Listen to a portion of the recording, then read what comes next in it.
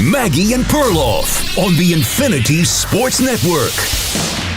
For the tie, the two-point conversion. Lamar takes the snap, rolls to the right, throws, complete. No! He dropped it. Mark Andrews hit him in the hands. And Mark Andrews dropped it as he fell into the end zone. Ravens radio. Oh, the air just feels a little bit cleaner, a little crisper, nicer. Sorry, did I say that? Maggie Gray, Andrew Perloff. Happy Monday, everybody. We're happy around here. Our teams both advanced. My team won, except that I'm a professional and I'm not like, the air is crisper.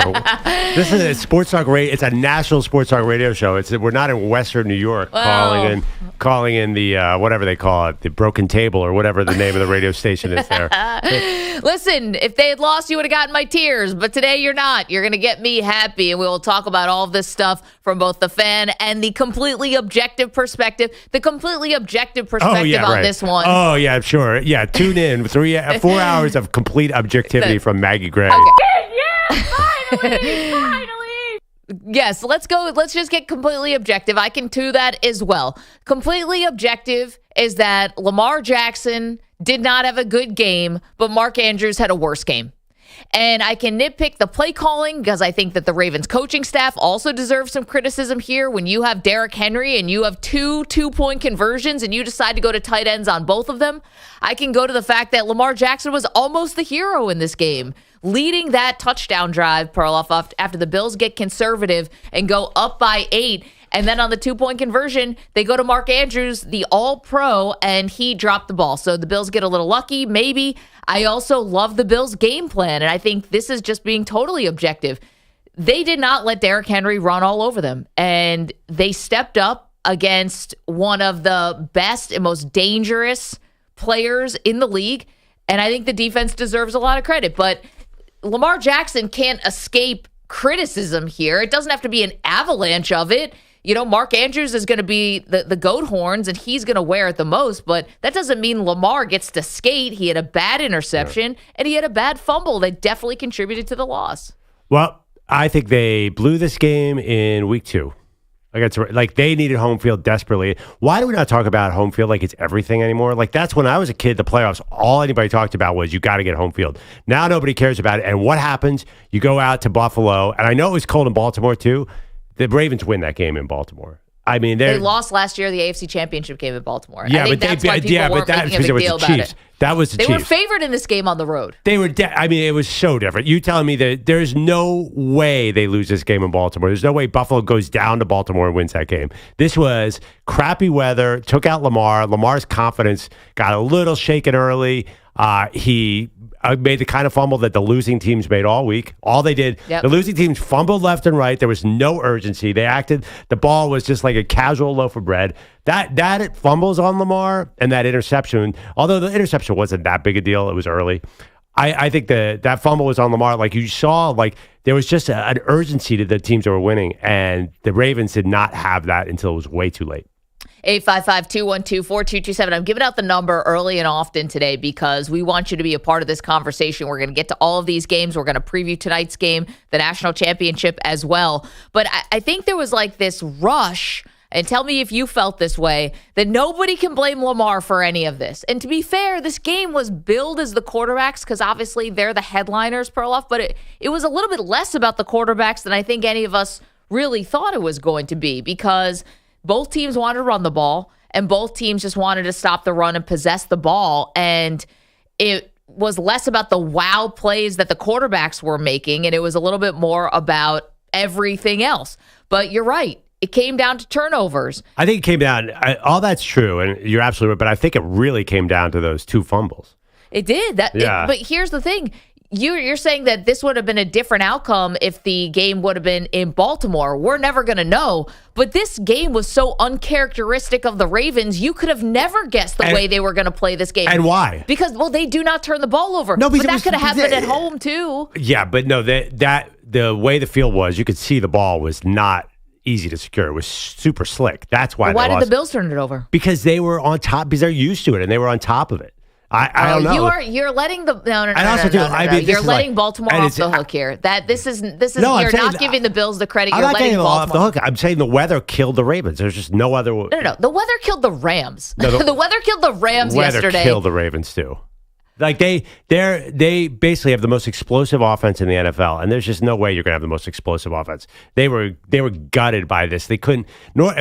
I mean, listen. I think Lamar Jackson could have gone off on in a dry field. He would have torched that defense. He was able to move. That was the thing. He had all day back there. He was able to move. The Bills were blitzing, but they were also selling out to stop the run. I'm not accepting that from you because the weather would have also hampered Josh Allen, right? So no, Josh, yeah. As a running why quarterback, did it hamper you? You only have to go 3 feet to hand the ball off to James Cook. Like where's the weather going to hamper you? How many times did he throw the ball? Well, not much. That's what I'm saying. This was Bill. So how did it hamper him? Well, no, you're saying that Lamar Jackson he was hampered by the weather. And he I'm was saying killed by the weather. There's two very similar quarterbacks, and the Bills found a way to win. Josh Allen is massive, and the team is much more conservative offensively. So I think I think that basically Baltimore defense is terrible, and they need a shootout, and that weather was not going to help them. Wait, the Baltimore defense is terrible? That is not true. Oh, by the Russell metrics, Wilson that is picked not them true. apart in the second half. Like the Baltimore defense, Baltimore needs to win with explosive plays on offense. That's how they're going to win a big game. That's how they would have eventually beaten Kansas City unless Kansas City controlled the game. They need a dry field, and they need Lamar to throw those 50-yard pinpoint passes downfield, and they need consistent production. They got behind the sticks because they just were not great in this weather. You thought they were good? This was not a weather game, Pearl. Oh, you're crazy. You don't think this was a weather game for the Ravens? No, because here's the thing. The Baltimore Ravens came into this game with the top rushing defense in the league. That should be able to travel. They could not. Don't tell me that the Ravens were not a good defense. They switched things up like in the middle of the year, and they really found something, and they became a great, at least rushing defense. And James Cook sliced them. And Ray Davis got to him, and Ty Johnson got to him. That was the Bills and their offensive line. You got to give more credit to them. This is not, the Ravens came in like they're the Miami Dolphins and couldn't play in sub-zero conditions. That is not the way this game went. And the other part is they did complete some big passes to Rashad Bateman. I just don't understand the Ravens' game plan when they're at the goal line. Forget the 50-yard bombs. Why are you at the goal line or you're at a two-point conversion and you're not handing the ball off to Derrick Henry? Like, this doesn't make any sense to me. You went to Likely, you went to Andrews, two-point conversions. You have the secret sauce, and in the weather, you should absolutely be going to the run game. In the third quarter, Derrick Henry found another gear, and then they just went away from it. Yeah, I don't know. You don't think that you could have just... I've seen Derrick Henry go down around the line of scrimmage a million times. It wasn't... Game flow... Honestly, that was a game where the Ravens couldn't let the Buffalo get ahead. And you said it. Yeah. And this, by the way, it's not just a story of this game, it's every game. Mistakes early let the other team play the way they wanted to play. And that was the story of the Eagles game. That was definitely the story of the Commanders-Lions game. And it was 100%, as you predicted, Maggie, that was exactly the story of the game because Lamar was not comfortable in the first half. Baltimore is the best first half team in the league. They should have run up the game in that. They had an opportunity. They did not want to get into a snowy game late. So finally they came back at the end, but still, that was not the game they wanted. That was not the game that Baltimore plays. Oh, definitely not. Listen, they set a franchise record this year, Baltimore did, for fewest amount of turnovers. And then to come into that game in Buffalo and be -3 in the turnover margin. The problem with blaming this game on the weather, we can talk about Rams-Eagles with the weather. That was ridiculous, the snow they were playing in. But to blame this one on weather, I don't think those turnovers were weather related. What? You don't think Lamar? You think Lamar makes that? He was that play where he had the turnover, the fumble, everything. He was first of all, it was a bad snap, and then he couldn't get his footing underneath him. And Mark Andrews dropped at the end. He couldn't get his footing underneath him either because it was an ice rink. Okay, but what about the Mark Andrews fumble? He had it secured, and they peanut punched it out. That has nothing to do with the weather. Did you see the way he was running? Kind of weird.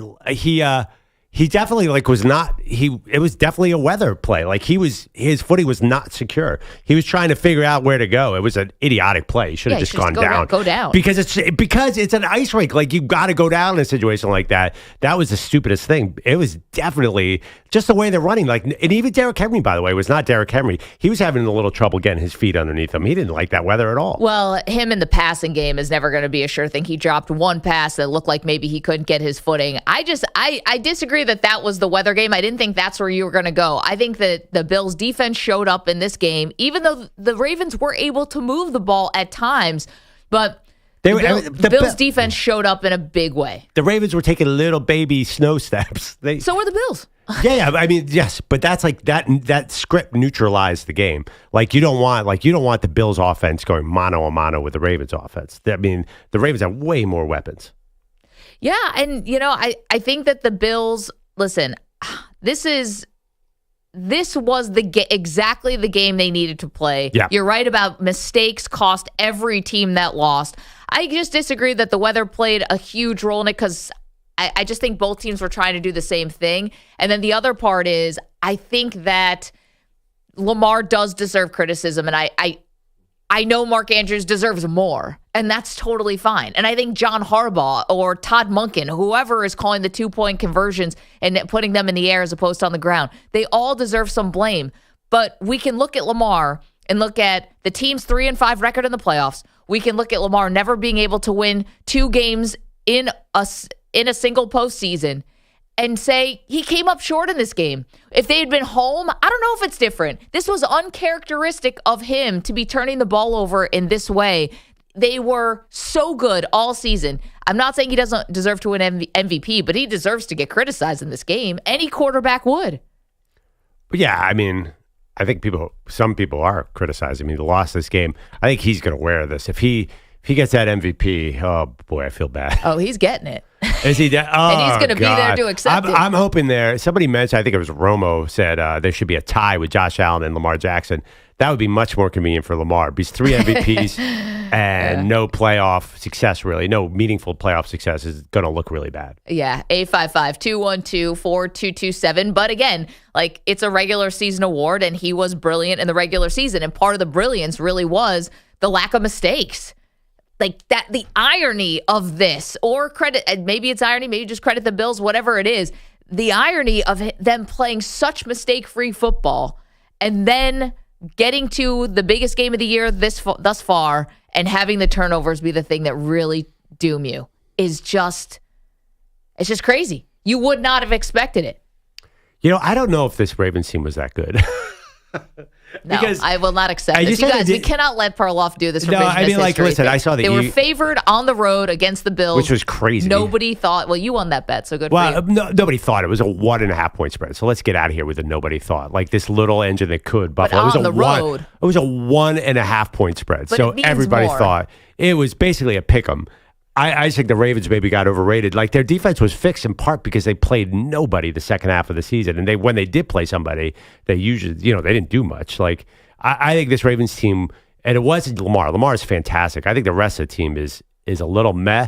And then without Flowers, and also the weather would have neutralized Flowers anyway. I'm not sure. And Bateman got knocked out of the game at some point. They have 8 Pro Bowlers, Perloff. I'm not buying the fact they don't have a good team. This is just you trying to rationalize that they lost or something. I don't know what this is. They were a good team. I said, this is crazy. The Buffaloes favor an underdog at home. That was bizarre, I thought. That is way too good a team to be an underdog at home. And it's not just any home. It's Buffalo, where they were 8-0. Yeah, perfect 10-0 for the sorry, season. I don't know how many games they played. Yeah. They 9-0? This made it 10-0 last night. 10-0 at home. Okay. How many? The Broncos game, and then. Oh, okay. Yeah. So they hadn't lost at home, and the weather was coming in. And Baltimore, Lamar never played below 27 degrees. And you say they're an outdoor cold weather team, but they're definitely not as comfortable. If they play that game in a dome with the actually manned up that Baltimore offense, Baltimore's offense is fast. They need a track.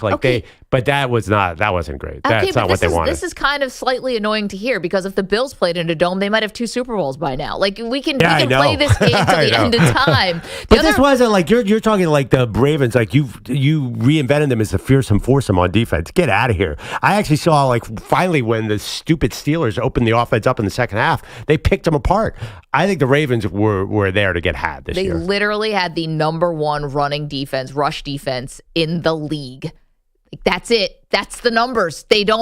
You think they lie? Maybe you think that they're all fugazi. I don't think so. The other irony of this game, which is Lamar Jackson having this super clean season where he just never turned the ball over, 4 interceptions. I mean, he was just so good for that many touchdown passes. He was so awesome in taking care of the football. Then he has the bad interception. He had the bad fumble. Those all happened in the first half. Mark Andrews has the fumble in the fourth quarter, and that was really one of the biggest turning points of the game or keys of the game.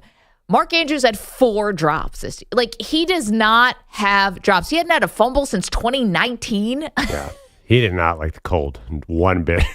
But he's been playing it his whole career. He plays in the NFC North. Like, at a certain point, this weather stuff is getting ridiculous. You've got to go to Cleveland. You've got to go to Pittsburgh. You've got to go to Cincinnati. They're all outdoor stadiums. I can't hear somehow the Ravens are now the LA Chargers. Like, that's not true. It also was snowing in Baltimore yesterday, so even this game was home, it would have been a snow game regardless. EJ, the meteorologist.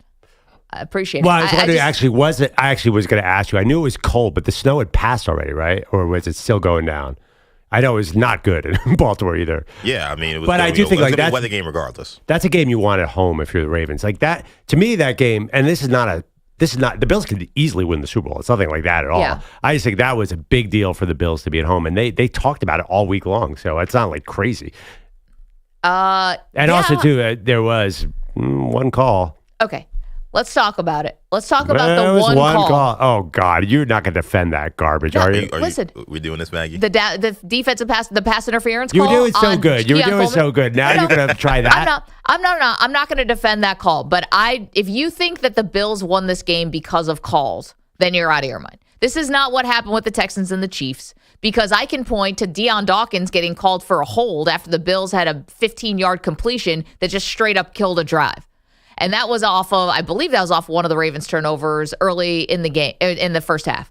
So you want to look at a bad call? Fine. I actually thought the hitting Lamar out of bounds, I was a little surprised that didn't get called. But you know what? If you think that's the reason the Bills won the game, you didn't watch the game. You're looking for a reason to take the Ravens off the hook there. That play was massive. It was a 2-point game, and that was a touchdown. So I don't think it's a reason. It was a one-possession game in the Deion Dawkins when he gets called for what Ross Tucker and every offensive lineman who's on social media said is actually textbook teaching tape, and he got called for a hold. What point of the game was that? It doesn't matter. What point of the game was Lamar's interception that still mattered? Well, that actually didn't matter because that was that was an arm punt. I didn't even care about that one way or the other. They were kind of stymied on that drive anyway. It was 2nd and 11. It just threw it 45 yards downfield for no apparent reason. Well, I'm just saying, just because it happens in the first half doesn't mean it didn't happen. Well, and it would have changed the game script because then the Bills would have been up by 3 scores most likely. So you might even gotten more turnovers because they would have had to force the ball even more. You want to talk about bad calls? Let's talk about the Texans and the Chiefs. That I felt like the Texans had a case there. That was pathetic. That was one of the worst things I feel like I've seen. What's the eye in the sky for if you can't tell? Like, why do we have this review and replay review and all of that if you can't tell that before you give Patrick Mahomes another personal foul that it's actually 2 guys ran into each other on the same team like the Three Stooges? Anyway, we'll get to that game.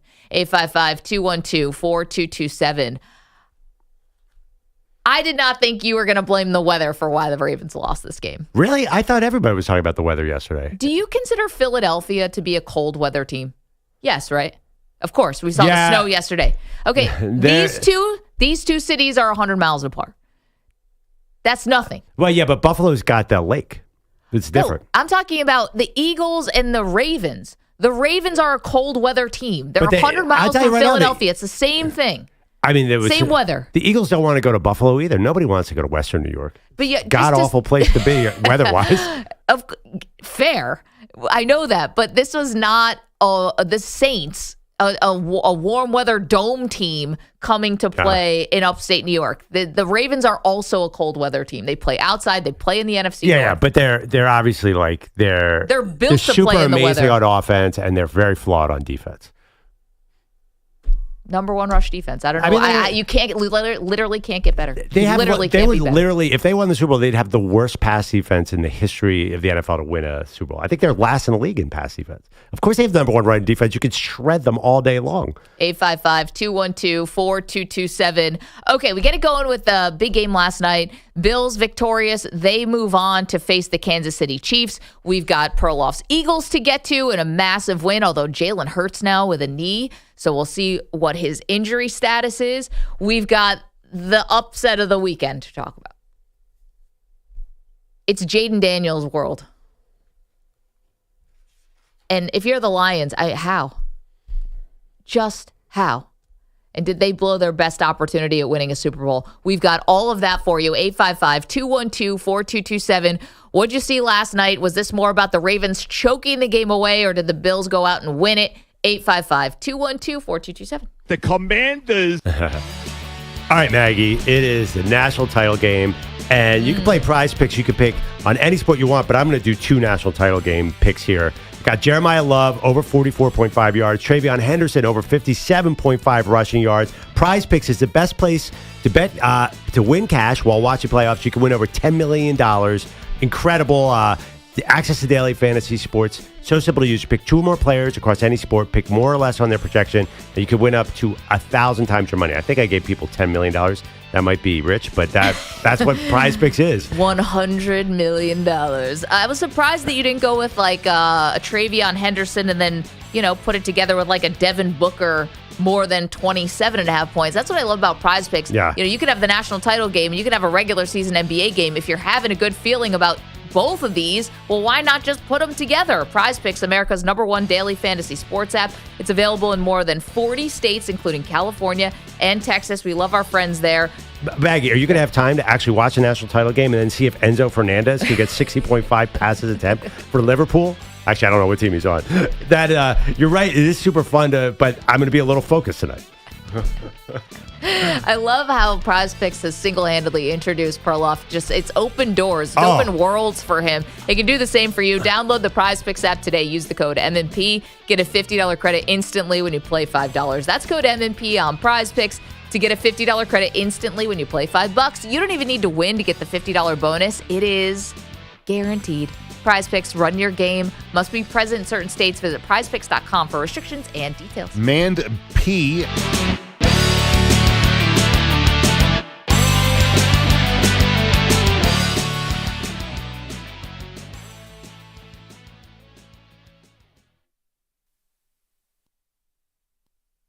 You're in a 4-minute break.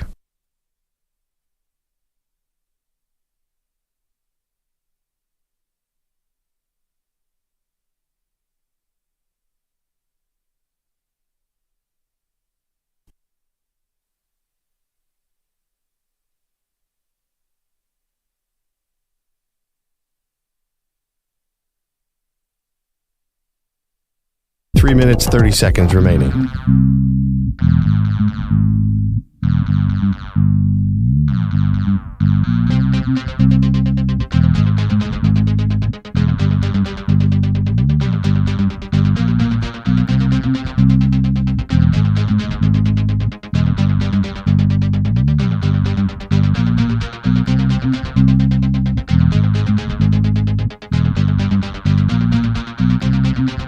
Three minutes remaining.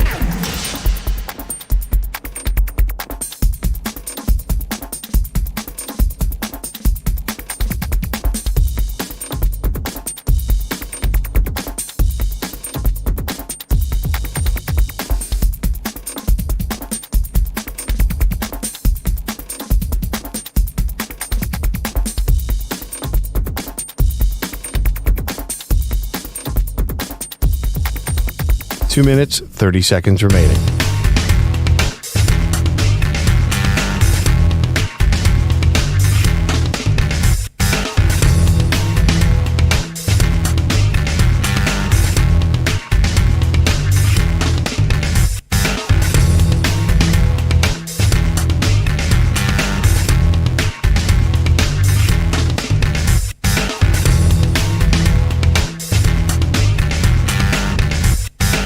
minutes remaining.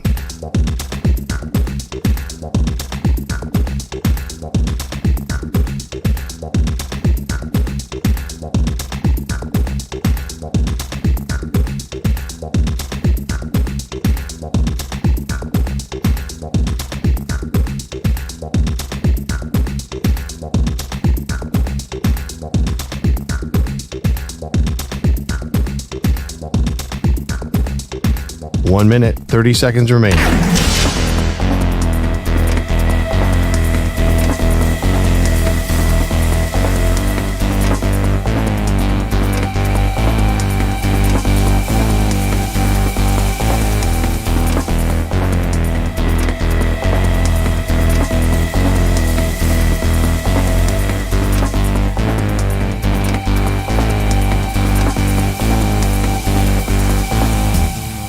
One minute remaining.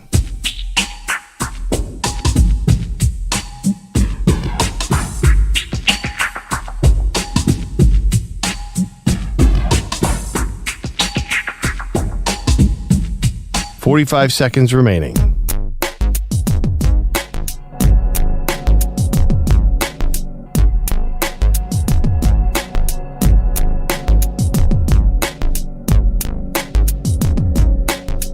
"30 seconds remaining.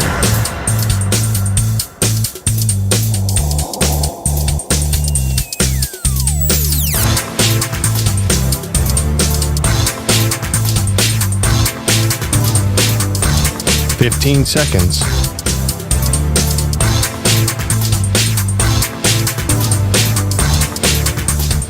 Break ends in 5 seconds.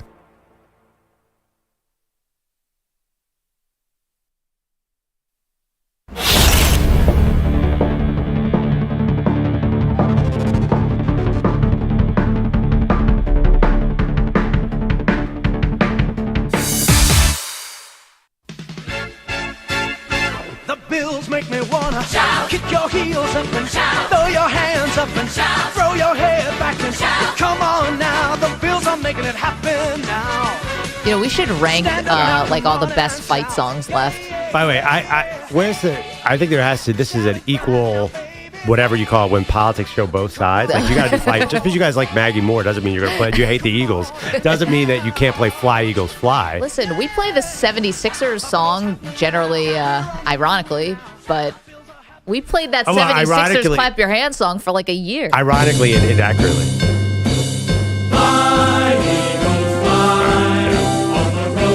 I got to admit, you not as good. Bring it down. That's going to turn off some listeners. We do have an audience and ratings to worry about. Yeah, I'm like, ooh, that's super obnoxious. Sounds like mummers going down the street. Yeah, I hate it with a passion. Also, too, I think nobody hates the Bills. They're lovable. Yeah. Everybody hates the Eagles. Yep. And your fans. Including Jared Verse. And Jared Verse, and then Saquon Barkley with the all-time troll on Jared Verse as he's running in for the touchdown. Yeah. Briefly slows down for a second just to give that faint glimmer of hope, like, you can catch me, and then turns on the Jets again. I was like, that is so cold. That was Lehigh Valley on Lehigh Valley crime, right, EJ? Yeah. But yeah, I was actually thinking mental note by Jared Verse, because Jared Verse is coming back there at some point very soon. He's like, watch out, Saquon. When you slow down a little bit, he's going to knock your socks off. I can't wait for him to get 6 sacks next season against the Eagles. They showed up, the defensive line for the Rams. That defensive line, I was like, oh, that's a Super Bowl defensive line. He's all 22 years old. Like, they are really good. Not the Ravens, though. What's that? Not the Ravens, though. No, not the Ravens. Perloff won't give any credit to the Ravens. The Ravens were not a top 10 defense. They had the worst pass defense in the league. That's why their run defense was so good. They got shredded all year long.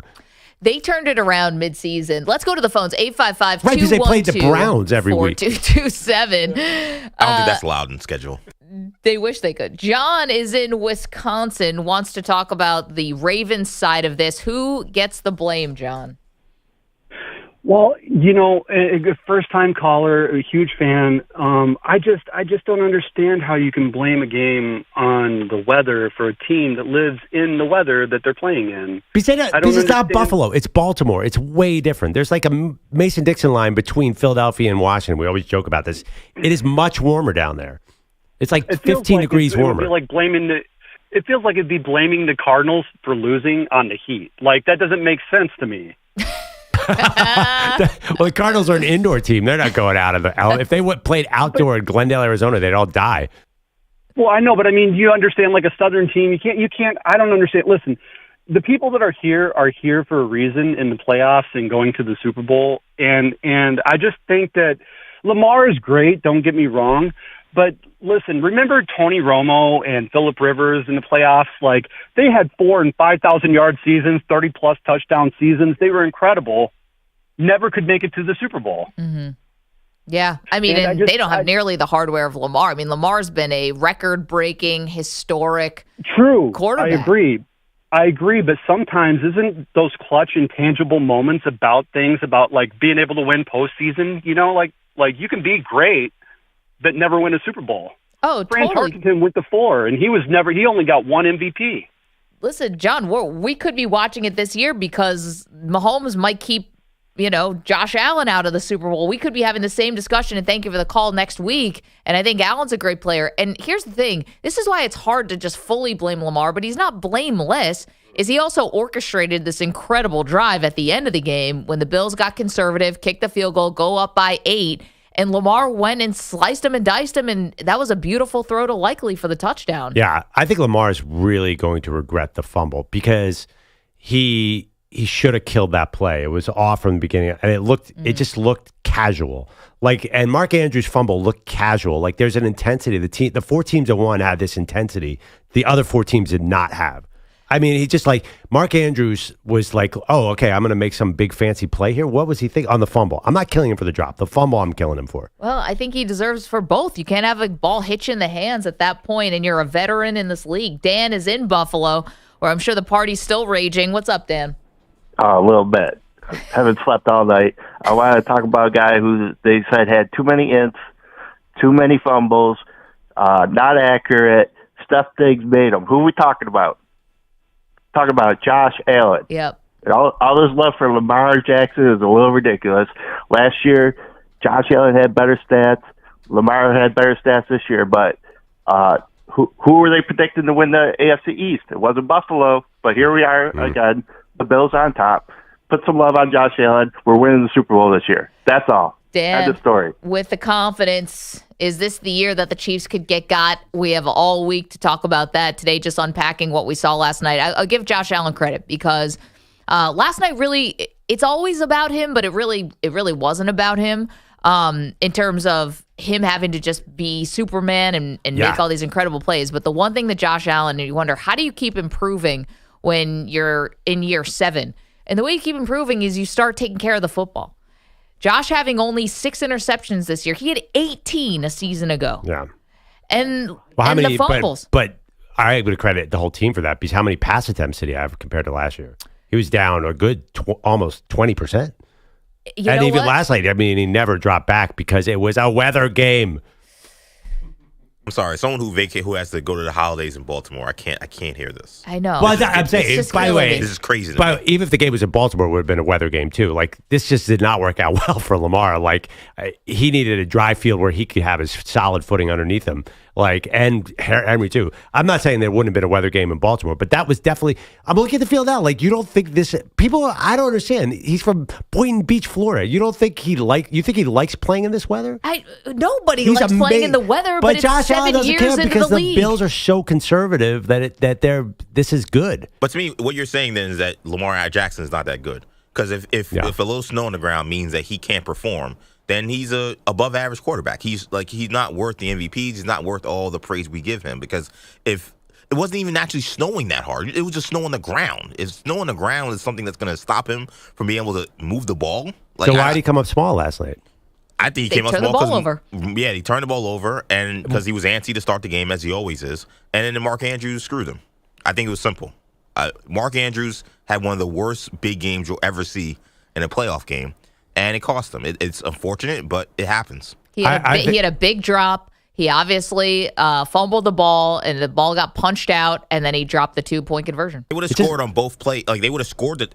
They were moving the ball like crazy in the Bills in the second half. They would have scored on the play that he fumbled, and then he dropped the 2-point conversion. I mean, I don't know what you want Lamar to do. They're not going to score on that play. No, I mean, on that drive. They just scored before.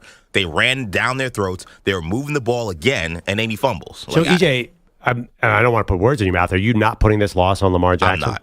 Well, he had a terrible first half. Like, he put them in a hole. Right, but because that's what you can't do against Buffalo. Don't let Buffalo get the lead because that's what they want. They want to sit on you with the run game, and that was what killed them. I think the same thing happened to the Lions, and I think the same thing happened to the Rams. Like, you cannot let these run teams get a lead on you. That's just the key. You nailed it, Maggie. It happened throughout and also the Chiefs to some extent. Like, that's the way the NFL is now. Just do not give up the lead and let the other team play with the run game.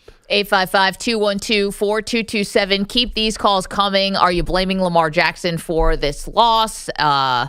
Again, I would also say the play calling on the 2-point conversions. I know Mark Andrews dropped it, and he's been an all-time awesome tight end for them, but you have Henry. Yeah, but you also have the MVP. And he, by the way, he threw a dime on the second one, and the first one missed by an inch. He had a wide open guy. It just kind of got tipped by Milano.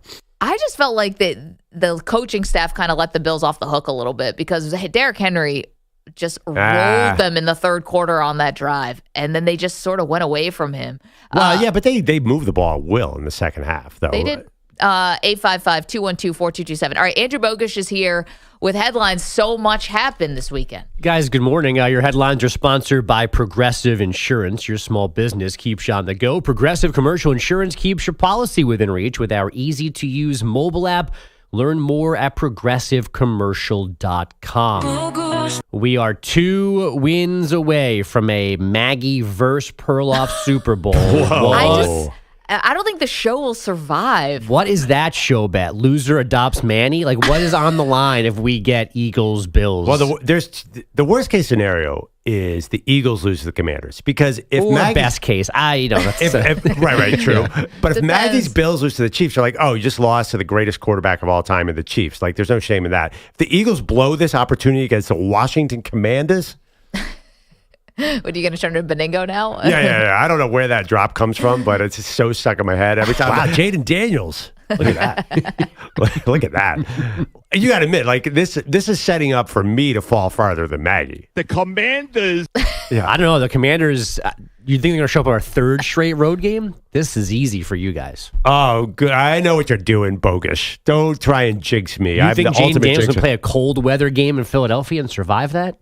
Yeah, everyone knows Washington, D.C. is basically Hawaii. I want wind and precipitation all over that field. Are you kidding playing me? a bathing suit. If you don't think a weather game would help the Eagles against that Commanders team, then you're crazy. I don't think you need Mother Nature. You're just better.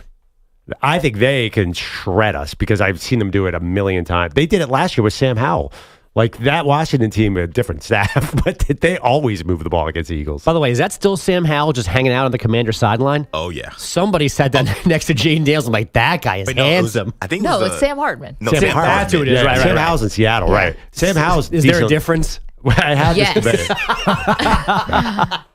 Yes. For all the ladies with the 2028 vision, yes, there's a bit of a difference. But, go on with your update.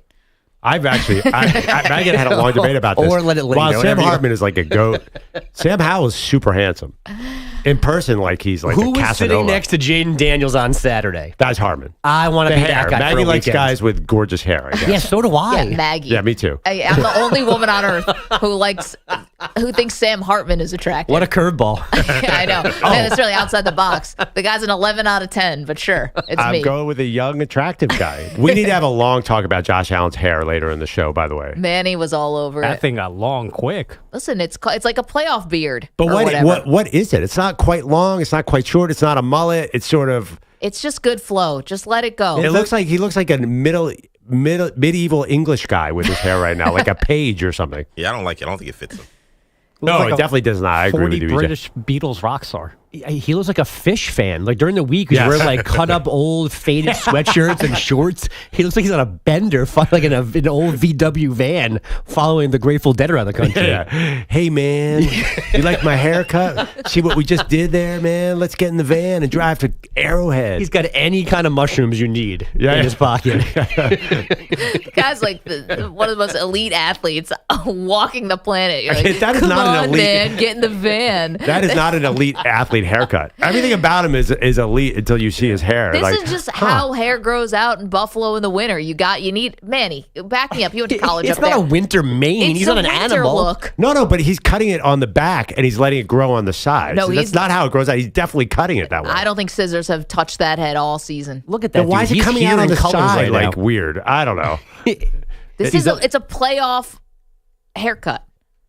You want to know what? Because he doesn't care. No distractions. I'm not even going to see the barber. No. Plus, Haley That's said been going yes. on. That can't possibly been since the playoffs started. That's really long. No, I Yeah. said the season.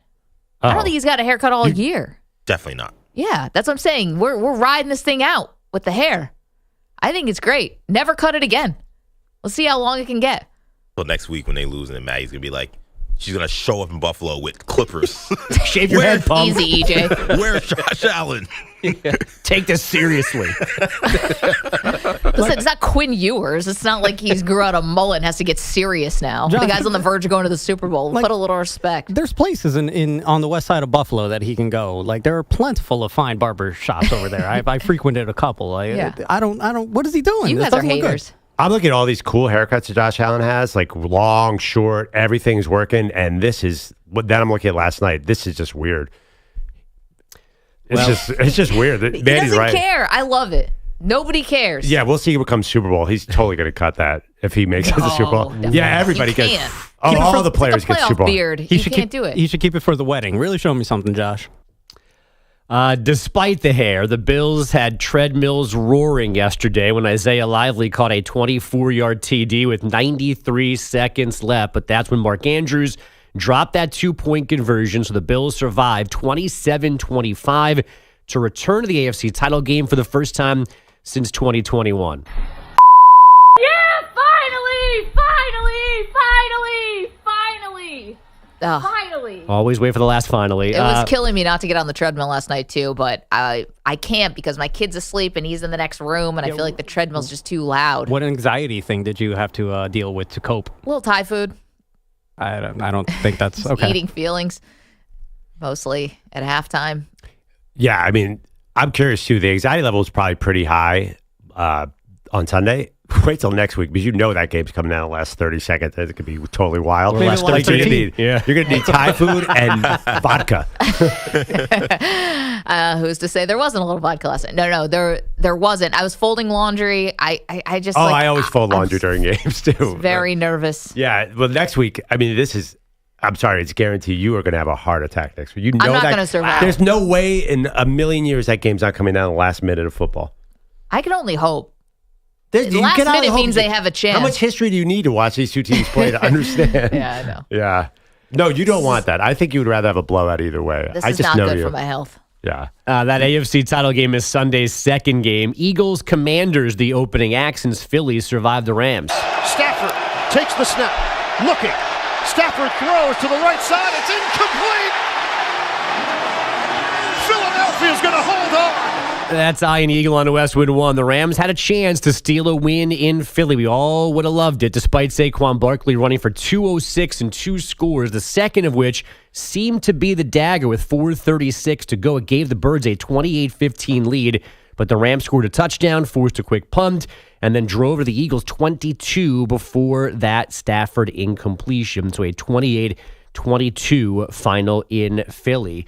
CFP Executive Director Rich Clark said yesterday tweaks possible to next season's format. ADs and presidents apparently didn't discuss expansion at meetings in Atlanta yesterday, but they did debate the merits of giving the 4 conference champs first-round buys. Any change, as you know, needs unanimous approval, and according to Clark, would need to happen pretty quickly. This, of course, ahead of tonight's game between Notre Dame and Ohio State. Guys, back to you. Bogusch, thank you. Coming up, quick question. You like playoff games in the snow? Going off that Eagles-Rams game, and apparently Perloff thinks last night's Bills-Ravens game was some ridiculous weather game, like it was Tom Brady out there against the Raiders. 855-212-4227. Do you like snow games in the playoffs? We tackle that next. You're in a 5-minute break.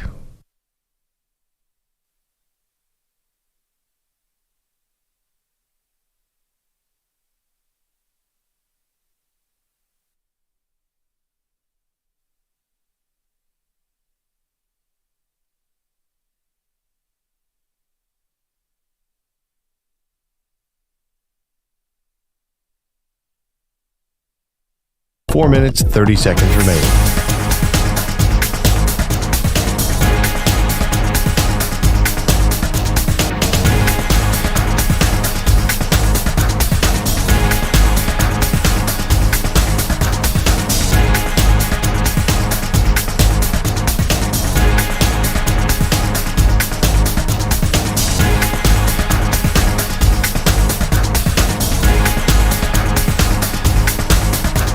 Four minutes remaining.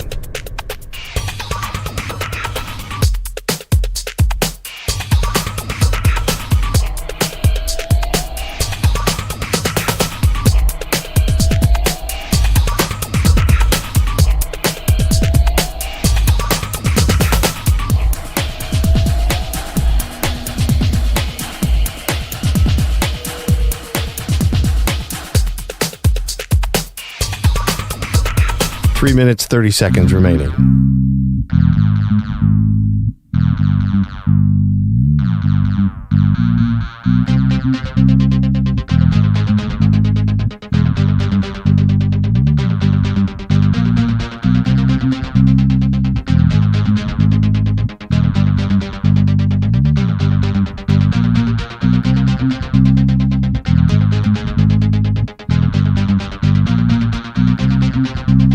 Three minutes remaining.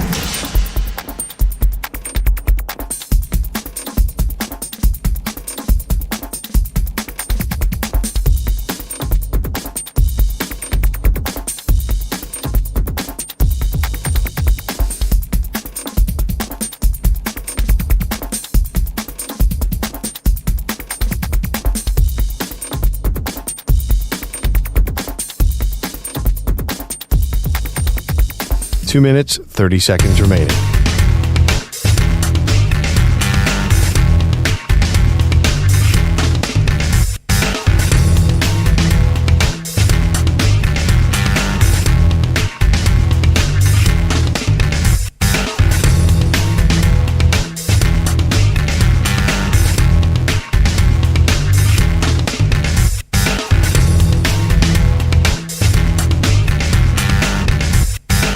Two minutes remaining.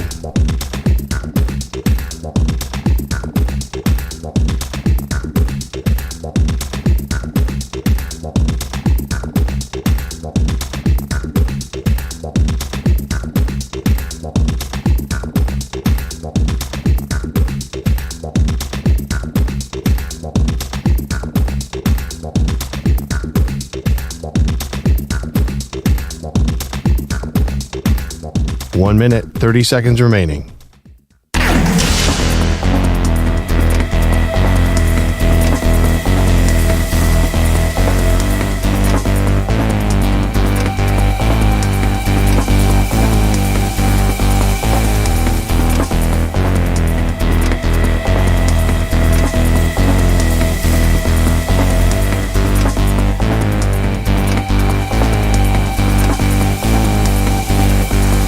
One minute remaining.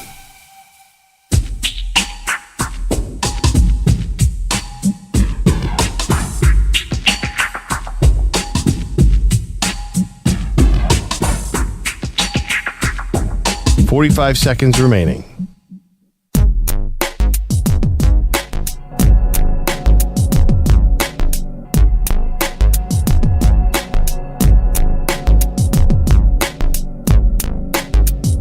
Thirty seconds remaining.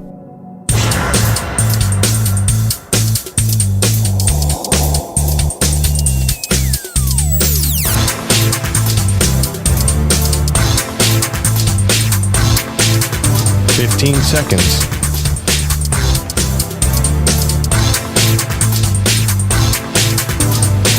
Break ends in 5 seconds.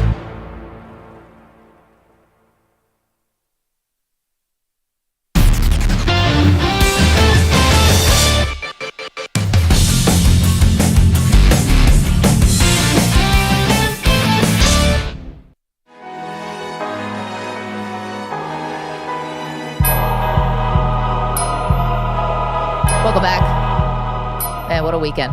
We haven't even gotten to the craziest upset of the weekend, which we will tackle. Yep. Down go the Detroit Lions. Jaden Daniels with one of the most impressive performances ever by a rookie in the playoffs. Oh, by a rookie? Yeah. I was about to say, yeah, it was really, really good. Pregnant pause there. Okay. Let's go to Leroy, who's in Arkansas, unpacking some of these divisional round games. Leroy, you did not like what you saw in the Texans Chiefs game, did you? Not at all. I was disappointed as a fan. They're not my team. I don't follow the Chiefs, to be honest. I mean, I'm a Cowboys fan, which is a big different deal now. But I don't think it's right for the officials to kind of take, one-sided, officiating and just rule against, the other team. Yes, home field advantage has a lot to do in the playoff, but I don't think the NFL should be doing this. I mean, it's kind of pathetic as a fan. And, hopefully they find a way to fix it, and this doesn't affect the Buffalo game, the AFC Championship. Hopefully it'll be a fair game. They don't have to worry about celebrity being on the sidelines, to kind of call the game the way they did. So that's probably my take as a fan. Yeah. And the other thing, the Lions dropped the ball big time. 4 interceptions. Come on. You're number 1 seed. Yes, the Commanders are playing great. So, but still, you got home field advantage to play indoors, and losing the way they did, it was just, wow, that's crazy. It was just, it's a heartbreaking loss for the Lions, but they only have themselves to blame. Leroy, thank you so much for the call. The Texans-Chiefs part of this, let's tackle that first. Yeah, can I just say, you must be thrilled about this national movement against the officials helping the Chiefs, because unless somebody actually takes a bat to Patrick Mahomes, they are not going to call a single rubber. The NFL is the most reactive league of all. They see this. They know what Leroy is saying, like everybody sees it. And the way Patrick Mahomes sort of runs out of bounds and he's sort of half out of bounds and he's like sort of courting the call, he ain't getting anything next week. So that's a big advantage, Bills. Listen, I think Troy Aikman was all over it. Troy was airing out the officials Saturday night. He said these are terrible calls. Yeah. The first, there's 2 roughing the passer calls that I think most people are talking about here. The first one, Mahomes' chin does get hit by a helmet. Oh, get out of here. I thought that one, I see them call that all the time. They will give that call to Kyler Murray. That is not, to me, that was not the superstar call. The second one was beyond stupid. Well, you mean when the 2 Texans defenders ran into each other? Yes, and somehow that's a personal foul. Though the 2 Texans guys bumped into each other like Mo and Larry, and yet Mahomes escaped any kind of hit, and he gets the roughing the passer call. It was stupid. I want to see all. And by the way, Josh Allen too is in the same boat as Mahomes, and trust me, the Bills get second most calls in the NFL. There was a play every time Josh Allen or James Cook would run the ball, and they would keep pushing until the whistle blows. And then if the guy stands up and a Raven came over and hit him late, Josh Allen's like, "Where's the flag?" I'm like, he's still standing. Like you can, like when you decide when the play ends, like Josh Allen calls for every roughing too. And that's the other thing too. Like he wants a roughing and Mahomes wants a roughing. Like it's going to be an annoying throw me a flag fest all game long. Wait, but please put Mahomes in this category. He also begs for calls. Oh yeah, no, both of them are ridiculous. And here's the difference: Mahomes gets them. Josh doesn't always. What did Josh get last night? What the defensive pass interference? You got 1 call. No, but he gets roughing, which is crazy because he's 7 feet tall. He gets roughing too. There was a game where he got 3 this year. That I remember there was a big game where they keep calling roughing. How about last night? At one point, he got completely crunched and they didn't call anything. Where was it on the field? This was in the red zone. He was running the football. But and so was Patrick Mahomes. Yeah, but he was also running the football. But no, and Josh he was got literally a personal just foul call. Mahomes was at least scrambling on the edge. It's a different He's phenomenon. a runner at that point. But they were just hiking into Josh Allen like he was a fullback, probably. This is just everyone who watched that game and who watched football this weekend for the last 7 years knows the difference that Mahomes gets more calls. Now, to your point, the Bills definitely have gotten some calls. There's just no way you can avoid that. The NFL wants them there.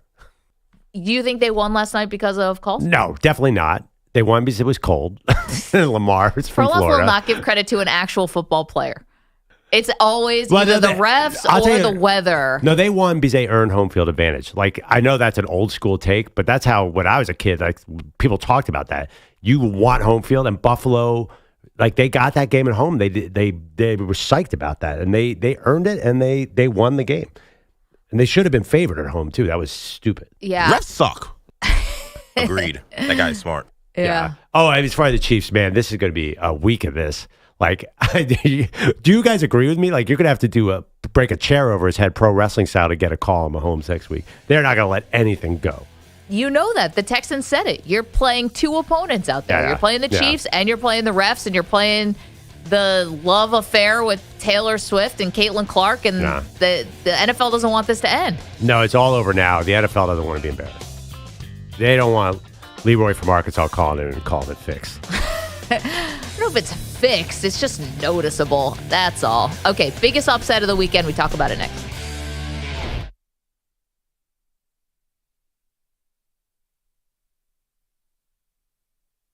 You're in a 5-minute break.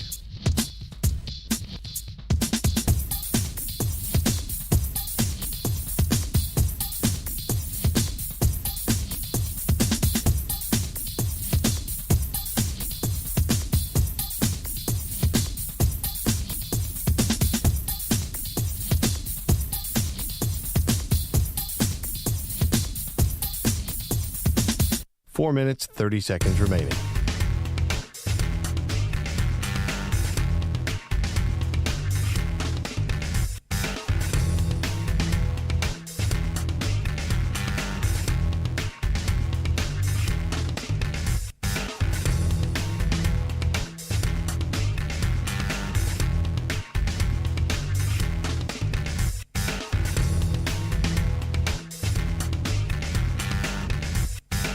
Four minutes remaining.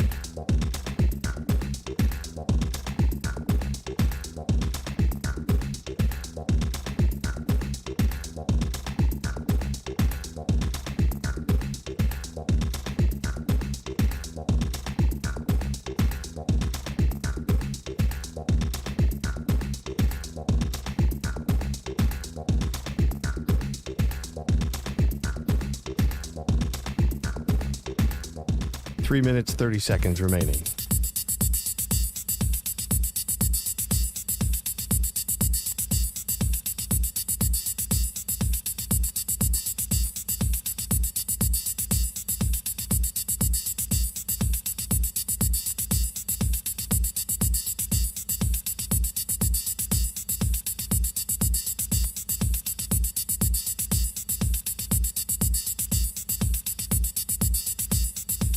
Three minutes remaining.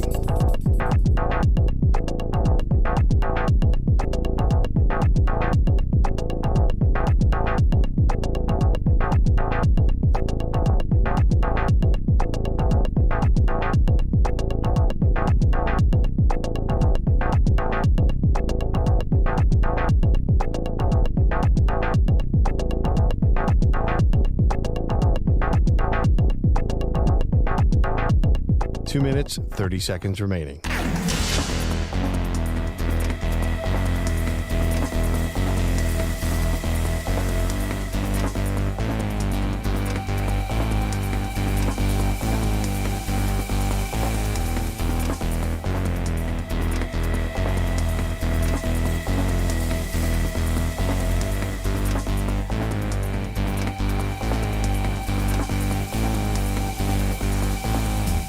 Two minutes remaining.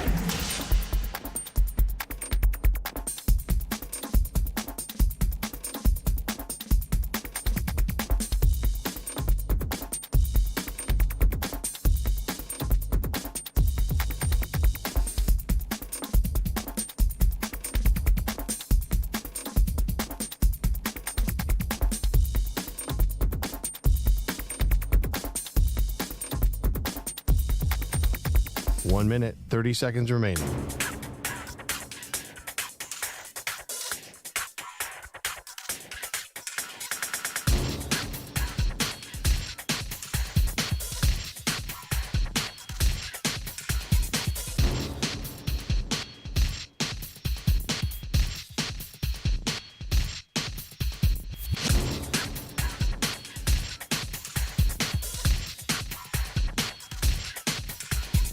One minute remaining.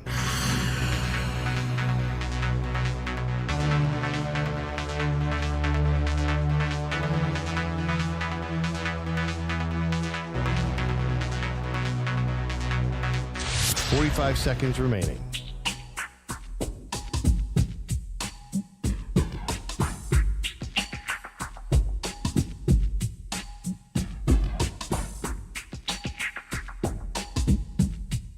30 seconds remaining.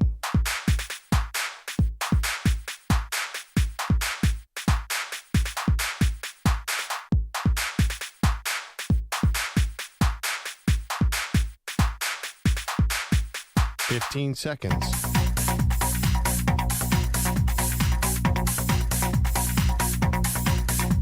Break ends in 5 seconds.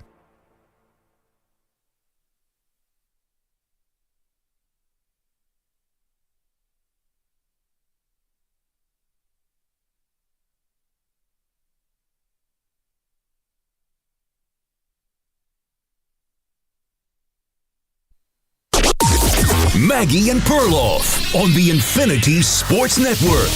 Hurts in the gun on first down. He goes to Barkley. He breaks a tackle. He's on his way. Here he goes.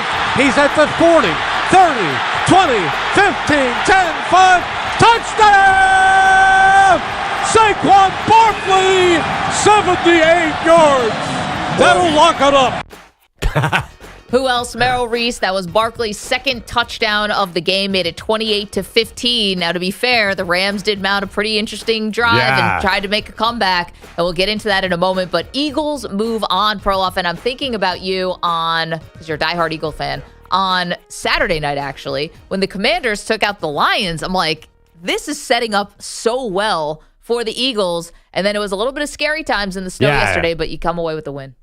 Now the Commanders are a little bit scary. You know, the funny thing is, like, this is a game where I'm like, oh my God, thank God it was snowing, because the team with the better quarterback definitely lost. Is there any? I mean, by a mile.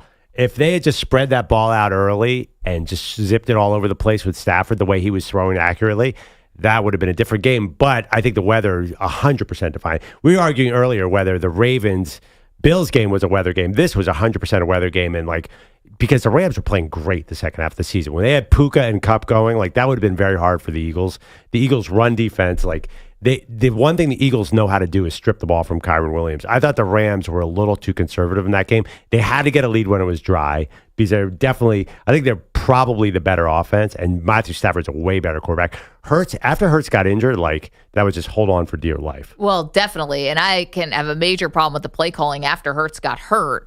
And we can talk about this because now it's going to be a major storyline. What is the status of Jalen Hurts' knee? And it's not even so much about, well, it's about everything, because he is very dangerous when he can run the ball, but also the tush push. If he can't get under center and execute that play, it takes away one of the great, like, hacks or shortcuts or whatever you want to call it. And not to mention, we don't have a kicker either. So the two of them, like an extra point, we don't have an extra point maker. Yeah, I know. Jake Elliott missing extra points. I mean, how does that not come back to bite you? It will at some point. Yeah, I don't know if the Commanders are going to make you pay for it. But no tush push, no kicker.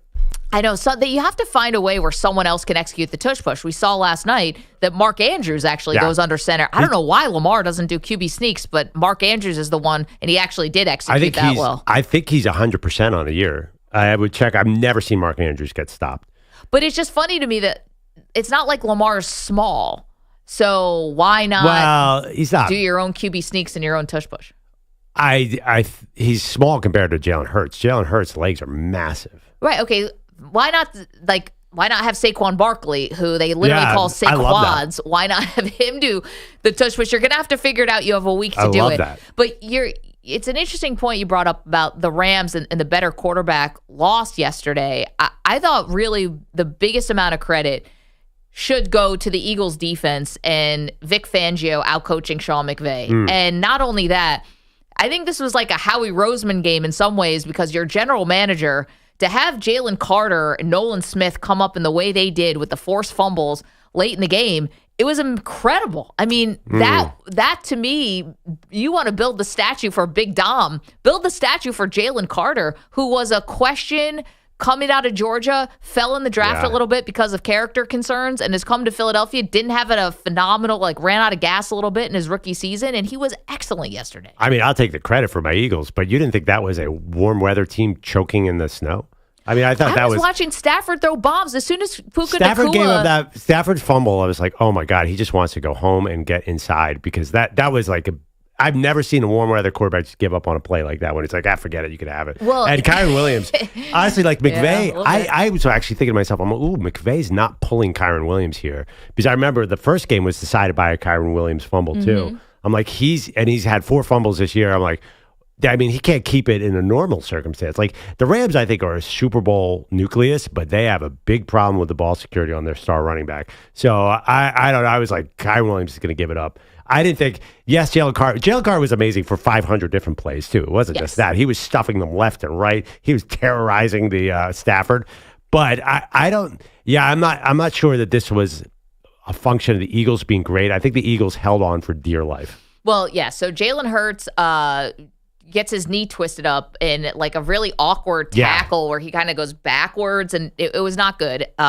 Ends up going to the medical tent. You got your backup quarterback, Kenny Pickett, has broken ribs. So I guess Tanner McKee. Tanner McKee is better than Kenny Pickett, according to every single person in Philadelphia. I mean, Kenny Pickett's not great. But not somebody you want to see at that point of the game. Kenny Pickett with small hands in the snow, he's not even going in the game.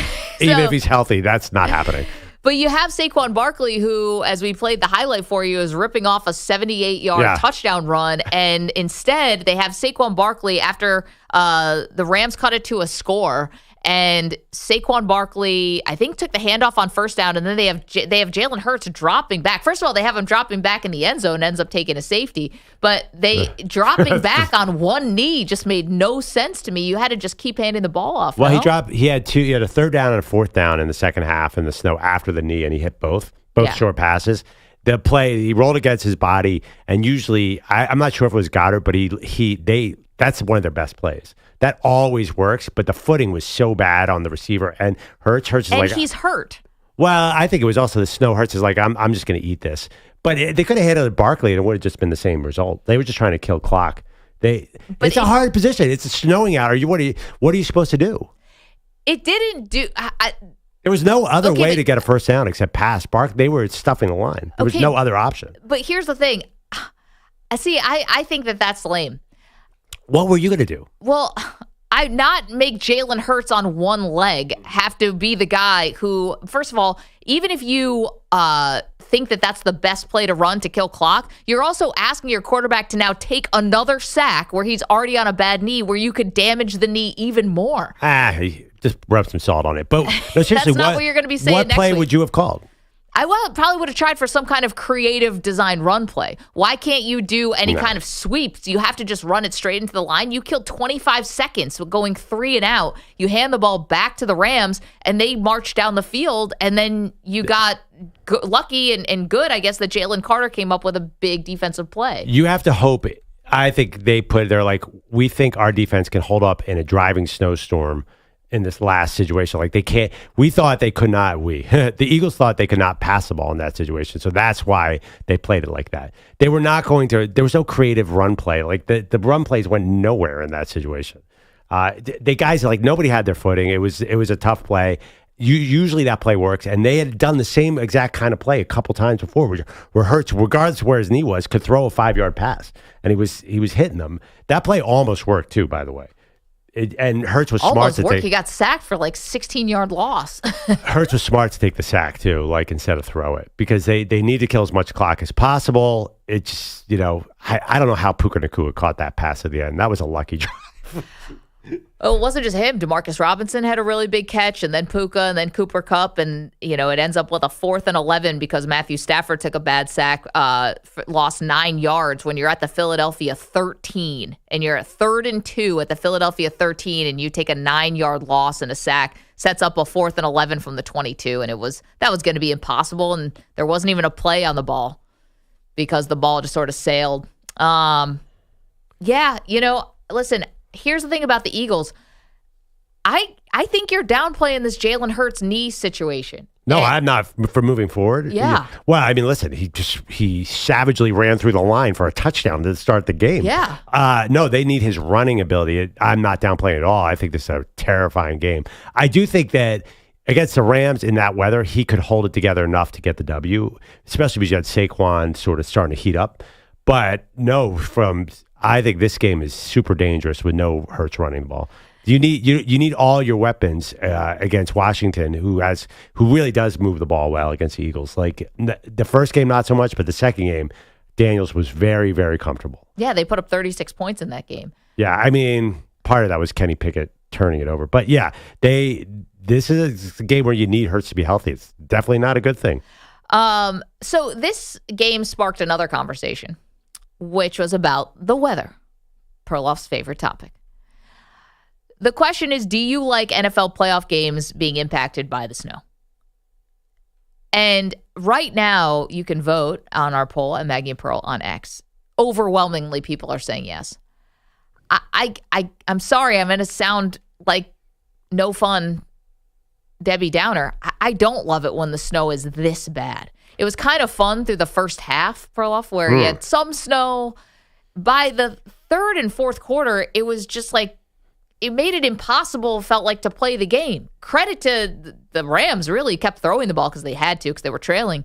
But it didn't make it that fun. At that point, it's just straight up war of attrition and who's going to end up making a mistake. And I didn't love it when it gets to be the real heavy stuff. Well, all I can say is that's why you play for home field advantage. Like the Rams should have put the pedal on the gas early in the season and got home field. Like it's what happens. No, it's the way the NFL works. Started the season 1-4, and they were fine even with the idea of coming on the road, I guess. But this was worst case scenario for them. Yeah, I don't even understand how the Rams kept the game that close. They did not look happy. Their defensive line was good. Yes. Yeah, but generally, like that team, they did not look happy in the snow at all. The Eagles looked way more comfortable. Is that fair to say? I mean, again, think of the Stafford fumble and the Kyren Williams fumble. Like, that's a guy, like, you can't, it's not just the footing. The footing's bad, but the ball is impossible to grip the right way. It's got to be cold and wet the entire time. And, like, you can't have a team like that. You saw one ball just went, like, right to Puka. Puka Nacua never drops anything. And he was dropping things yesterday. He looked cold. But to be fair, he did come up with a big catch in the Rams' final drive. Yeah, snow games like yesterday where it's just you can't see the field. You have no idea what the first down is. It got to be not that fun. You know, it's going to be something slippery and just weird mistakes. Yeah, EJ. I hate snow games. And I think that if you really are a real fan of seeing who the best team is on the field, then you should not like snow games. I mean, credit to the Rams. That was a great game, but I just feel like it was, I don't know. I'm not a snow weather guy. I'm sorry. Like, put every team in a dome. I'm fine. Like, I want to see the best athletes at their best. And when you have a snow game in the playoffs, you're not seeing that. You're seeing athletes struggling with their gloves, whether they wear a visor, what kind of cleats they got to wear. They're slipping and sliding. This is not the best athletes performing at their best. I just cannot stand snow weather games in the playoffs. I know. I don't love it when it's really like this, but at the same time, it's unique to the sport, and it forces you to have to play a different kind of game. A game that's way less entertaining, way less appealing to the eye. I mean, it's just not as good football. Well, what you do is you throw out the idea of the best team winning, the better team winning, and it just becomes. And I'm not even sure. I think the Eagles may have been the better team yesterday. It's not about that. Exactly. It's just that you have to throw out the idea of is the best team going to win this game, or is just the team that deals with the elements? And it's roster building too. This starts in the off season. You know, you got to build a team that can play in the elements if you're a cold weather team. Yeah, I think that's definitely true, and I agree with you. But the thing about the cold weather games, we love it during the regular season. Like, if it's not a less meaningful game, it's awesome. It's so much fun, right? It's just visually I'm not cool. a snow You don't weather. even like those? Not really. I'll be honest. Like, to me, I don't come to watch a sporting event with pro athletes and want to see them struggle. It's like people who say, do you like the U.S. Open in golf or do you not like the U.S. Open in golf? Like, do you want to see these guys struggling with some terrible course? Or do you want to see these guys ripping it around the course, putting from 30 feet? Like, that's what I want to see. I want to see the best athletes performing at their best. Like, to me, like, the elements coming in, and, like, I'm not saying they should just dome every stadium, but, like, in the playoffs. Sounds like you are. I wouldn't mind if they didn't. I'm just saying, I think in the playoffs, yesterday's game, which turned out to be a great game regardless, but it just felt like basically for 3 quarters, the Rams offense, the water was just turned off. They might as well not. They could have punted basically every time because they weren't moving the ball at all. And I'm like, with the Rams, the first two drives, like the first actually 3 drives, they were moving the ball well. No, I'm saying after the first. Few drives, after the weather. That's what I'm saying. For like 3 quarters or so, it was just like the Rams didn't have an offense. Credit to their defense. You kept saying did the Rams basically just not be cold? I wouldn't say that about the defense. The defense, I thought, fought for 60 minutes. I think they should be proud of their effort. But the Rams offense they just look like they gave up until the last 2 drives. But this is the NFL. I mean, it's supposed to be, I know it's a high scoring passing football game now, but this is still about toughness and weather. There's called the 105-year history. Like, we fight to play outdoors. Like, think of the great NFL film scene with guys breathing and the air coming up. And this should be defined by outdoors. Like, I have friends who hate that Minnesota plays indoors. I think it's ridiculous. Like, old school. Why not take advantage? Like, Maggie was calling for the Bills to build a run team for 10 years. Yeah. Why not to be a tough guy? I'm actually bummed they're not putting a dome on the new stadium because I think it's a waste. But I think there's another part. I just never understood. I know the tough guy stuff. Why the receivers don't wear sleeves, I don't understand. Like, you have Nakua and you've got Kupp and you've got DeMarcus Robinson. You've got all these guys sliding in the snow with bare arms. Just why make yourself colder? I never understood it. Tom Brady, I think, is one of the toughest people alive, and he wore a scuba suit. Play for the elements. Let's go to our pal George. He's in L.A. He's a Rams fan. What a season, George. How'd you feel yesterday? Yeah, I enjoyed the game, but I hate snow. I can't stand it. I think if this had been at SoFi, the Rams might have won the game, but like Perloff said, you got to win the games to get the home field advantage. But the 2 fumbles killed them, and you think about it, Saquon Barkley is their savior, but it's not always going to be like that for Philadelphia. But I think they're going to have a tough time in Washington next week because I think the quarterback of Philadelphia is injured more than what they're showing, and I don't think he can run anymore. But anyway, we had a great run, and I'm proud of the Rams. And we just got to do better next year. So, George, happy about it. All right. Satisfied? Yeah, I'm a big fan of this Rams team. I like the way their GM's on a heater right now. I think Stafford said after the game, I'm going to think about my future. Like, what? Where would he go? He's not that old. I think he's played really well. They have so many young pieces. Puka's amazing. That Jared Verse is amazing. Braden Fisk is amazing. He got hurt in the game yesterday. Yeah. Got knocked out of the game. Yeah, they have. I think there are a lot of good pieces there. Obviously, if the Rams are going to look at their season, like, they cannot afford to go east in the winter. I thought maybe Matthew Stafford cracked some ribs earlier in the game. Oh, I'm sure. That guy probably has so many cracked ribs, he doesn't even know when they crack. He's going to be 37 next season. Perloff asked, he didn't know why he was thinking about it. I'm like, well, some cracked ribs playing in Philly for 60 minutes in snow, that'll make you reconsider whether or not you want to keep playing football. Has Stafford gone through a single game without cracking his ribs? That guy gets demolished. He was in Detroit for 11 years. That's like just in pregame warm-up, they crack your rib just preemptively. That's probably how you warm up, get loose, crack a couple ribs, and then get out there. Okay, again, I know it's annoying, but let me ask you guys this question. Honest question. If that game was on a dry field in a dome, who wins?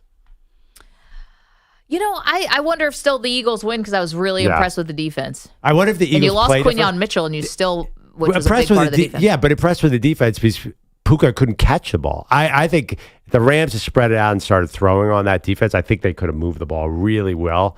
So I'm curious. They couldn't do anything. They completely stopped. And again, I thought Sean McVay, as always, a bit conservative. Like, he is very conservative. Like, Sirianni's not going to be conservative. The Commanders aren't going to be conservative. Like, you cannot. I wonder if he has to start thinking about maybe pushing the ball a little stronger, like 4th down calls, 3rd and short. Like, maybe start to be more aggressive. No, McVay gets a lot of credit for being this offensive innovator and genius guy, but nobody is confusing him for Dan Campbell. Yeah, he's not Mr. Reckless. He's not Mr. Go for it on every 4th down. That's never been Sean McVay. Right, and I think that gave the Eagles a bit of an advantage, although they lost a tush push, so that's our big 4th down weapon.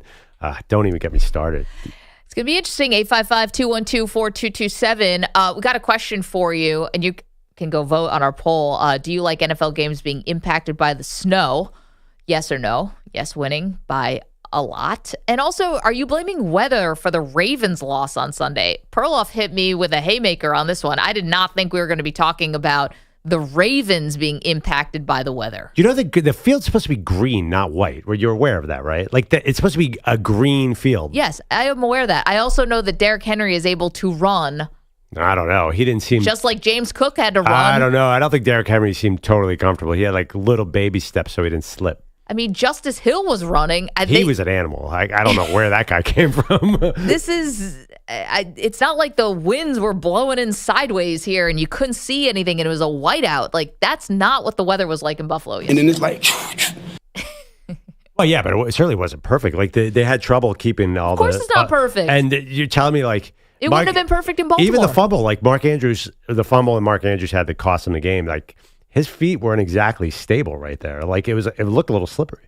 I mean, he caught the ball, started running, and then got the ball punched out. He cut the other way. I don't know where he was going. He cut up the field, and then you could just see like he was like a little off. You don't think it was slippery there? I think the Bills and the Ravens certainly do. Listen, it's not perfect. It wasn't perfect footing. I did not think that the weather decided that game. 855-212-4227. We're talking about how much blame are you putting on Lamar Jackson for the loss yesterday, Mark Andrews, the coaching staff. We'll talk about the big upset.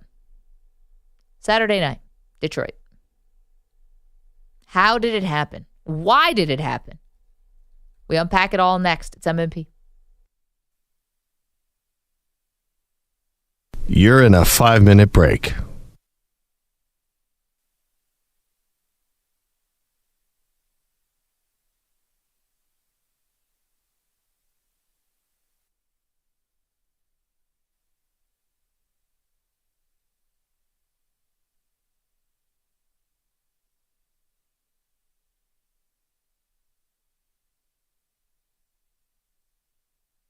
Four minutes, 30 seconds remaining.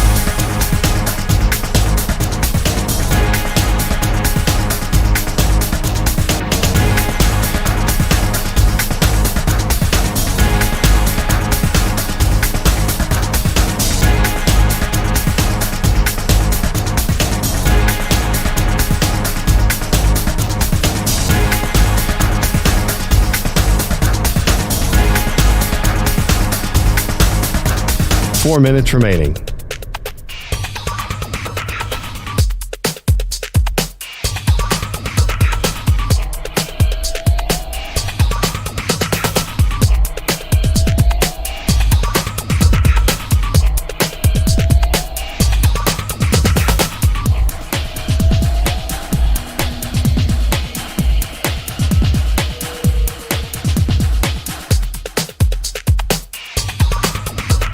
Three minutes, 30 seconds remaining.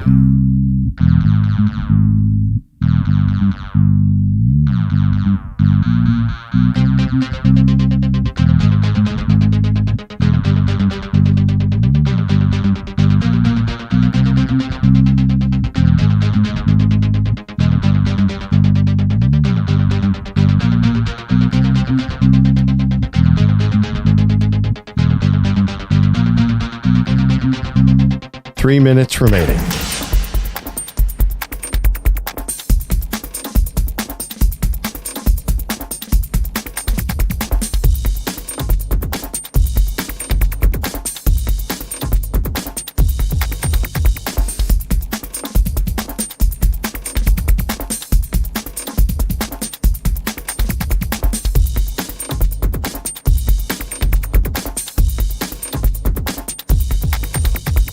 Two minutes, 30 seconds remaining.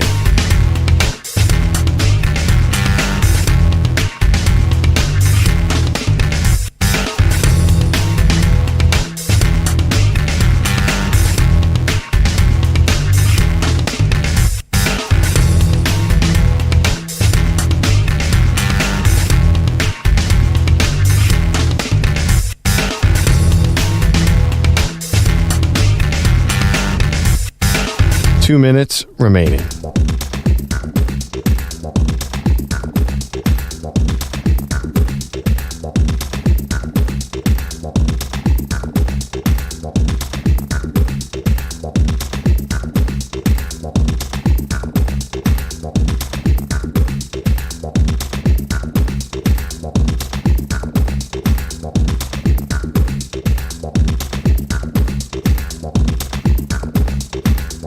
1 minute, 30 seconds remaining.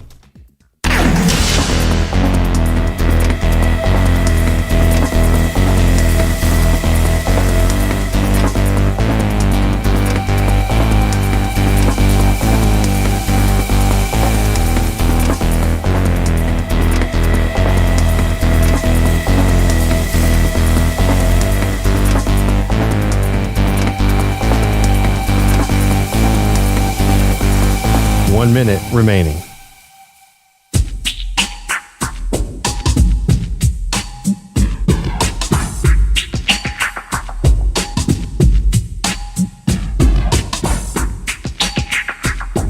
$45 seconds remaining.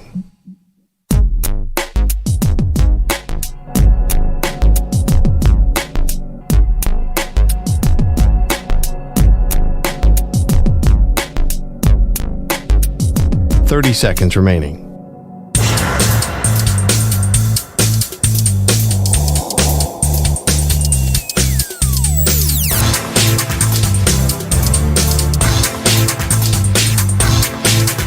$15 seconds.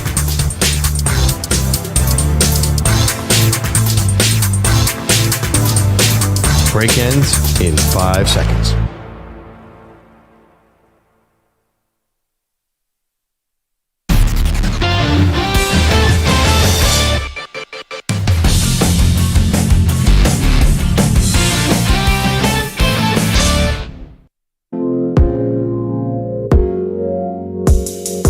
Okay, welcome back. Maggie and Perloff show.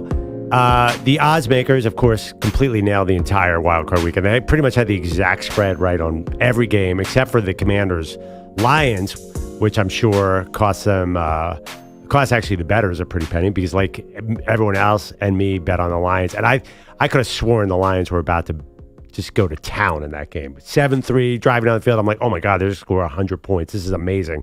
And then Jared Goff choked. But regardless of that, let's talk about what the odds makers are going to do for the AFC title game. Once again, it's the Bills and the Chiefs for like the 100th year in a row. Feels like it. Care to guess? We have not looked it up yet. No. Care to look up the spread and the total for that game? Yeah, I think it's going to be Chiefs 2.5. I don't even know if they're going to give them a full field goal, but I bet it's going to push to a field goal.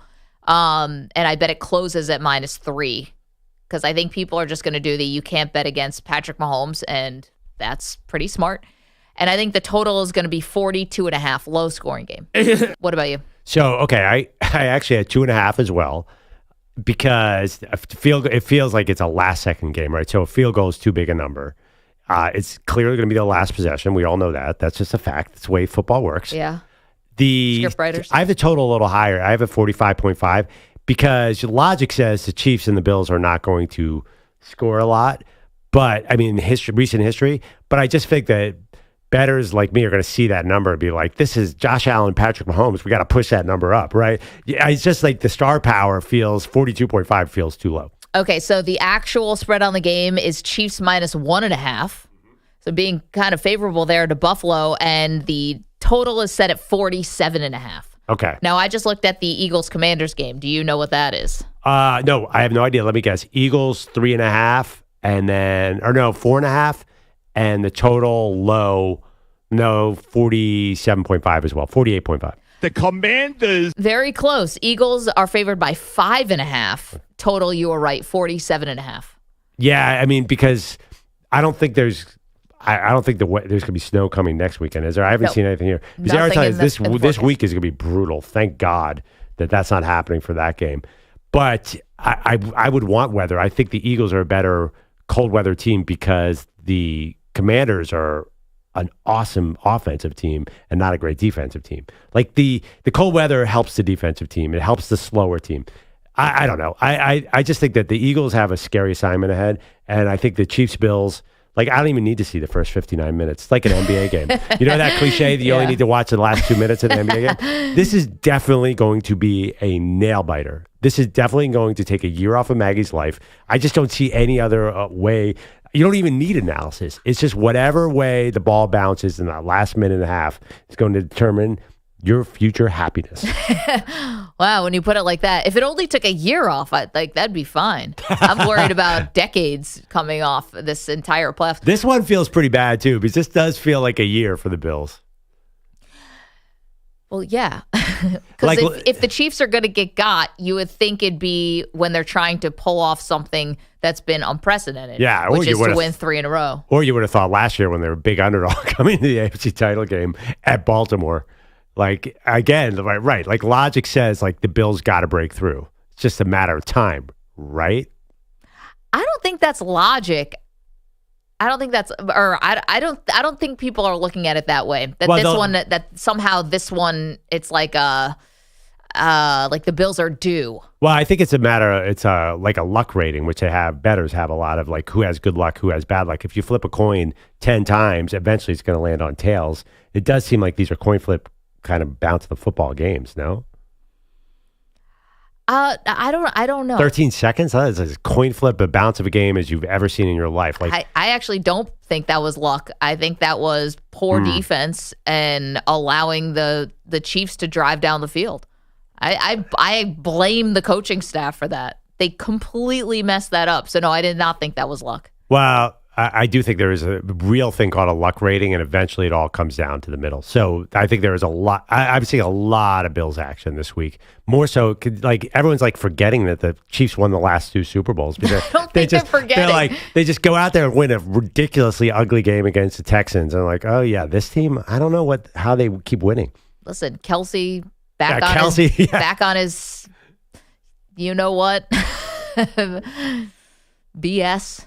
No, Kelsey looked great. All of a sudden, he's like a bowling ball out there and rumbling. Unbelievable. I know.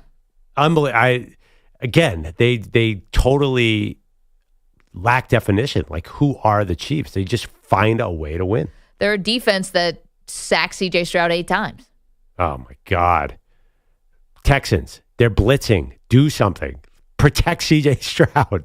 They haven't been able to do that all season. Do something. Just try something different. Whatever you're trying, stop it and try a new protection plan. To be honest, the Texans' defensive line was super impressive, I thought. I don't know. I felt like wait, you said the Texans. Oh, Texans. They were, yeah, but the offense is so awful. The offense is awful. Andrew Bogusch is here with headlines. We'll get into Detroit and the Lions getting upset at home. Did they just blow their best shot at a Super Bowl? What's up, Bogusch? Guys, maybe Josh Allen's hair is the source of his ability to avoid turnovers. 0 from him yesterday in Buffalo, 2 from Lamar Jackson. Protect the ball. Protect the ball. We was driving the ball. Like I said, we was driving the ball smooth all game. I don't even think we punted tonight. It was the 3 turnovers got us off the field. So we protect the ball. We're not even having these conversations. You guys don't even have those type of questions for me. Lamar frustrated after a pick and a fumble, plus Mark Andrews dropping the tying 2-point conversion with 1:33 to play in this divisional game. The Bills survived 27-25. Allen only threw for 127 while running for 2 scores. Now a rematch with those Chiefs for the AFC spot in the Super Bowl. The Bills were the only team this season to beat KC with Mahomes playing. But Allen says the 30-21 final back in Week 11 means nothing now. It's hard to beat a team twice. We understand that. We know that. It's a team that we beat early in the season, but it's not the same team. You know, they got some guys back on their defense and their offense. The Eagles and Commanders, by the way, split their regular season meetings. Now Act 3 in the NFC title game, the first one that's both NFC East teams since '87. And all it took was Washington's upset in Detroit and Saquon Barkley's 206 yards and 2 scores yesterday. Whether it's national spotlight or it's Saturday on the parking lot, it don't really matter. I just want to make the plays for the team. And before that, I just kind of kept telling myself, just locking in, being focused, and O-line did a really good job. Man, everybody should want to pay a running back that talented and that humble. By the way, that quote, Saturday in a parking lot, who plays football in a parking lot? That sounds terribly dangerous. You play in a field, I would hope. Well, he's a city. Well, if you're a city kid, you might have to play in a parking lot. I don't know. Does Saquon playing in a parking lot? I felt like, you tackle a guy in a parking lot. He's two-hand touch in a parking lot. Yeah, But what kind of I don't know, madman it's like- are you? You're playing tackle I'm sorry, football I've in a never seen parking lot? video of a parking lot football game. That's not a thing I've seen. Yeah, it must be nice to live by grass when you were growing up. Exactly. Me, us Queens boys, we had to sometimes play, on concrete or on blacktop. So you guys played a lot of parking lot football? Definitely.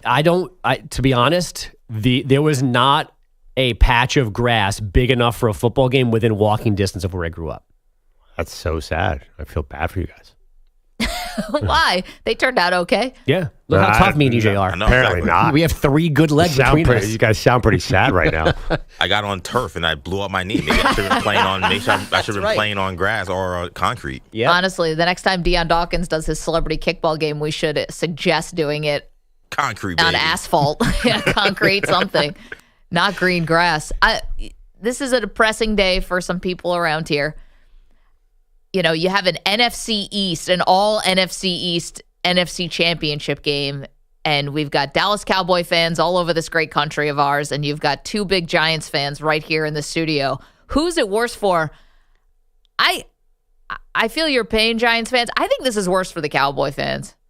I mean, I was speaking to Giants fans on New York local radio yesterday. This was before the Eagles won, and they already were like, this is the worst day of my life. It was bad. It's bad. You watching Saquon Barkley be the difference maker for your biggest rival. And also, you messed around and won some very meaningless games at the end of last season. Yeah. With Tommy Cutlets. Yeah. And you basically played yourself out of the Jaden Daniels sweepstakes. And then this year. Anyone else. It could have been Drake May. It could have been Caleb Williams. The other thing, this year you also blew it on tanking. But the Cowboys also have to own, this is unique pain for them as well. Now that the Commanders have made it to the NFC Championship game, every other team in the NFC has made it to the title game since the Cowboys were last there in 1995. That's brutal. That's crazy. Even the Jets.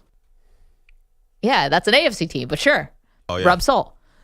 And Dan Quinn is the one who's taking them there, and he was your defensive coordinator, and you essentially picked McCarthy, and now he's gone. I mean, pretty bad. I didn't even mention, that Dorrance Armstrong came up with a huge... he was great. He was awesome, and he's a guy who Dan Campbell poached and took with him. What was the deal with Michael Parsons' tweet? Anybody see What'd that? he say? I don't know. It was just it was an announcement that the Commanders won, and Michael Parsons tweets like a thinking emoji or something, or like a laughing emoji. I'm like, what are you laughing about, bro? Like, your whole fan base is just terrified about what's about to happen. An Eagles Commanders, conference title game. He's like, ha, this is fun. What's with that guy? Wait, what do you mean? So Parsons was back in the Eagles? No, I think he was just trolling. He clearly thought this was just not that big a deal. Well, isn't he the... Delete the tweet, by the way. It's not up anymore. The CEO of Bleacher Report? Maybe it's just... he's also a media mogul. I mean, he secretly wears green underneath all his jerseys, I believe. He's an Eagle. But, yeah, he's a saboteur. I think you guys are misunderstanding. The Cowboys are in this other stratosphere. Like, you think they care about the Commanders or the Eagles? They got their own problems. Like, they have Jerry to deal with. I don't think people in Dallas are really talking about their rivals. Where I don't care if they are or not. This is about the Giants. I saw a lot of the Saquon thing. Also, too, there was a thing that went viral about Jaden Daniels. Again, this week, the Hard Knocks, where Joe Shane's son casually says, man, that Jaden Daniels could be amazing this year. and actually, I saw it had like 300,000 likes. It was Joe Shane, the GM of the Giants, his teenage son sitting there like on his phone. He's like, you should really do anything you can to trade up for Jaden Daniels. And everyone's like, well, that kid should run a team, not Joe Shane. I don't think he was a teenager. He was like 9. Yeah. The other part, see, that's where I can't get... Joe Shane botched the Saquon thing for sure. What was he going to do? The Commanders were not trading the pick. Yeah, this was spilled milk, in the season. The Giants. They need the tank. Yeah, the Giants screwed it up by not executing the tank. No, they should have drafted Penix. That was crazy. Or they could have drafted Penix. Or they should have drafted McCarthy. Or they should have drafted Nix. That was outright insane because this year's draft class, even Cam or Shador are significantly below those guys. I mean, they would have been 7th and 8th in that list to me. And they're not going to get those guys either. That's the crazy thing, though. To me, it's like that draft they had quarterbacks there. They still passed. And now they're in a draft that we can get them this year. And now they still might not get them. I hate them. And I know Manny does too. And it's remarkable that they haven't played since when, and they're actually getting more inept without playing games because all of these dudes keep doing things and they all could have been Giants. Of all the teams that are being talked about, it's remarkable. That are left in the playoffs, the Giants are like the 5th team. Right. It's like they're the 5th team still around because of all the people around. That Saquon's around, the quarterback that should have been on their team is still playing. It's like they're the 5th playoff team, except it's all just jokes and trolling. And that's locally. Nationally, the Giants are at the bottom of the barrel relevancy. Like, they have no relevancy. Like, people don't even remember when they were good. No, but this 2011. This is their this relevancy. This is the joke. The Saquon Barkley stuff is every reminding national them. TV game is just like, hey, Saquon, Giants, don't you wish you had him? Like, it's like I feel like every week is just a dunk on the Giants fest because of this Eagles run. And I'm sure it's happened before. This can't be unique, but it feels like a team has never been in a situation like this over multiple seasons with multiple mistakes that every week either furthers the original mistake or presents a new one that we didn't realize that they made. It's remarkable. I think the Cowboys fans would say, I don't know, hold my beer, but I'll share a beer. I think they are feeling equally as awful about what's going on with Dan Quinn, as I said before, being their defensive coordinator and now getting a team to the NFC Championship game. But didn't they give up a bazillion points the last time Dan Quinn was their defensive coordinator? Like, yeah, I don't but they think kept McCarthy, and they are all responsible for the loss maybe to the Packers 2 years ago. But they didn't just realize that they haven't been in the NFC title game since '95. Like, this has been a long running pain for them. Like, this last 18 months is a whole new setup for the Giants. Think about the fact that every other NFC team has been to the championship game since they've been there. Every other team. Yeah, but the bigger thing is it's been 30 years since they've been there. Regardless of how many other times the Eagles, Giants, or Commanders made it, the fact that they haven't been there in 3 decades is not a new problem. Plus, who cares about them? They're Cowboys fans. I mean, I do think that Washington make it that rivalry ain't what it used to be. Like, that used to be like the primetime game. Now they stick it at like 1:00. So I don't think like. I think the Eagles fans might hurt even more. Like, is it a Dallas? Are you talking about a Dallas-Washington thing, like the old school rivalry? I mean, you could. I wasn't even going there really because I think it's been watered down. But yeah, that doesn't help either. Historically, that's a really big rivalry, and now all of a sudden, a couple changes, and Cowboy fans probably only want their team to change ownership. And that's what happened with the Commanders. Their owner was awful. Get him out. New GM in, new quarterback, new head coach, and you're in the championship game. It's not even like, hey, we put together a great season, we made the playoffs, and we flamed out in the first round. You just pulled off the upset of the playoffs going into Detroit and beating the Lions the way you did. I mean, my future brother-in-law is a diehard Commanders fan, and the only thing he sent me was something about the Cowboys not making the conference final. They care. I don't know about Dallas, but I know the Commanders fans, Washington people, are very happy to dunk in the Cowboys because they're back in it. And that was the one thing, at least the Giants, like, well, at least we beat Washington. Nope. Sorry, guys. All right. I think we just killed Manny, by the way. Manny, it's cool. You've got a big, long life ahead of you. I have nothing nice to say. And if you don't have anything nice to say, don't say it. You have more tattoos to get. Plenty of ink. And probably an NBA Cup in your future, I would think. So, just sit tight, buddy. Fly a kite, buddy. Dude, be like me. Just pick up a better team. Just bandwagon your way out of it. Have no principles. Be me. Look at the Rams. I really like what they're home too. I really like what they're working personnel-wise. I love how you talk about them like they're real estate. I love what's happening in that neighborhood. And by the way, Beachfront. I know the Lions lost. You want that guy Brad Holmes on your side. Like, come with me, Manny. We'll find a new team. Come with me. Yeah, you don't need the Giants. You don't need that in your life. Let's get to the Lions. Brad Holmes, their general manager. Well, going home a bit early. Who's to blame for that loss? We'll get to that next. It's M&P. You're in a 5-minute break.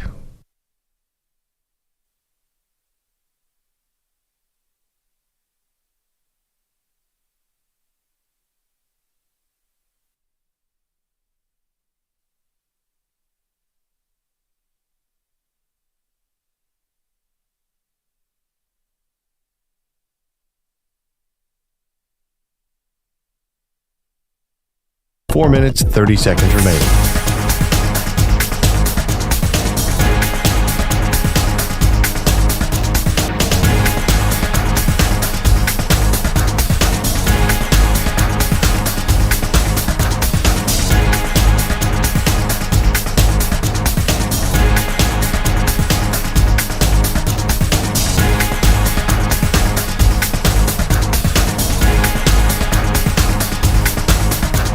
4 minutes remaining.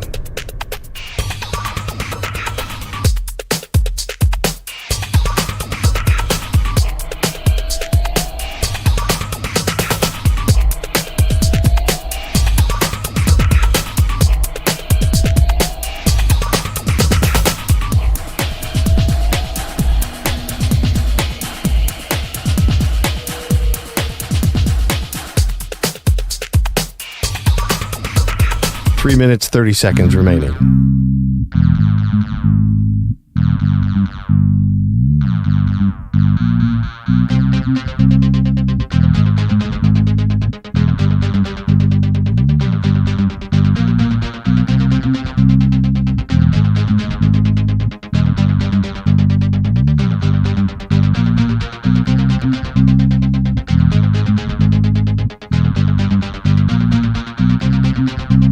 Three minutes remaining.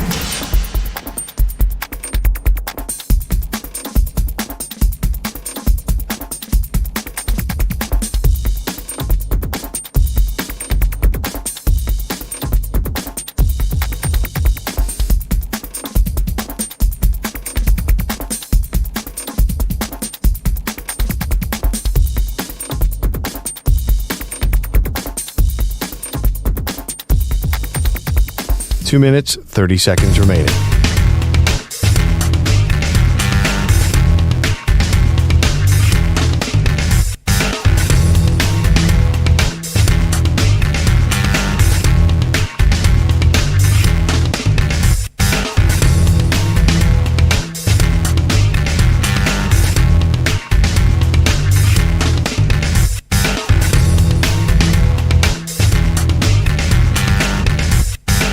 Two minutes remaining.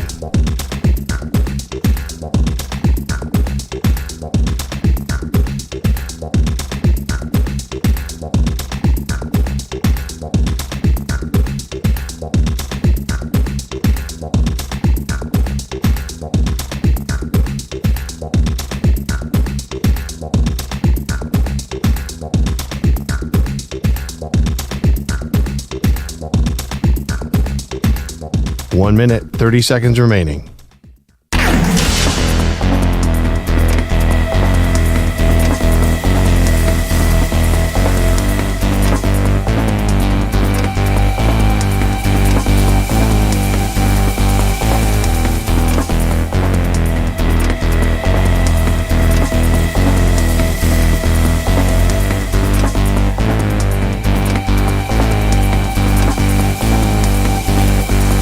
One minute remaining.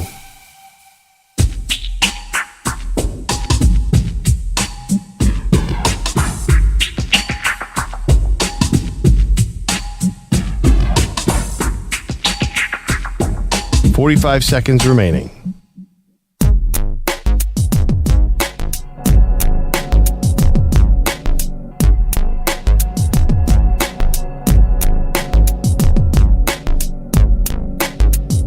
.30 seconds remaining.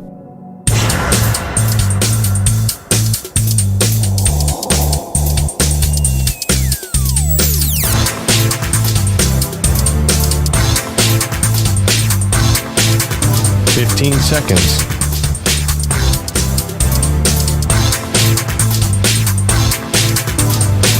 Break ends in 5 seconds.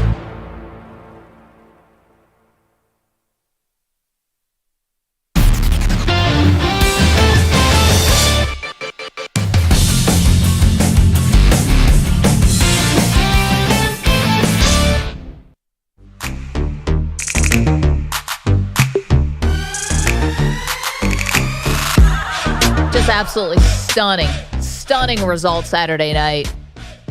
Detroit Lions, I mean, this was setting up for them, Perloff, in one of the best ways possible. You get the number one seed, you get home field advantage throughout the postseason. No more going to San Francisco. No one have to go to Philadelphia. Don't have to go anywhere. Mm-hmm. Everything was setting up for them. You got the lower seed come in who won their first round game. Rookie quarterback.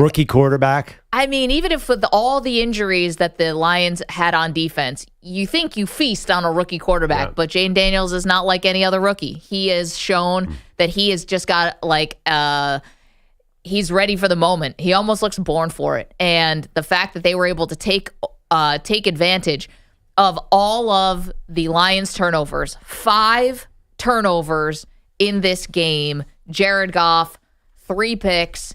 Jamison Williams threw a pick. We can get into that decision-making, penalties on the Lions, just stupid stuff, and they are going home. It was the anatomy of an upset. It was every single beat that you needed for an upset, and credit to the Commanders, they pulled this thing off. They did, but I don't know. I felt like Jared Goff was determined to lose that game. That was, to me, I walk away with that was a choke job. That was an ultimate came up small in the big moment. And honestly, after that game, I don't know if Jared Goff can ever win with this team. And in fact, to the point where I'm wondering if the Lions are like, ooh, I don't know. We're going to have a Super Bowl team -1 position. Too late. They paid him. Yeah. What are you going to do? You made your bed with Jared Goff. But how much longer do they have to? They just paid him this offseason. So they have 2 or 3 more years. I guess they have to keep him. I don't know. I just don't know, like, that performance, how you recover from that. I think they'll tell themselves that they had too many injuries on defense to overcome, and no team would be able to overcome that. And they lost another Amik Robinson, right? Got knocked out in this game. But that wasn't true with this game. That might have been true, like, overall globally. Like, they may not have been able to win the Super Bowl because they had so many injuries, but that's not what I put on this particular game. This particular game, losing a divisional round, this was off turnovers, sloppy play, and I thought some all-time boneheaded play calling and some bad penalties. That's what I thought it was. I totally disagree. First of all, you're saying if Aiden Hutchinson was on the field, that would have been the same result? If Aileen McNeil was on the field? Like, of course it wouldn't have. I watched the Lions overcome those injuries to still grab the number 1 overall seed. Well, it's definitely part of it, though. At least you don't put it as any chunk of this, 35%, 40%. They couldn't get the Commanders off the field. Not this game. I don't. I think that there are more things to blame in this game for why they lost. If Jared Goff doesn't throw those picks, if he doesn't fumble, and if you don't call, I don't understand. You got season on the line. On the line. You're going to Jamison Williams to try to complete a low percentage throw? Well, it's not low percentage for them. They're special. Their trick plays are high percentage. They're the best in the league by 50 miles. But not this one. That play they've worked multiple times this year. Just not that receiver. Well, Jamison Williams has never thrown a pass. He didn't throw a pass this year. Well, I mean, St. Brown's thrown one. I think a bunch of guys have thrown one. I just don't understand. They tried to have Penny Sewell throw one once. I'd rather have that. The end around play with Jamison Williams. Now that was brilliant because you had your quarterback knocked out of the game at that point. Teddy Bridgewater's in the game, so cool trick play at that point. When you're trailing by 10 points and it's the fourth quarter and you're trying to make a furious comeback and Jared Goff is in the game, I don't know why you put it in the hands of Jamison Williams. Maybe Goff wasn't 100% himself. And also, too, you live and die by the trick play. You're the best trick play team in the league, and maybe the best team ever. They had so many this year. That's what they do. They're the Lions. You want them to keep going for it on 4th down, but take away the trick plays? They had 2 good trick plays. See, the beauty of the trick play, though, is you got to know the time and place. And you saw the Commanders try to do a trick play early on in the game, and then they cut that crap out immediately when it didn't work. You're so full of it, because if that trick play had worked, you would never be saying this. Oh, I'm not a Ben Johnson fan. Ben Johnson, guy had 7,000 yards and 31 points yesterday. I'm not to the point you are. You love Ben Johnson. You think he's the next Bill Walsh. I am not convinced. I thought that was a terrible idea. I think the market agrees with me. I think he's going to be the highest paid coach in the league, because even on Saturday night, I was like, whoa, what are they doing? This is great. Let's go to our pal Jay in Nashville. Jay, been a minute, dude. How are you? Doing good. I ain't watched TV or no social media for a while. I think everybody should do that too, because it's like all of a sudden you get to know people, and it's like I can't even walk around without somebody like, "Hey, what's up, bro?" I'm like, "Who the hell is that? Who are you?" Old school. I've actually spent time with this person. It's winter time, so everybody got a lot of clothes on. You can't recognize people, but Jay, what are you? Aaron Rodgers going in the darkness retreat? Come back to the light. Nah, nothing like that. Nah, you can't retreat in Nashville, man. Especially if you ride the metro, if you're downtown all the time. Plus, my job is closer to downtown now. And it's like, I mean, I'm like Mr. Downtown now. It's like I can't walk downtown without saying, hey, what's going on, bro? You know, it's like it comes from, I mean, from homeless people to rich people that live in a high rise. They know we on a first name basis now. And I'm like, how the hell did this even happen? But it's cool. Mayor of Nashville, Jay. Yeah, it's like it's home now. I looked around, like, you know, this is really home now. You know what I mean? I'm not going anywhere else. But it's funny to hear Perloff say the choke job, you know, say choke job, and I'm highly disappointed in the Ravens. I'm happy for our Eagles, Perloff. Yeah, really happy. I'm glad they pulled that off. They did scare the hell out of me for a little bit there. Jay, but, we're hitting a break real quick. You are anti-snow game in the playoffs. We have like 10 seconds. Yes. Okay. I am. This 18-game schedule is not a good idea. All these games are in the snow. The ball is slick for everybody. I mean, I've never seen so many fumbles in all these playoff series ever in my life. I know, Jay. It's sloppy football. I don't like watching it. It's not good. It's not a good idea. You know, it's Jay, like, we love you. We're so glad you're alive. Haven't Call heard back. from you in a while. Do you like games in the snow? Tell us.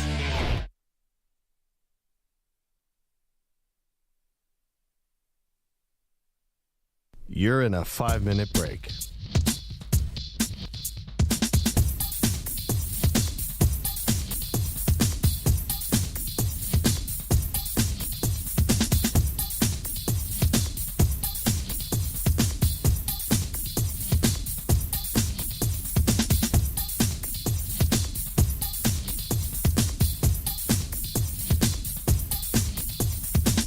Four minutes, 30 seconds remaining.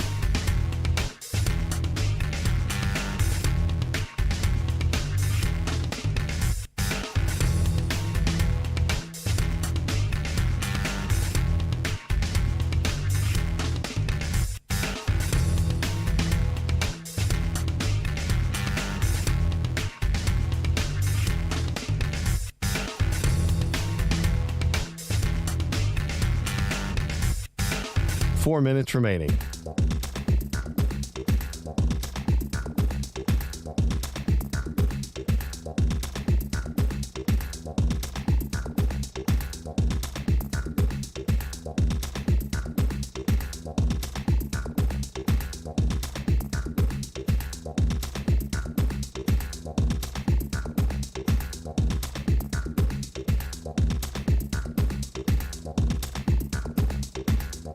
Three minutes, 30 seconds remaining.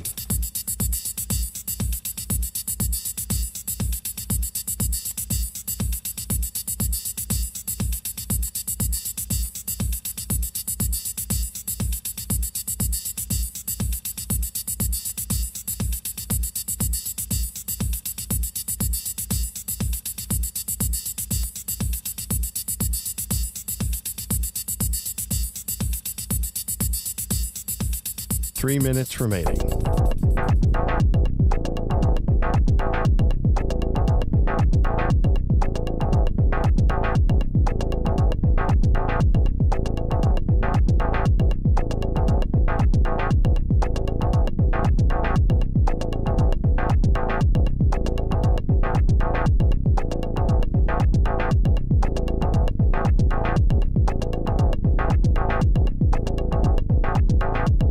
Two minutes, 30 seconds remaining.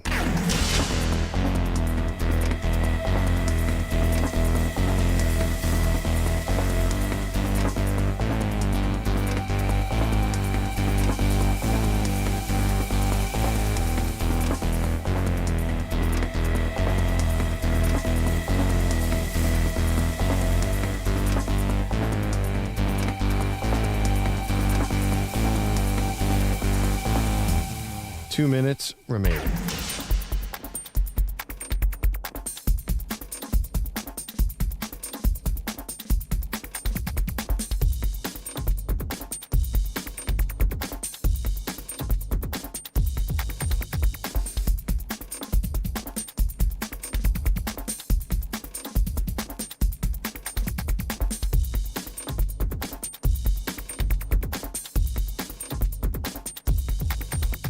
One minute, 30 seconds remaining.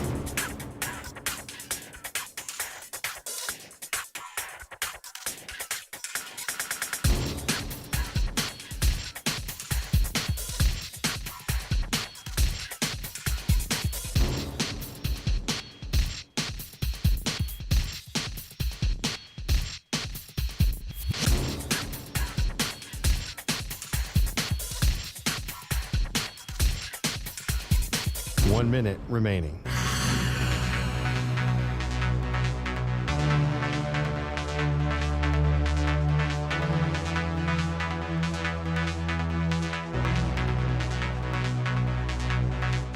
"45 seconds remaining.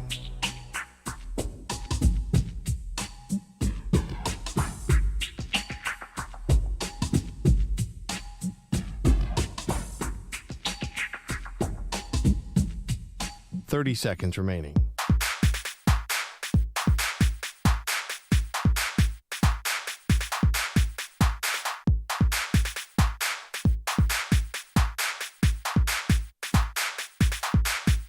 "15 seconds.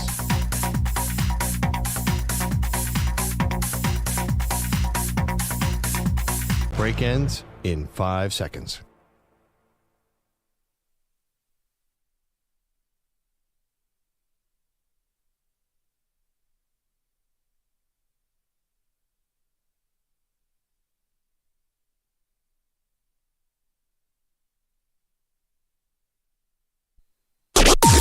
Maggie and Perloff on the Infinity Sports Network. Here's the snap, fakes the handoff, back to pass, has time, looking deep over the middle, wide open is Andrews. Gets away from the tackle, but the ball is out, and Terrell Bernard forces the fumble and scoops up the football. Takeaway number 3 for Buffalo. Bills radio, so uncharacteristic of the Ravens. If you were to ask how are they going to lose this game, I think the last thing you would say is turnovers, because they have been one of the cleanest teams all season long, Perloff. And of all people, Mark Andrews, who never drops the ball. Not as good in the postseason, Mark Andrews, as regular season, to be fair, but had 4 drops on the year and then comes up with a big drop pass, that fumble, and then cannot corral the 2-point conversion, which would have tied the game. It was just an embarrassment for him, unfortunately. And Lamar Jackson also has to wear this loss, too. Is he the reason they lost? He's part of the reason they lost, because he threw a bad interception and also had a bad fumble in the first half. It allowed the Bills to take the lead, and the Bills kind of sat on the lead. And even when the Bills' offense went away, the Ravens made this furious comeback. The Bills did just enough, literally, to keep this game in hand. Somebody saw it coming. Andrew Perloff saw it coming. You did. You bet said the who Bills would have in saw this it coming? Because I said earlier, I got killed. I said earlier in the season, man, the Ravens totally screwed this up when they lost. I think it was after the Eagles lost. There was a game where they lost a chance to be the number 2 seed. I mean, that means they're going to have to go to Buffalo in that mess. And that's why they lost. Because Lamar Jackson, he didn't choke. He just cannot play in those kind of conditions. And I'm sorry, as Jay in Nashville called last hour, that ball is an icicle. Of course, it slipped out of his hand. Like, Lamar was poised he was having an all-time year. He's best year of his career, which has been fantastic. And I think he, at moments, played really well, but there was just enough to throw both him and Derrick Henry off balance. And you did not see the A game of the Ravens because the field condition was not perfect. Okay, here's the problem, though. Yeah. Because if Lamar Jackson is an all-time great quarterback, which we think he is, right, in his MVPs and all of that, then you have to be able to win a game when it's not perfect. Do we want all these games in domes? Maybe you do. Maybe you don't ever want to see a snow game. We can argue about that till the cows come home. But I'm sorry, you got to miss me with there's a couple flakes of snow and all of a sudden Lamar Jackson can't play football. That to me is crazy. Everyone knows in the snow, where does the advantage generally go to? The offense. Because the offense knows where the ball is going and the defense has to react. The Lamar Jackson and Derrick Henry should both have the advantage in the snow. But you're not going to have a vertical passing game in the offense necessarily. Also, the ball was not very catchable. It happened to the Rams, too, the same exact thing. When at the peak of the weather in that game, like, they just couldn't catch that football. It was too slick. But then there were moments in the game where it became more reasonable in the Rams-Eagles. You saw both teams started to pass. I think that's what defined the game. And you say great quarterbacks are always, you're defined by being able to play in bad weather. Like, I don't remember Joe Montana killing it in bad weather at any point. No, I'm saying if you don't have your A game, if everything's not perfect, can you still find a way to win a game? And instead, Lamar Jackson is losing these games. 3-5 postseason career, can't win 2 games in a row in the playoffs. I'm not saying that he's the guy who has to wear all of this, but he's got to wear some of it. Peyton Manning could have gone out into the cold weather? Like, I don't know what his numbers are, but I imagine he was terrible in the cold weather because he was a dome quarterback. I think Drew Brees wanted to play in the snow? Like, of course not. Those are great quarterbacks. I'm not saying. This is the difference. I'm just saying, them.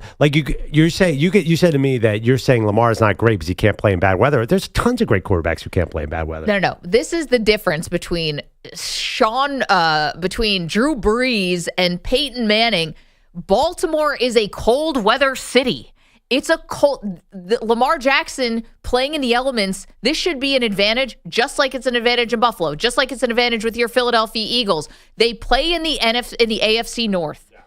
Playing in bad weather is going to be par for the course, and they didn't. Whether it's because they were slipping and sliding or whatever, they didn't handle it as good as the Bills, as well as the Bills. So you're just suggesting he should try to get himself traded to the NFC West?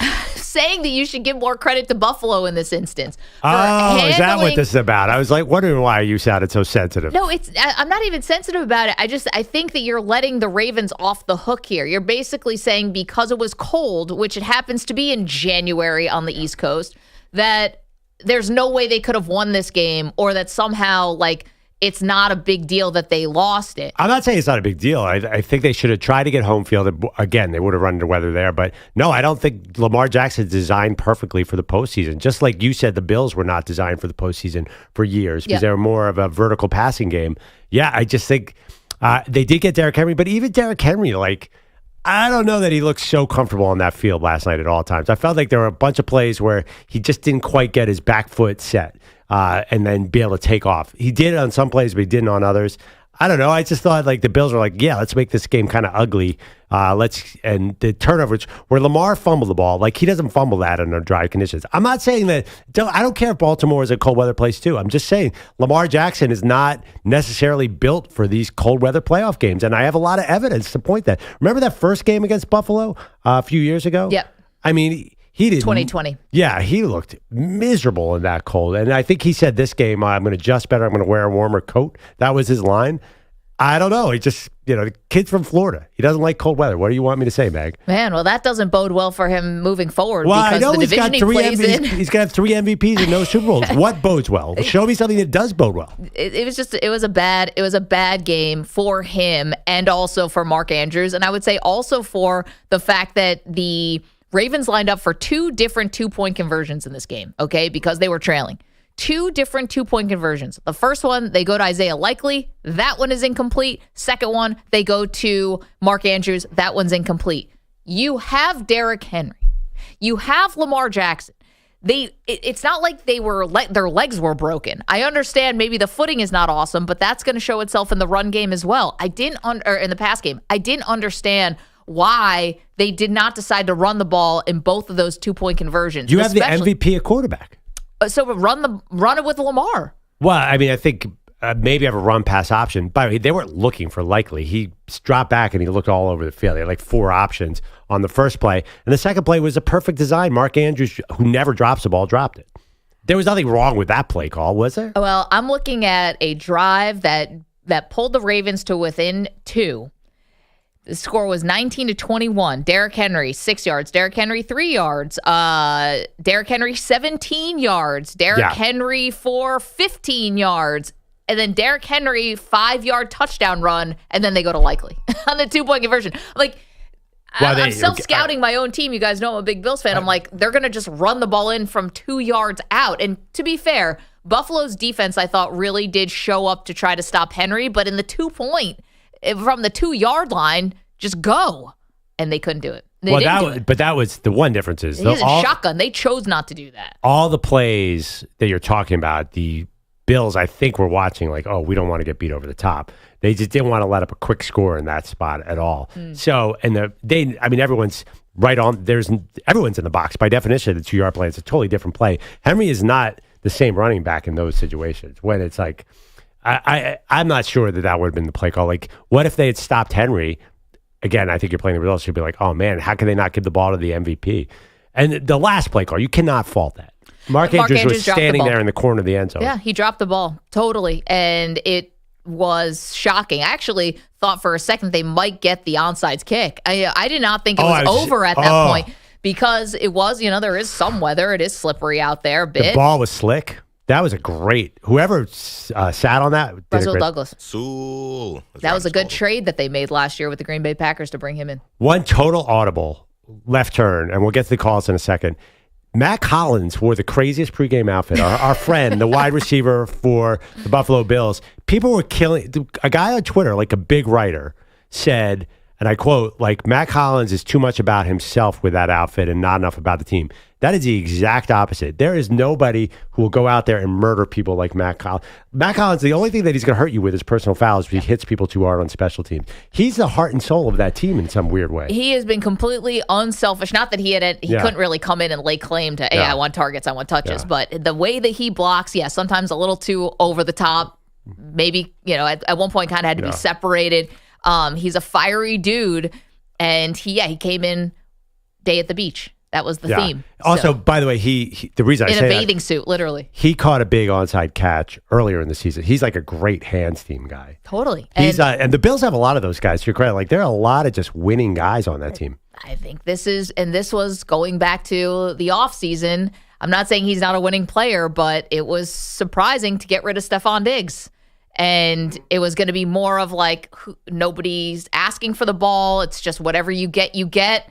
And I think it's been better. And to be honest, they became a running football team. And the funny part about the game last night is it was billed as Josh Allen versus Lamar Jackson and these two great quarterbacks.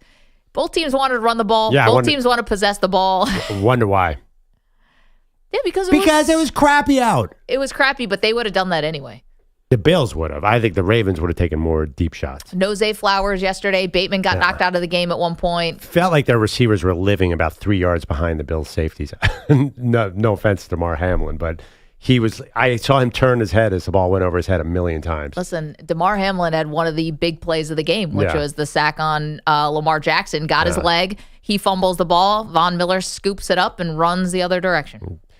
There were some explosives, but thank God for that fumble really put the Bills in good position. If they get ahead on Kansas City, that's a very good formula.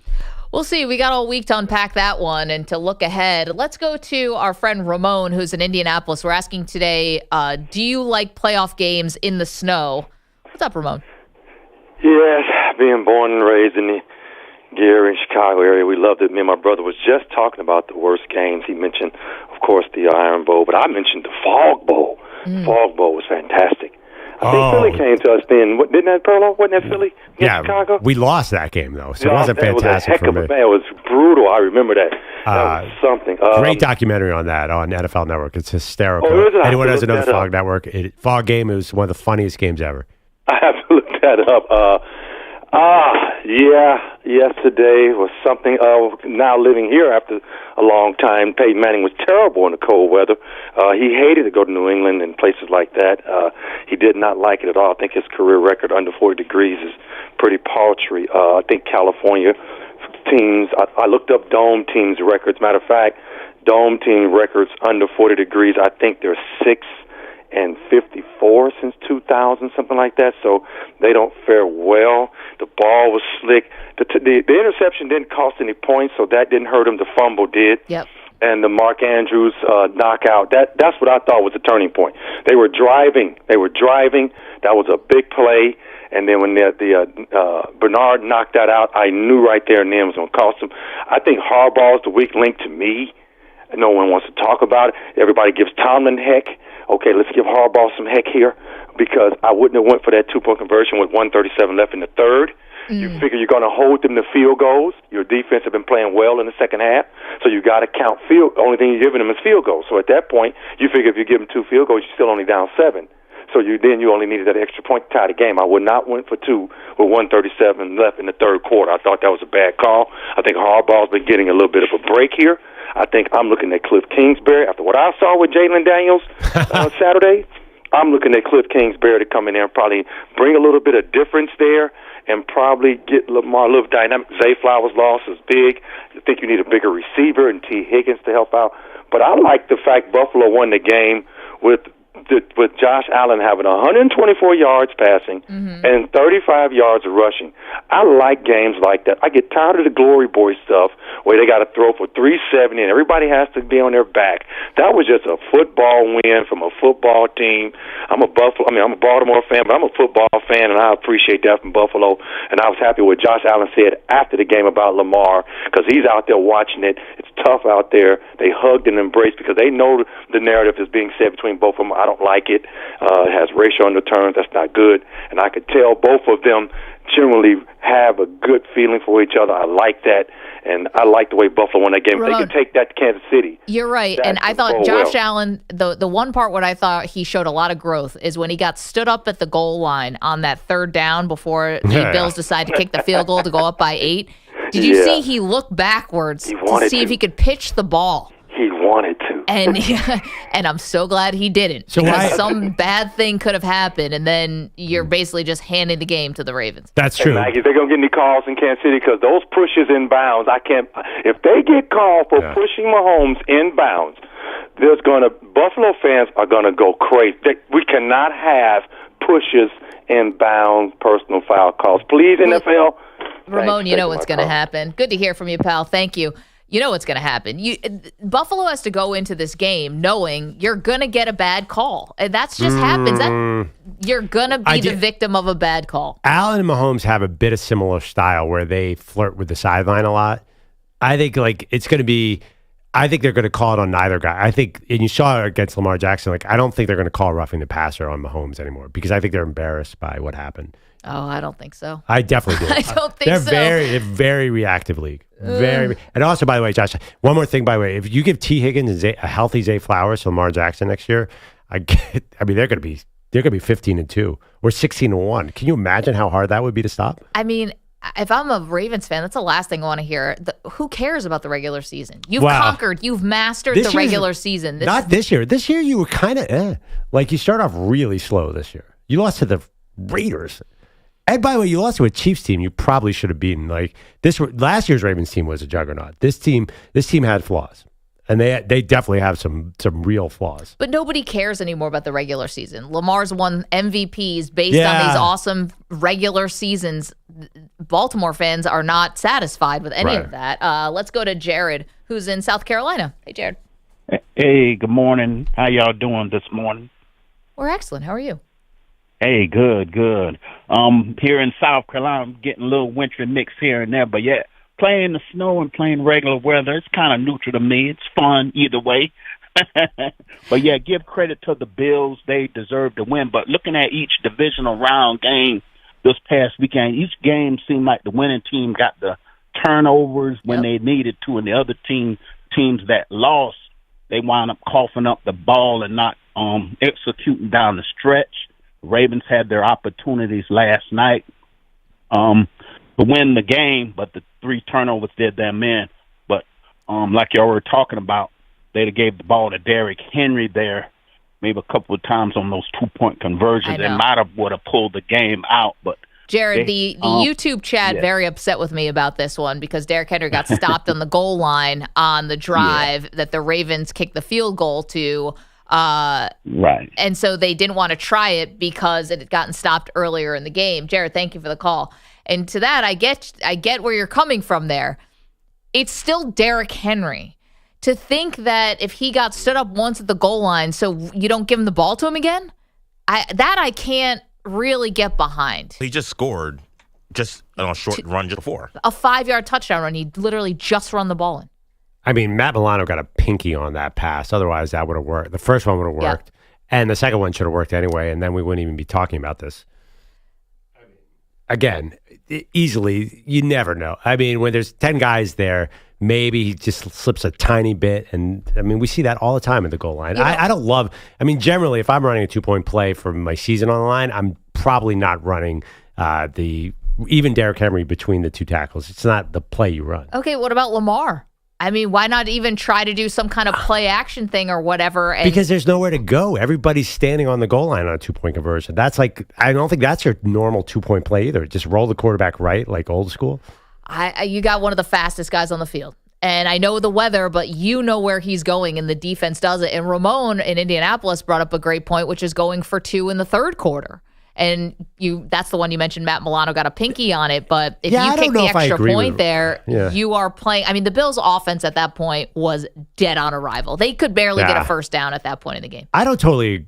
Totally understand what Ramon's saying. I probably would have gone for 2 there. That didn't feel like an unusual decision to me. Did it feel odd to you? I thought they would run the ball, so no. But the other part too. Let's talk about the end of the game for a second. You were talking about how Mark Andrews should have had that 2-point conversion, right? Would have tied the game up. They left a minute 33 on the clock, and the Bills had 2 timeouts.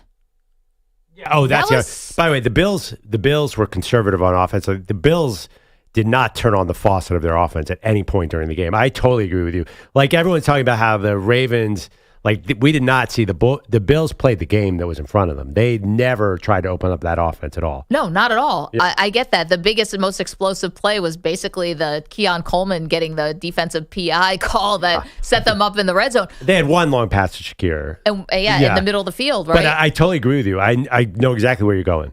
Yeah, with a minute 33 and 2 timeouts, you don't think the Bills would have been able to get themselves in field goal range? Because Tyler Bass just hit a 51-yarder earlier in the half. And it's third down. Josh Allen is taken off in that spot. So, I don't think that game was over by any means, if it was tied. And also overtime, it's still at home in Buffalo. It wasn't the end of the game. The other thing too, I really like. I saw EJ put on Twitter.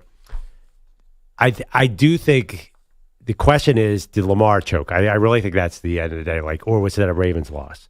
That to me is the takeaway from this game. I love your Bills, and I'm psyched for them to go to play KC, but we could deal with them later. Now it's like I still am having trouble to decide because I do think he did not play his best game, but he was awesome at the end. I think choke is too strong. I think Mark Andrews choked. I think Jared Goff choked. Jared Goff, I think, choked. Definitely. I can't put this as a choke, but I'm not saying Lamar is blameless here. And I'm sorry if that's not a good sports talk radio. You either have to be the worst person alive or the best person alive.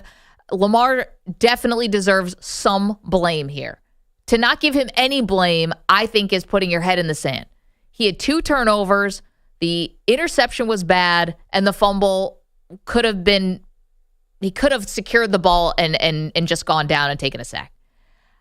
I think those count. Now, he put together and orchestrated an unreal touchdown drive at the end of the game when they absolutely needed it. So I can't say he choked. Did he contribute to the loss? Absolutely he did.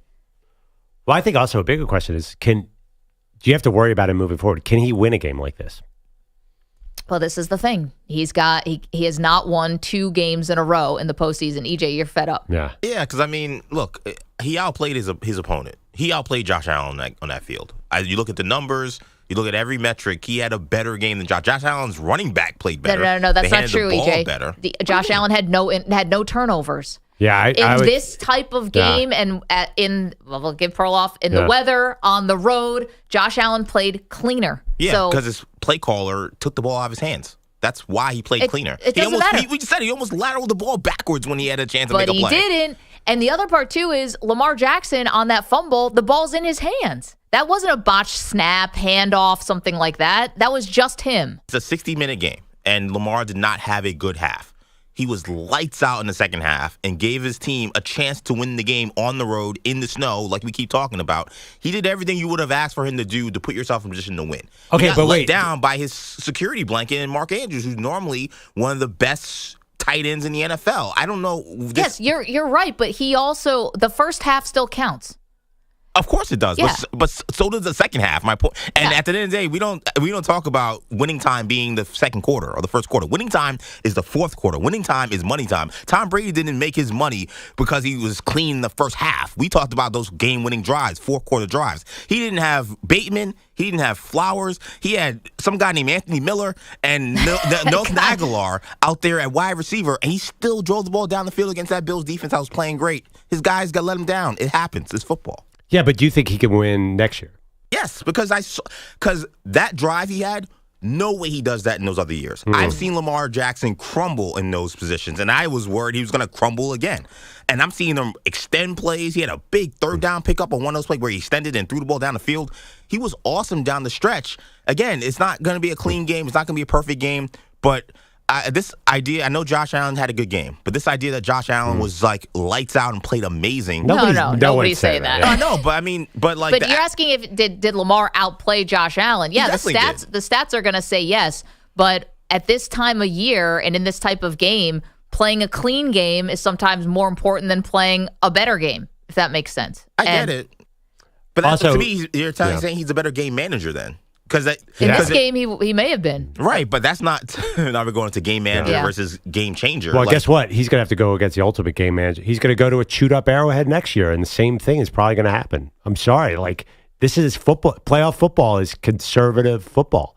And I don't know if he'll get over that hump, but right now, last night he wasn't there. He was not urgent on that fumble. He did not have, he just was carrying the ball like a loaf of bread, dude. What was he doing? Yeah, he was too cavalier in the first half. I totally agree with that. I just feel like everybody's gonna pile on Lamar when it's like he outplayed the other guy who was the MVP candidate to me. Every stat besides turnovers, I know turnovers are important, but QBR, more yards. I mean, he played better than Josh Allen did. I mean, his teammates let him down. He's not wearing it as much because Mark Andrews had such high profile gaffes. He'd be wearing it way more if Andrews didn't take some of the heat off of him. But let's be honest. I mean, the stat sheet doesn't tell the story sometimes. Look at the Texans-Chiefs stat sheet. If you just looked at that, besides the sacks, you would think that the Texans won that game by 2 scores. Oh, my God. But they didn't. 855-212-4227. All right, let us know what you think about last night's game. Lamar Jackson, and how much blame does he get for the Ravens' loss? Some, all, a little, none. Choke job, not a choke job. You're welcome to weigh in. Also, do you like playoff games in the snow? Let us know. You're in a 5-minute break.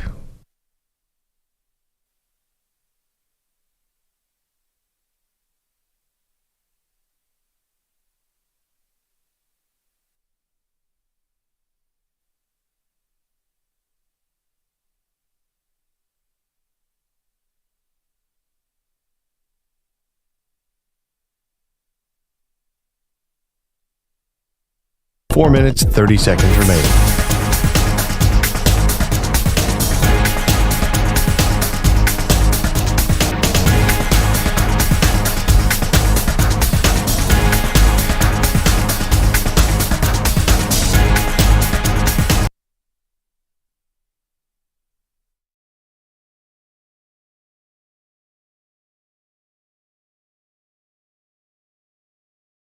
Manny and EJ, they're diehard Knicks fans, living in the Big Apple. They're part of the grand plan, but they just witnessed the crushing defeat. 76ers taking the victory, man. That's hard to beat. Sitting in the studio, talking about the game. Maggie and Perloff, it ain't all the same. Perloff's a Philly fan. It's hard to stand when your team's on top and your heart's in your hand. Man, Manny and EJ, they lost and confused. Knicks played hard, but it wasn't what they used to. Every missed shot, every turn, oh, they saw leaving them shot. They can't believe what they're in for. Manny and EJ, they're diehard Knicks fans. Peter Berardi, he made a prediction, said that he gonna win. Celtics got no conviction. Believe Berardi's got something to say. Infinity's mice, he's feeling the dismay. No NBA on NBC, what a shame. Just JJ Redick's wine ain't the same. Peter Bellotti is getting upset. Maggie, Perloff, can you hear us plea? Bring back the NBA on NBC. Set his spirit free, he misses Mar. Co-stars and the crew, those were the days. Pete cries out boo, boo. Bring it back, oh can't you see? Bring back the NBA on NBC. Let it be. Pete's mad, he's feeling sad. Bring it back, oh make it right.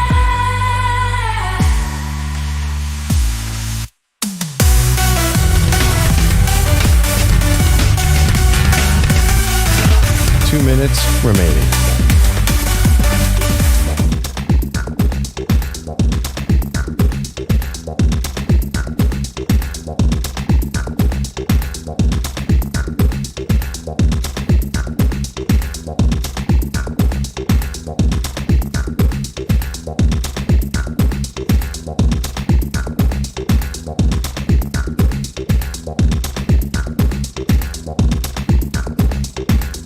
One minute, 30 seconds remaining.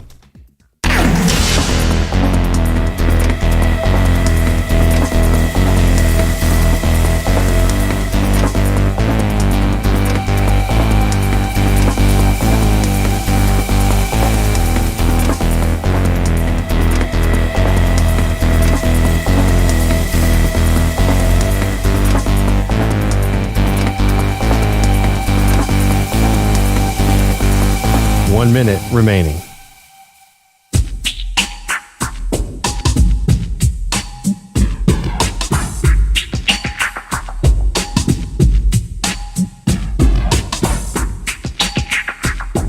.45 seconds remaining.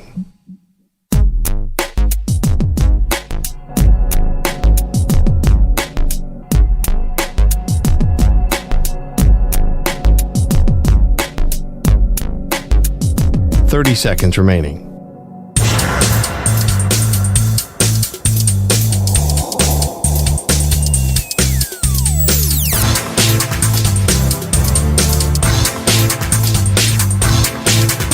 .15 seconds.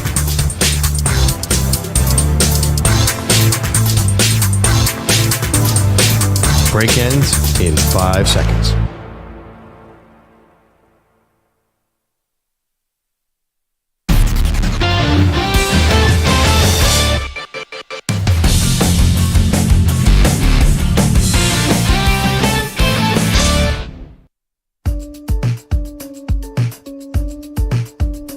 All right, welcome back, Maggie and Perloff. The arguments are lasting well into the breaks here. Are the Lions going to be the number one seed next year? Yes. Are the Giants a national brand? No. I've won them all.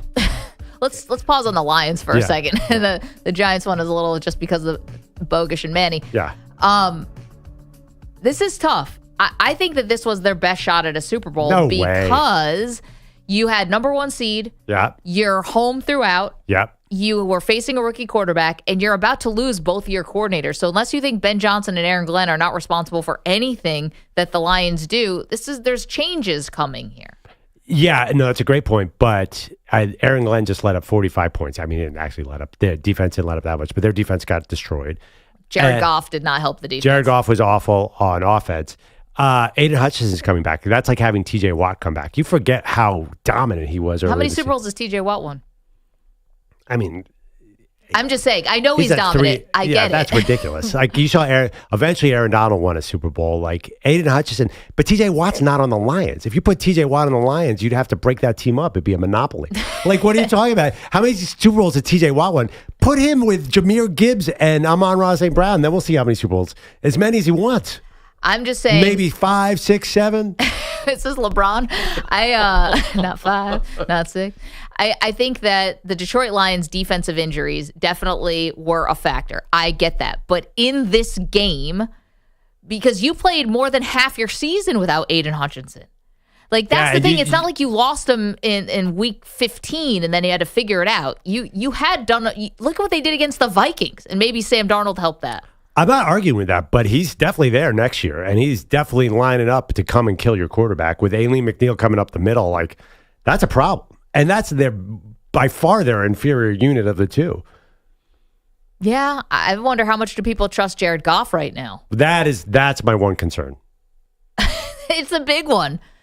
3 interceptions in this game, 5 turnovers total for Detroit. Let's go to David in Maryland. Hey, David, what's up? Thanks for taking my call today. Yeah, I just want to talk to you a little bit about this Ravens-Bills games. Are these Bills fans delusional? They actually think that they beat us Ravens yesterday. The only reason they beat us is Lamar decided to have 3 turnovers, and Mark Andrews decided to drop the ball in the end zone, a 2-point conversion, and then he decided to drop a ball in the middle of the field. So they need to get out of here. We really won that game. The Ravens really did. If you take away the 3 turnovers, I'm not that good at math, but I'm good enough to know we lost by 2 points, and we give them 3 turnovers right there. So these fans are so delusional in Buffalo. They didn't deserve to win that game at all.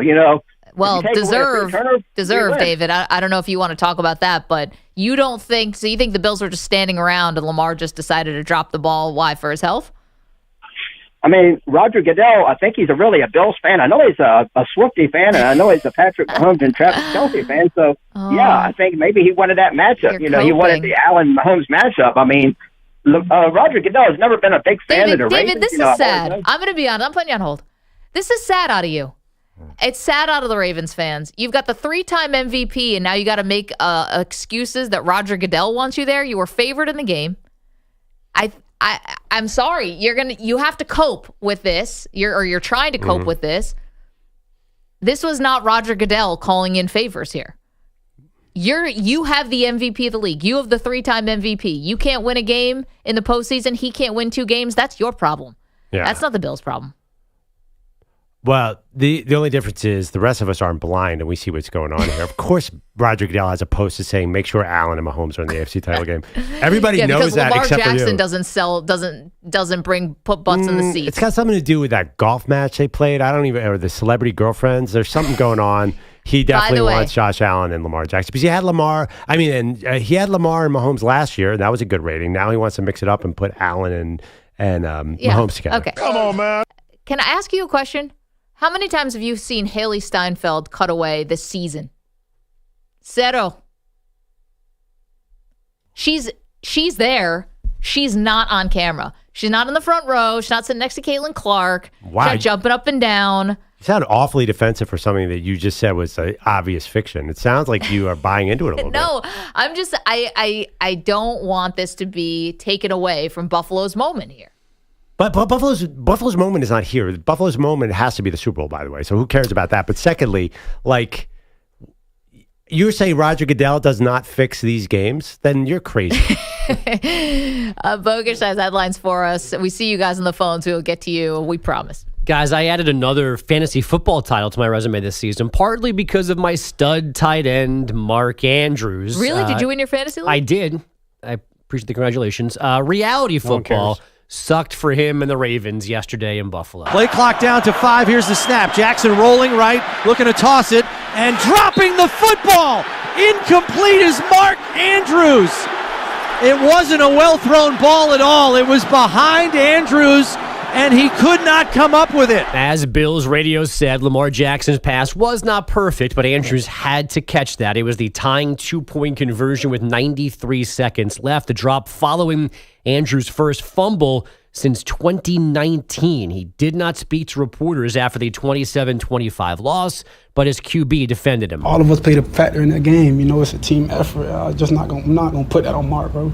Because he's been battling all season. He's been doing all the great things he's been doing all season. Jackson's mistakes included an interception and a fumble. The fumble led to a Buffalo touchdown.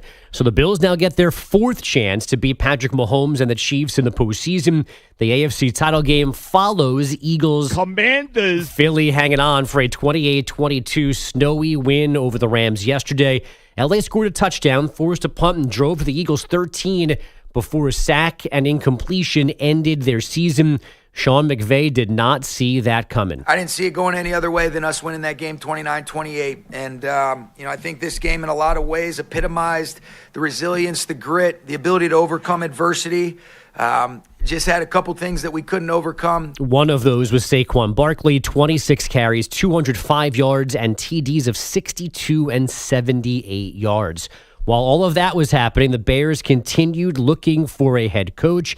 Eddie George got an in-person chat yesterday. He is the third candidate to get that, the 16th interview overall. The former stud running back, now the head coach at Tennessee State, 24 wins over 4 seasons. He just took them to the FCS playoffs this fall.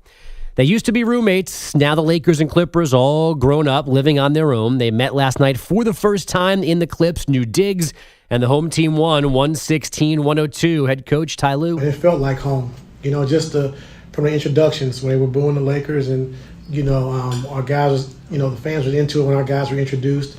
And to start the game, our fans were into it. It also helped that James Harden posted 21 points and 12 boards. The Thunder dropped the Nets 127-101 behind 27 points, 10 assists from Shai Gilgeous-Alexander. And the Blazers snapped a 5-game skid, 113-102 over the Bulls, who have now dropped 5 straight. The Dodgers still spending and still kicking some of that cash down in the future. They're reportedly adding lefty reliever Tanner Scott. He's good. 4 years, $72 million.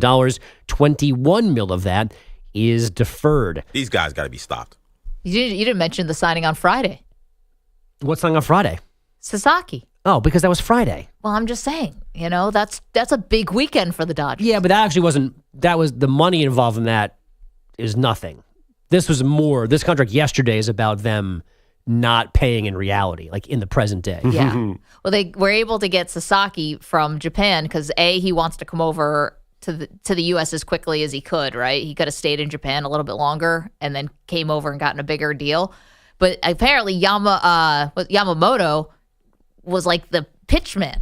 Yeah. It sold him on it in his native tongue. I'm like, does that surprise you? There's Japanese players all over the league. I would be upset if I had a team with a Japanese player who wasn't trying to actively recruit him. Well, wait, Shohei, you're making $700. You can't make a phone call? Say, pick up a text message, anything?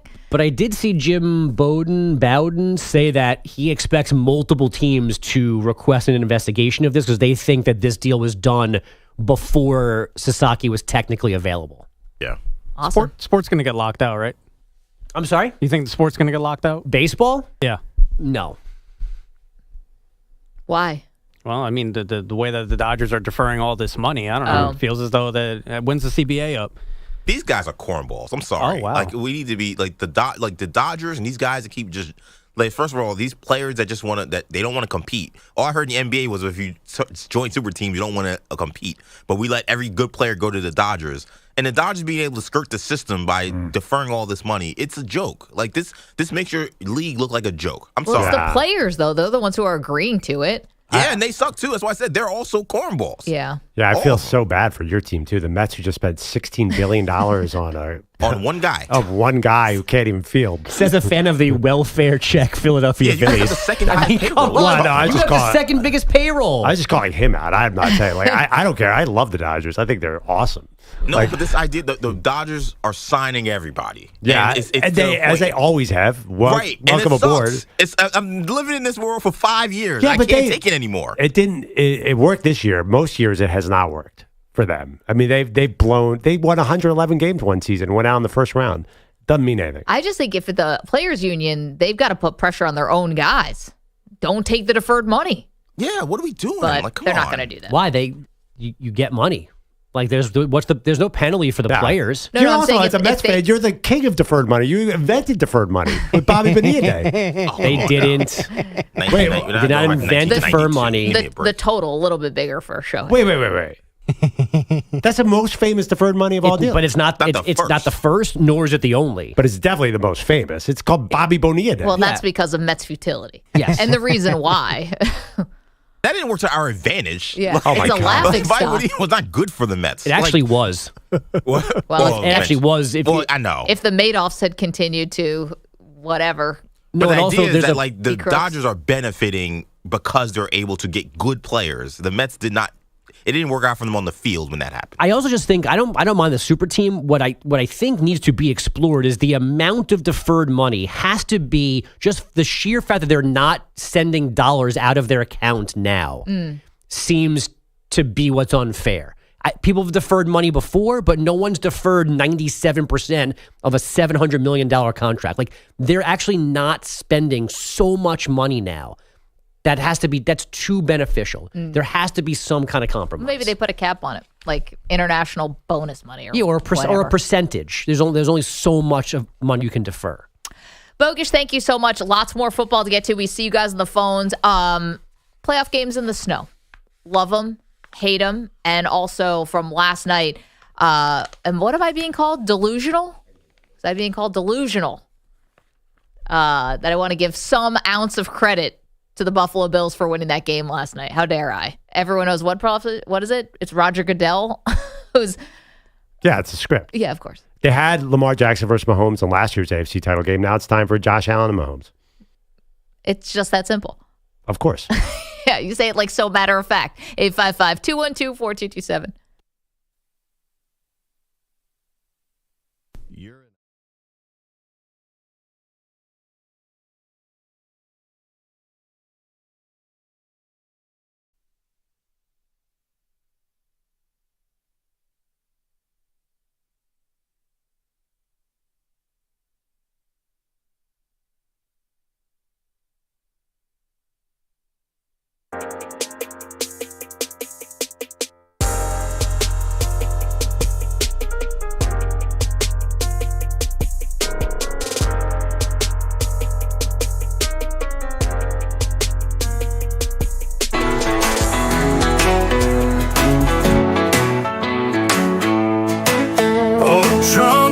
On YouTube, tune in and for some laughs.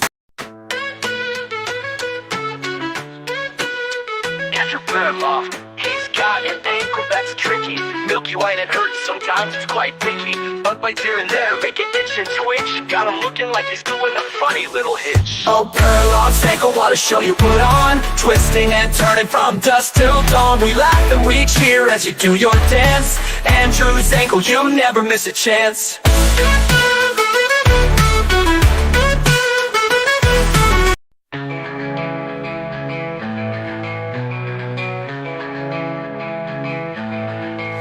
Jay's back, he's limping in, but he's ready to roll. After that knee took a hit, but it couldn't take his soul. He's been down, he's been out, but now he's back on his feet. Peter Belotti's still missing, but EJ can't be beat.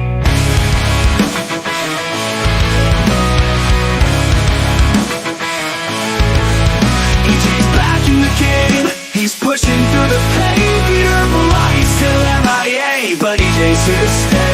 The work don't stop, the show goes on. EJ's fighting hard from dusk till dawn. That knee might have tried to take him down, but EJ's the toughest guy around. He's clocking in, he's doing his time, while Peter's at home, sipping on wine. EJ's back in the game, he's pushing through the pain. Peter Belotti's still MIA, but EJ's here to stay. The work don't stop, the show goes on. EJ's fighting hard from dusk till dawn. That knee might have tried to take him down, but EJ's the toughest guy around. Bad Lord, Marion High, where Perloff was a nerd. Ernest was a football star, his name was heard. But fast forward now, who's the real champ? Perloff's on the mic while Ernest is just a stamp. Oh, Ernest Pendleton thought you were the king, but Perloff's the one who's doing his thing. And speaking of kings, let's talk about Pete, who never shows up, can't keep a seat.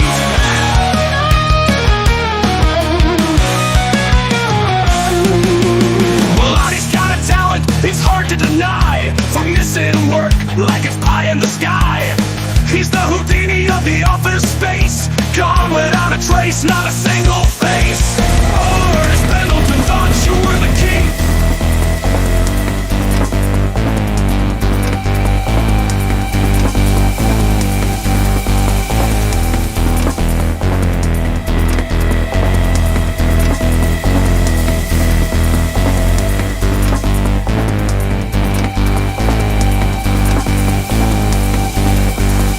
One minute remaining.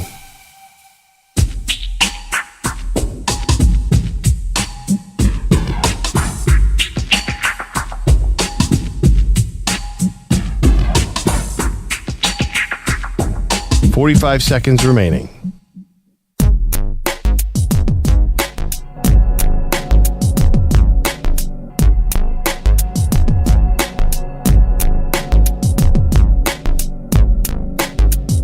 Thirty seconds remaining.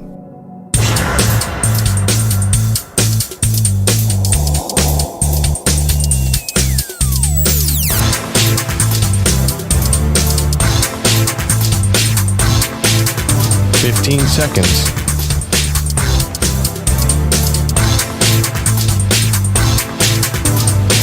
Break ends in 5 seconds.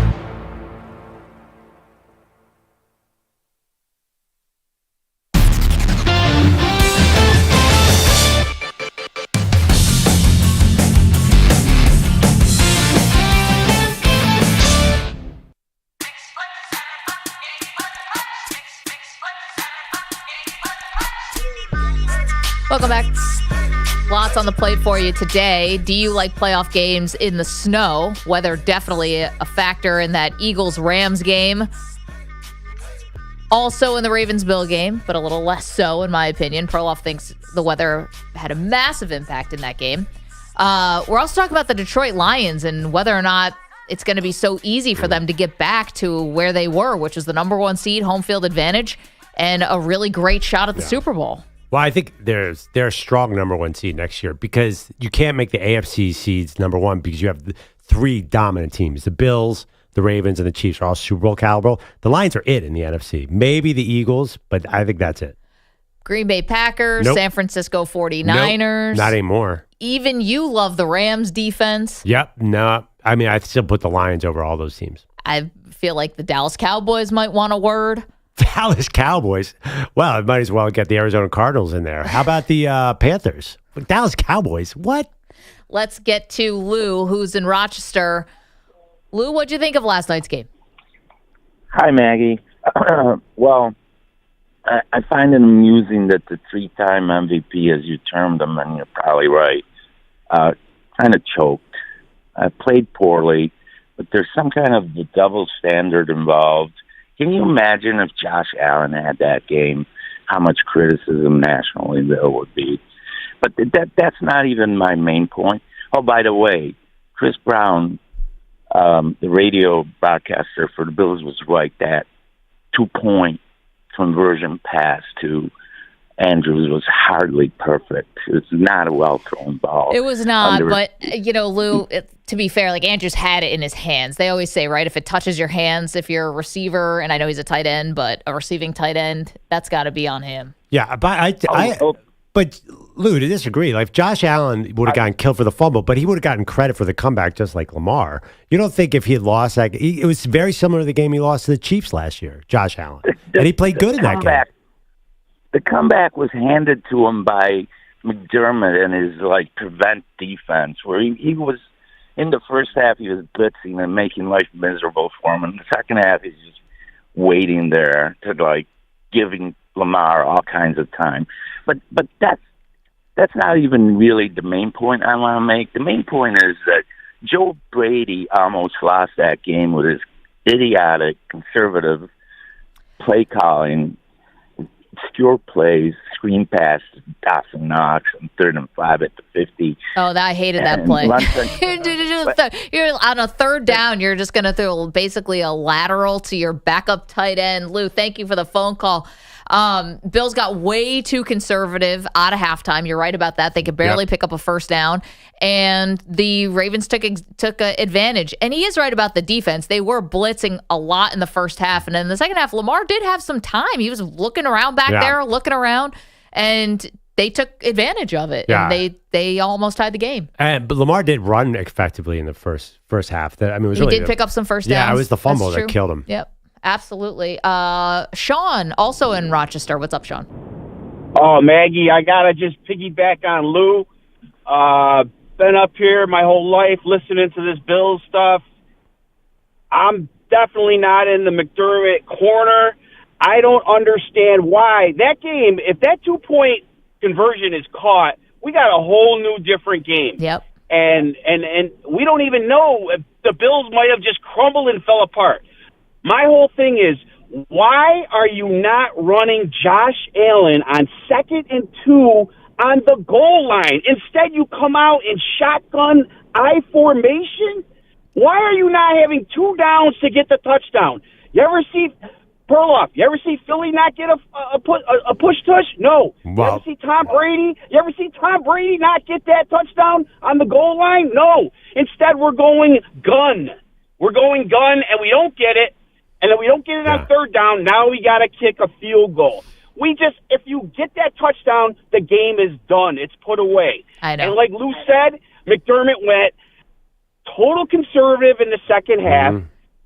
I'm telling you what, if he pulls this crap again against the best coaching staff in the league with Kansas City, with Spagnuolo and Andy Reid, they're done. Sean, he's going to. Sean, you've been watching this, and I've been watching this, and Sean McDermott always gets conservative in big games. Hey, Maggie, one last thing. Sean McDermott is the Buck Showalter of the NFL. He's a great guy. He comes in, he changes the culture. Everybody loves him. Everybody wants to have a beer with him, but he can't win. And then they bring in Joe Torre. It's World Series after World Series after World Series. McDermott, I tell you, he's got to win this game on Sunday, and in my opinion, if he doesn't, he's got to go. Sean, thank you for the call. And you guys wonder why I'm always calling out Sean McDermott. And you're like, you're crazy. They win 13 games. I'm like, wait, no. It's not me. And here's the thing. McDermott ends up, if you play the result, he was right to kick the field goal. By the way, to go up 8. I thought you liked Buck Showalter. Like, I'm like, ooh, you could be Buck Showalter. that guy will come in and get. By the way, Matt Hasselbeck after the game said McDermott's one of the top 5 coaches in the league, and like no surprise in the AFC title game. Well prepared team. I thought that they should have gone for it. 2 yards, get the touchdown, put the game away, but obviously they end up winning the game anyway. Lots more to do, including a post-mortem on the Lions.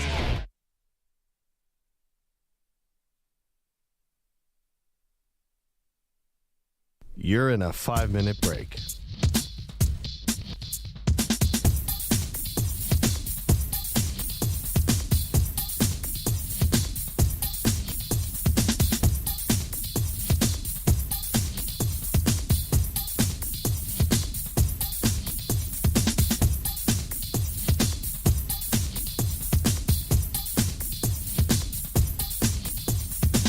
Four minutes, 30 seconds remaining.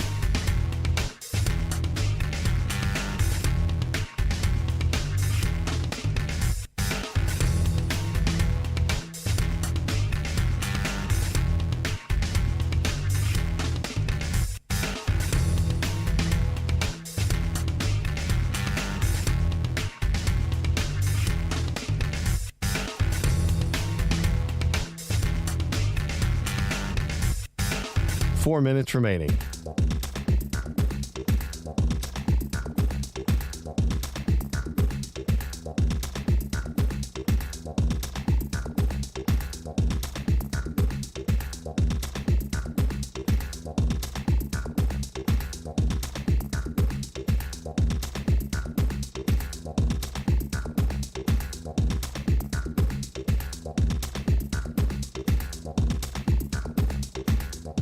Three minutes, 30 seconds remaining.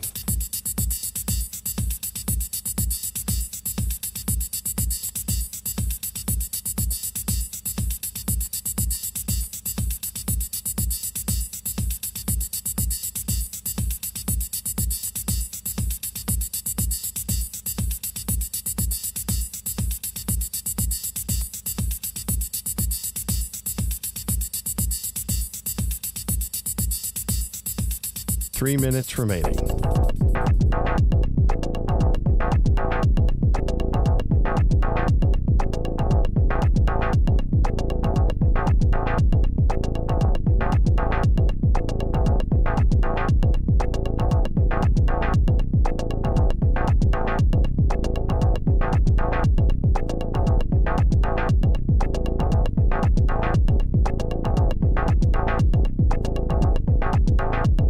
Two minutes, 30 seconds remaining.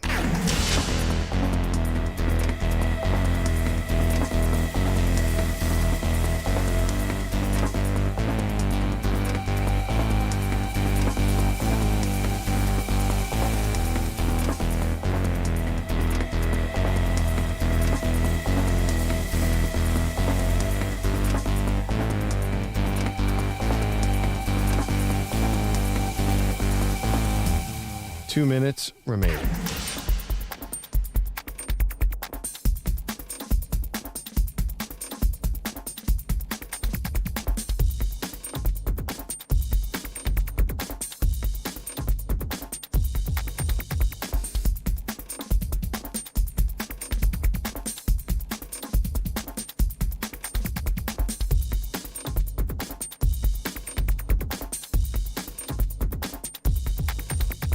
One minute, 30 seconds remaining.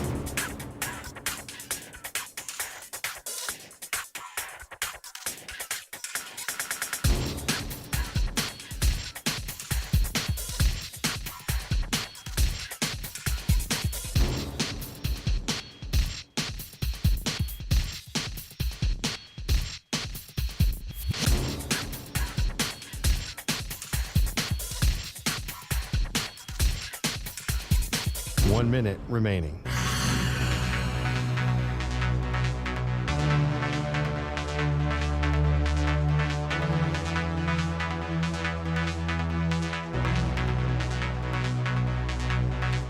Forty-five seconds remaining.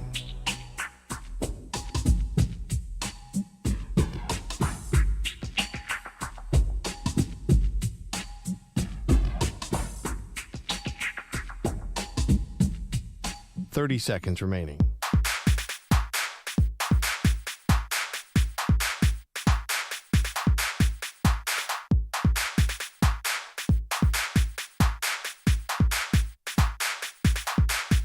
Fifteen seconds.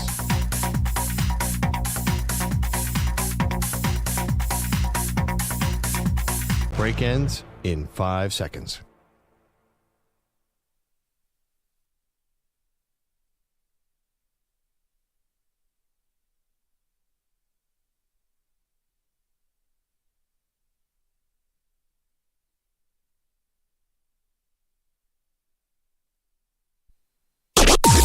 Maggie and Perloff on the Infinity Sports Network.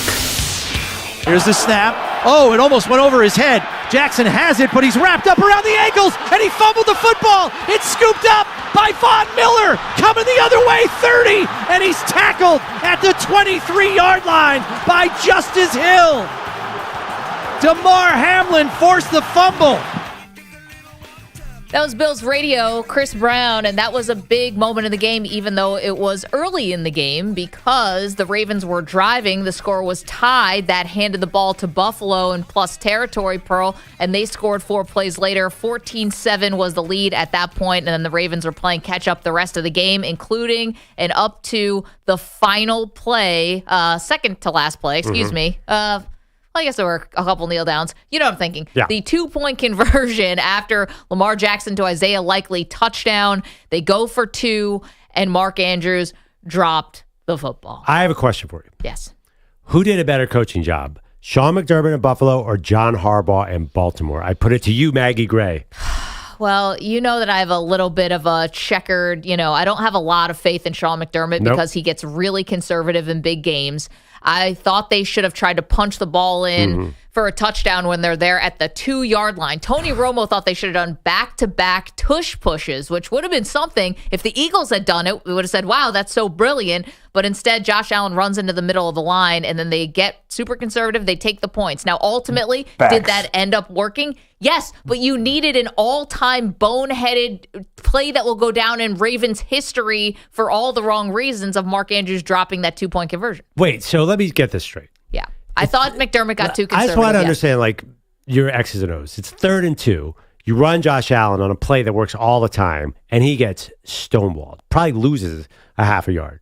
So now it's 4th and 2 at a long 2. You're going to go for it on a field where everyone's slipping around. You're going to risk basically the game. Instead of going up by 8 points, you're going to go for it there on a play in normal percentages would be a good percentage play, but in that weather, I don't know. And what play are you going to run? You're just going to run into the line on 4th and 2? You just had your number one play, which is Josh Allen storming through the line, and it got nowhere because they knew it was coming. I think that would be a gutsy call and a dumb call because I don't think it would have worked. Okay, well, here's the thing. And again, McDermott is proven right here because the Ravens could not execute the 2-point play. But even if you miss on the 4th down, You're giving them the ball at the 2-yard line. So now they have to drive 98 yards. They drove 88 yards. Okay. Because there was a penalty on the next kickoff. I understand, but you are still asking that offense to do quite a bit. I thought being conservative there, I didn't love it. Now, granted, I'm proven wrong. What did Marv Levy always say? You start listening to the fans, you'll be sitting with them. So, but this has been a pattern for Sean McDermott, and he gets conservative. And we had a caller last hour who said if he gets conservative against Kansas City, you might be going home. At some point, you need something ballsy. And I'm not saying reckless. I never said reckless.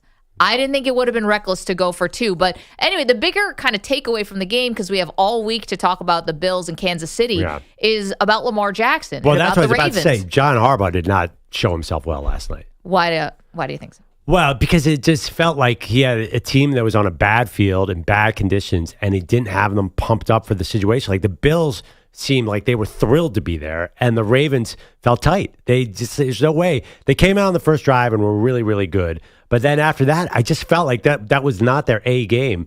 And I'm not going to I will blame the players for not playing their A game, but like Harbaugh's got to inspire this team. Like they keep coming up short in the playoffs.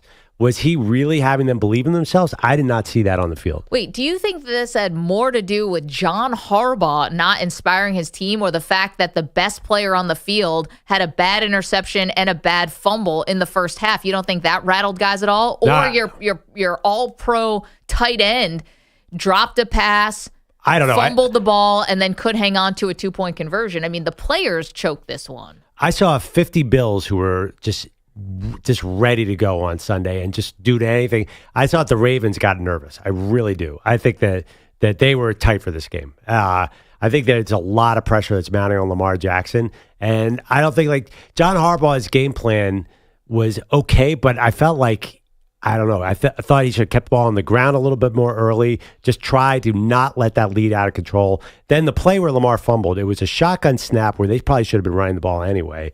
And Lamar should have just killed the ball because the play was all messed up from the beginning. They just had to play the elements more, and that meant be conservative from the beginning.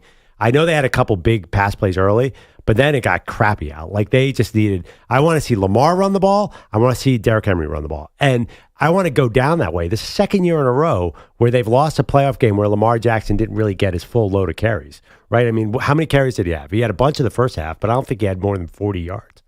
I think you can't have it both ways, though, because you're telling me that Lamar Jackson couldn't play his regular game because the field was so slippery and the field was so bad. So, but he could which run. Is it? He could. I just felt like you got to go down with what got you there. I want to see. Remember the Steelers game? Lamar ran 3 plays in a row at one point. I want to see Lamar running, and I want to see Derrick Henry running. And I think when they got down a little bit, they got a little panicky. They still, basically, they could not let the Bills get a lead because the Bills just want to run the ball. That's all they want to do all year long. So you have to match them with your conservative. You said that Sean McDermott gets too conservative. You better be conservative against the Chiefs because that's what they want to do. They're going to get very, very conservative. I want to see Lamar, if he's going to lose, he ran 6 times for 39 yards. I want to see him run 15 like the Steelers. That Steelers game was unstoppable. It was Derrick Henry, Lamar, Derrick Henry, Lamar, Derrick Henry, Lamar. I'm not quite sure what happens to the Ravens in these moments. I'm not saying it was all John Harbaugh's fault, but I think McDermott presented himself well. I just don't think I don't think John Harbaugh had any great game plan to counter the Bills. Well, I think the way that it went was credit to Sean McDermott because he's really in charge of the defense and he had them ready to go. You're right about that. Yeah. They held Derrick Henry to under 100 yards rushing, which was going to be a key to this game. 16 carries for 84 yards and a touchdown. He almost broke a huge one and basically got tackled by like the shoelaces. I mean, that was close in the third quarter, and he did have one amazing drive in the third quarter, and it brought the score to within 2. They couldn't convert on a 2-point conversion to Isaiah Likely because Matt Milano got like a finger on the ball. But Sean McDermott's credit, they were blitzing a lot in the first half, and they were stuffing the line of scrimmage with the run game. And then in the second half, check out Lamar. He's got time. Like the Bills kind of sagged, went back to that bend don't break thing. Playing the game in front of him. Right. And Lamar had all this time. So you're wondering, why didn't he run? He had opportunities. He's dancing back there in the pocket looking for guys. He had opportunities to run. He did move the ball pretty well in that They second. did. Right. So I don't know how you nitpick here. I guess here's my big takeaway on this. I do agree with one of our callers called in earlier that if Josh Allen had turned in Lamar Jackson's game, I think that he would be facing the same, if not more, criticism. because Josh Allen would have gotten criticized for throwing the ball away in a bad interception and fumbling the ball. Because you would have said he had an issue with turnovers in his career, and so here it was rearing its ugly head again. This was uncharacteristic of Lamar because he's played such a clean season. No. This is so, EJ pointed out the stats right. It was very characteristic of him in the playoffs. Okay, in the playoffs. So and now, I think McDermott saw Spagnuolo knew the same thing. Dare Lamar to drop back in the pocket because he's going to fumble the ball. That's what actually it wasn't him last year, but they knew like eventually Baltimore in their pass game is less effective because they're prone to turnovers. They fumbled the ball against Kansas City last year. They fumbled the ball this year. If they came out against Pittsburgh with the ultimate game plan. They're like, we're not going to risk anything. We're just going to use our offensive line, which is bigger than your defensive line. We are just going to roll downhill against you. And for somehow McDermott got the game in his control. I don't even know how he did it. Because Lamar fumbled. Yeah. That's why. It's these little mistakes. Even before that, I thought, like, wow, why is it Baltimore running game. away? I mean, here's the thing, right? You knew that this was going to be a close game, or you thought. The first time around was not close. Ravens won 35-10 going away, but you knew this one was going to be a lot closer. So what do you think is going to decide it? Turnovers. It's going to be turnovers. Yeah. It's going to be guys making mistakes. It's going to be guys not being able to handle the ball. Now, listen, kick save and a beauty for Lamar, the final touchdown drive. That thing was awesome. He showed why he's the MVP a lot of different times last night, Pearl, but that touchdown drive was fantastic. And the 2-point conversion failed. And you put that more on Mark Andrews. So Mark Andrews is definitely wearing it a lot more than Lamar, but Lamar can't just skirt any kind of blame here. Just like if the roles were reversed, Josh Allen wouldn't skirt any kind of blame if that was Dalton Kincaid that dropped that 2-point conversion. It's the same thing. Yeah, I just think that Lamar's now got this postseason thing he has to wear, where Josh Allen's really good in the postseason. So there's a slight difference there. Josh Allen's stats are amazing in the postseason. Lamar Jackson's stats are well below his regular season in the postseason. Right, There's which is no way around it. I really thought this year, I'm telling you, I know his postseason failures. Lamar has not played as well in the postseason as the regular season. And I said that's why I was picking the Bills on Friday, is so only simply because of that. But I thought the fact that Josh Allen has cleaned up his turnovers, at least until this point, I thought Lamar was going to be able to do the same thing. So quite frankly, I was really surprised that he was responsible for those 2 turnovers in the first half. I really was. And can we stop talking about both turnovers? The first turnover was not significant. It was 2nd and 11. It was about to be 3rd and 11. They weren't looking good on that drive. He threw a 40-yard arm punt. Did kill me. No, but they had also been converting on 3rd and long. They had converted a 3rd and long already. Yeah. Okay, but the fumble was much, much bigger. Yes. And Mark Andrews' fumble was much bigger. They're like the Lions. I just don't know, like, what gets them over the top. I'm not sure with these Ravens team, because next year, there's no guarantee they'll be back in this position, but they kind of got to get home field. I know, okay, there is bad weather in Baltimore. Like, they want that game in Baltimore. Buffalo coming to Baltimore, I'm sorry, I don't care if the weather's bad at both places. That's a huge, huge difference in this game. 855-212-4227. Is there a question on whose loss was worse, Detroit or Baltimore? To me, it's hands down. It was Detroit, right? They're both brutal in different ways. It's brutal for Lamar Jackson because he's going to win his 3rd MVP with limited playoff success. But you're right. It's brutal for the Lions. But I think you and I disagree with this. It is brutal for the Lions. But I think the Lions, we kind of raised the bar a little artificially high on the Lions after all those defensive injuries. They'll never see it coming. No, I cannot do the revisionist history on the Lions like, oh, they deserve the participation trophy. I know they lost a lot of players on defense. They still hung on for the number 1 seed, which they won in Week 18. They were at home facing a rookie quarterback and a team that was the bottom feeder of division for 5 years. Yeah. And then all of a sudden it's turned it around. Well, yeah, but their quarterback just completely panicked, which is not that shocking that Jared Goff panicked. Like, actually, if you step back, like, oh, okay, yeah, Jared Goff, I forgot about that guy. Didn't everyone say that? It's different. Lamar Jackson blowing it is one thing. Jared Goff blowing it, you're like, okay, yeah, I can see that happening. Well, there was a moment where I was being told Jared Goff was the MVP until he threw 5 picks against the Texans. That Jared Goff was staunchly in the MVP conversation. No, he was great this year. There's no way about it. And he made some beautiful, beautiful throws, even though he was obviously probably concussed for half the game. He's still good, but he can panic. Remember the 13-3 Patriots Super Bowl? Like, he's got some bad games in him. That's why I think part of the reasons the Lions is not as shocking because of the star power with Lamar. Lamar is just way too good to not get to the Super Bowl. Raise your hand if you remember that Teddy Bridgewater was on the Lions. I had forgotten that, considering he was coaching high school football in Florida up until like a month ago. I listened to Bogusch. I listened to his updates, unlike most people in this room. Yeah, sure. So therefore, I knew he was back. That's definitely why you knew. Yeah. Well, Bogusch did the story that Teddy Bridgewater just coached a season of high school. I'm like, oh, that's weird. I couldn't believe it. He came out on the field like, no way. And they actually designed up a really nice play, an end around for Jameson Williams that was a great trick play. Unfortunately, that was the end of the good trick plays for Detroit. If you want to laugh, pull up Detroit's depth chart. Just look at the defensive injuries. I mean, it is you can look back on it and say, oh, okay, I forgot about that. Like there are excuses. I'm sorry, there are. We asked you, do you like NFL playoff games being impacted by the snow? 76% of you say yes. Let's go to Monty, who's in Winnipeg. Monty, what do you think? NFL playoff games in the snow, love it or hate it? I love it because I grew up in Minneapolis and in the Bloomington area, not far from the old stadium, and we always played our games in cold weather. It's great. Yeah, listen, you have to know you're not getting the best football. That's the thing. And you have to be okay with that in a playoff game. It's no longer about, is the best team going to win, Perloff? It's now about who can just handle the elements better. And if you're okay with that, then you're okay with snow games in the playoffs.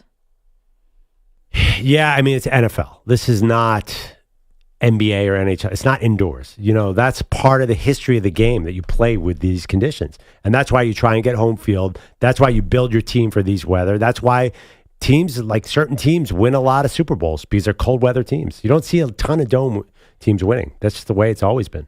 How about Carl? He's in Colorado. Carl, what do you think of snow games? Oh, I love snow games. Grew up watching them all the time. I'm a big Patriots and Bears fan.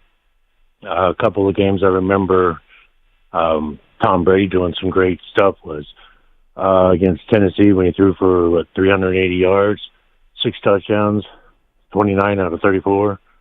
And then the game against Denver, the year that Peyton Manning was throwing for 5,400 yards. Yeah, MVP. That was another great game where they came out and was a 23-0 at halftime, and the Patriots come back in the second half in the snow. You know what's so funny, Carl, and thank you for the phone call, dude, is yesterday that Rams-Eagles game, so snow like crazy, right? Snow globe. Guys were still throwing. At least the Rams were. They were behind. They had to. There was no choice. But even Hurts, injured, had a couple nice connections to Dallas Goedert when he really needed him. I think there were degrees of how hard it was to throw the ball at certain times. Because you see one thing from above, then sometimes they go to a camera angle, and you're like, oh, this is okay. So it depends. There was one, when Kyron Williams fumbled, he was coming off the field, and there were flakes about the size of softballs falling on his head. That was a mess. The last drive, I think it cleared up a little bit. I think it stopped snowing, didn't it?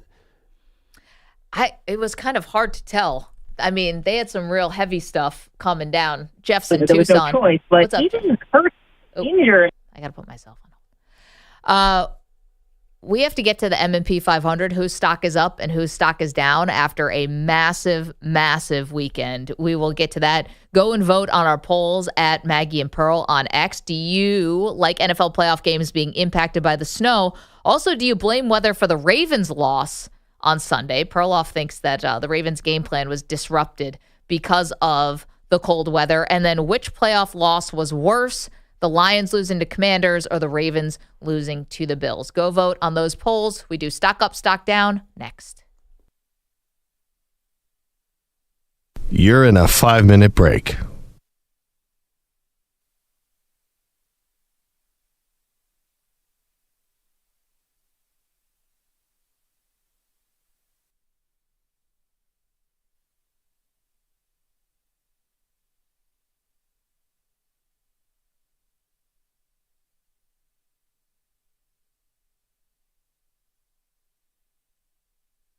Four minutes, 30 seconds remaining.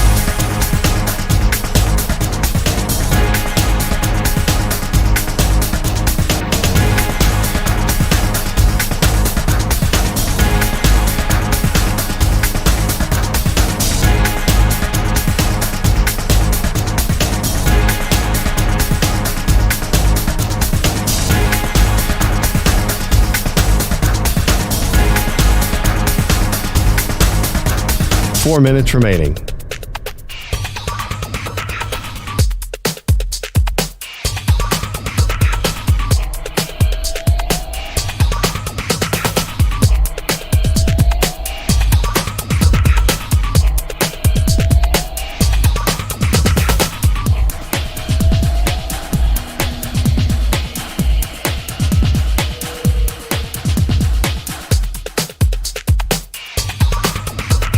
Three minutes, 30 seconds remaining.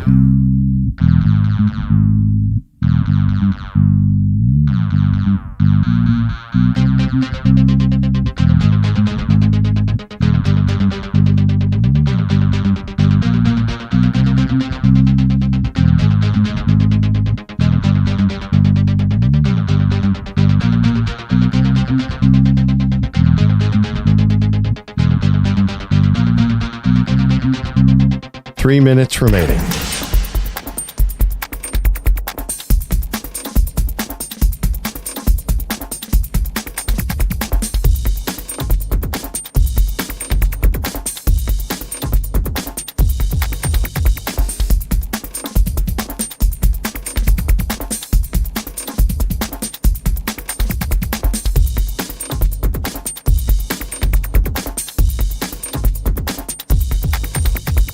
Two minutes, 30 seconds remaining.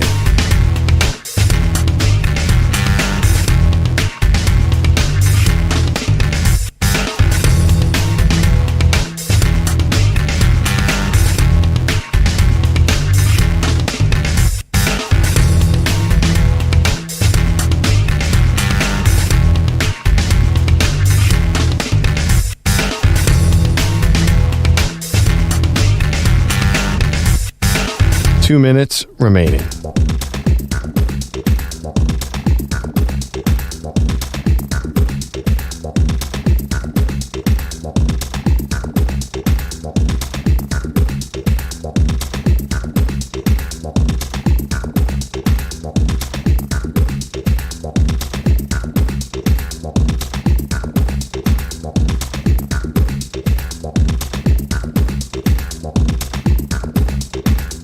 One minute, 30 seconds remaining.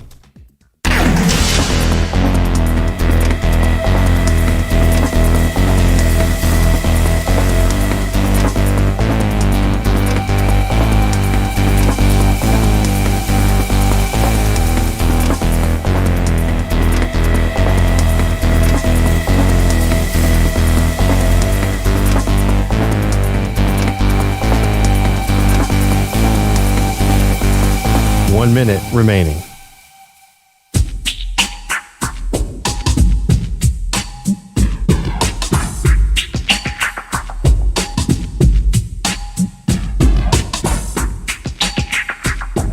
.45 seconds remaining.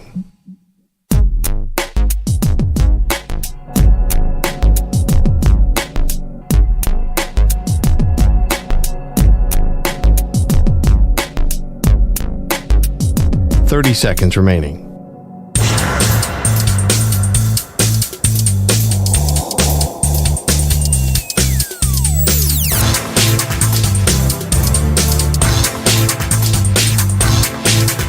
.15 seconds.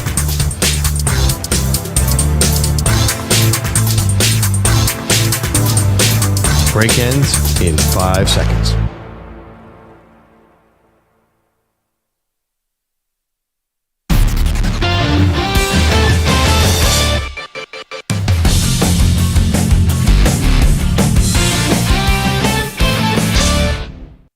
The M&P 500 on the Infinity Sports Network. All right, it's Monday. We do the M&P 500 stock up and stock down here on the Maggie and Perloff show. All right, Maggie, get us started. Since the Bills win, I assume you're going stock up. You know, I wasn't going to go there, but stock up that this time the bad thing happened to a different team. So, yeah, I guess I'll take a little of that. I actually was going to go stock up. My first one was going to be Cliff Kingsbury. You know, Cliff, I think, was down, obviously, after getting fired with the Arizona Cardinals and then, you know, goes to USC for a year. And then the Commanders, I wasn't sure if he was going to be getting a lot of looks. But now, after the Commanders pulled off this massive upset and Jaden Daniels looks like one of the best rookies to ever play football, stock up Cliff Kingsbury. I think you heard the Dallas Cowboys are interested now, and they may not have been before that game on Saturday night. Well, that's so funny. I mean, if Todd Monken and the Ravens win, then he's the coach. Whoever wins these final 4 games, it's basically Joe Brady. If the Bills win the Super Bowl, say bye-bye. If teams can wait for him. Okay, I'll do stock up. I'll stick with my own team. I could go Saquon, obviously, just to rub it in Manny's face, who's a Giants fan. But Jalen Carter is basically, the Eagles were really good last year until he got tired. He had a rookie wall. He was exhausted. It's very exhausting when you're a big man to play all 18 games. This year, no excuse. I feel like, and I always use this word, he feels like our Aaron Donald, like a defensive player, or our Chris Jones, who could will your way to a Super Bowl. Like, I don't know if the Eagles can win a Super Bowl, but I think Jalen Carter is a Super Bowl player. I don't even know which play to pick out. He made so many plays against the Rams yesterday. You just can't really block him one-on-one at all, and even 2-on-1 is hard. And God forbid the Rams on the key play at the end of the game put no one on him when they got a huge sack when they probably should have run the ball. But Jalen Carter is a superstar that the Eagles sort of tripped into with the number 9 overall pick. Well, if stock's up, stock's got to come down. That's the way it works. A lot of different people I could call out with the Lions, including what I believe to be one of the worst decisions maybe in the history of professional football, which is the trick play to Jameson Williams in a gotta-have-it moment when you're down 10 at home and you're about to be upset by the Commanders. If Cliff Kingsbury is up, I'm going Lions coaching staff down. And it's not just that trick play, Prof, because I know you love the trick plays and they've been working for the Lions all year. But how about 12 men on the field before a crucial 4th down play and hands the Commanders a 1st and goal? That was unforgivable. You have the TV cameras showing some of the defensive coaches just shouting, like, stop, we have 12 men on the field. Tom Brady's calling it out in the moment. Everybody knew. Where was Aaron Glenn? Where was Dan Campbell? That was a big mistake to start the beginning of the 4th quarter. It was unforgivable. So stock down Lions coaching staff for those 2 moments. I don't know. You have 2 different kinds of mistakes. One's just a mistake. The other is a strategic mistake. I disagree with you on the trick plays because they're the best team in the league at it. And it worked twice, of all things. Basically, everybody throws a pass in Detroit. I didn't know. Jameson Williams, yes, he's probably not the most football smart player we have out there, but still, like, every trick play they've done is magic all year long. Why would you stop? So you're saying they should just get conservative and not play like the Lions? No, I'm saying there's one thing between a quick shovel play, and there's another between you're down 10 and you hand the ball to Jameson Williams, who might be the most unpredictable player in the league, asking him to make a low percentage throw and a throw that he probably should have thrown away. But he can't make that good decision. You want to know why? Because Jameson Williams never makes good decisions. So why do you think he would make one there? But why is that a low percentage throw? I think they've hit every single time they've done that play. But Jameson Williams hasn't attempted a pass this year. Yeah, but nobody else had too. They keep on trying to. They had Penny Sewell try a pass. Like, it doesn't matter. Like, there's only low percentage about the Lions trick plays. They're a high percentage play. It'd be crazy for them to not run them. It was a pass in coverage. Well, it was a mistake, but it's generally like the wide receiver pass is a high percentage play for the Lions. It's not a bad call. Okay, it's not week 12. That's where I disagree with you. Like, you're saying the Lions should tone it down for the playoffs. No. Perloff, no way. You can just admit it. It was a dumb play at the wrong time. No, I don't think so at all. Because if I say that, then I can't have all the good trick plays. I think they had the most ever in any NFL history. I think they had 7 this year. Maybe old school someone used to do it, but they had flea flickers. They had wide receiver passes. They had running back passes. They had fake fumbles. They do everything. And also, they were behind. They needed quick strikes. I didn't hate it at all. I hate that Jameson was on the end of it, but certainly, run your trick plays. And also, you Kelly Ben Johnson. I mean, dude had one of the top 25 offensive productions in a game ever. He had 521 yards. What does it matter? I'm just saying, you can't blame the offensive coordinator. I mean, that guy is designing stuff left and right. It's not Madden. It's your he scored playoffs. 31 points. It's your playoffs on the line. He scored 31 points. you were down 10, why would you take the ball out of Jared Goff's hands at that point and Because put him in you did it Jameson all- Williams' hands? Then you have to. So, okay, in week 9, you have to criticize it. In big game, when they have some crazy trick play that, of course, works because 90% of them work. Okay, anyway, my stock down is going to be in Houston. Explain to me why Bobby Slowick gets a head coach job interviews. Like, what is going on here? He is Matt Canada 2.0. He runs the most conservative offense, and he has no idea how to pick up Steve Spagnuolo's blitz. That was like that matchup between Steve Spagnuolo and Bobby Slowick was like a adult stealing a lollipop from a child. It was embarrassing from the get-go. I do not know. They should fire him. I'm being serious. I don't want to fire anybody, but they should fire that guy. They need somebody else with CJ Stroud because he either runs at the wrong time or passes at the wrong time like clockwork. I was really surprised. The 4th and 10. I know this was controversial. I thought it was a really bad decision to go for a 4th and 10. So you had no chance. The score is 20-12, and you are, let's see, into the 4th quarter. It's your first drive of the 4th quarter, and it's a 4th and 10 at the Kansas City 40 when your defense was actually playing well and you're down a score. And then you barely get the ball off, and it's almost a delay of game, and you could have taken a timeout at least to settle yourselves. They don't. CJ Stroud gets sacked for a 16-yard loss, and that was the second time he had gotten sacked that took them way, way out of field goal range. I was not impressed. Even forget that. Why, if you're in the bottom half of the league in yards and scoring, why are you getting job interviews? Don't you have to be like a top 10 offense? Like, you scored 2 points against the Ravens. You scored 12 points in a playoff game. You scored 19 the last time you played. Like, you can't score. So I'm just mystified by the Bobby Slowick thing. Also, how about the bad beat in that game? We didn't even talk about that. Now, you were spared that bad beat because you had the Texans. What did you have? 8.5, right? Bet. Yeah.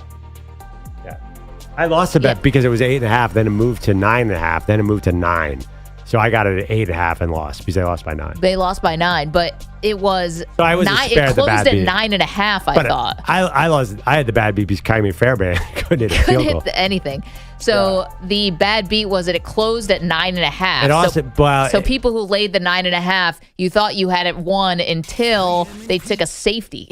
A lot of people, on I think purpose. I heard it closed at 9. Oh, okay. But you could get it you could definitely get it 8.5 on Sunday morning. And then it went to 9.5, and then it came back to 9. So there were some pushes here.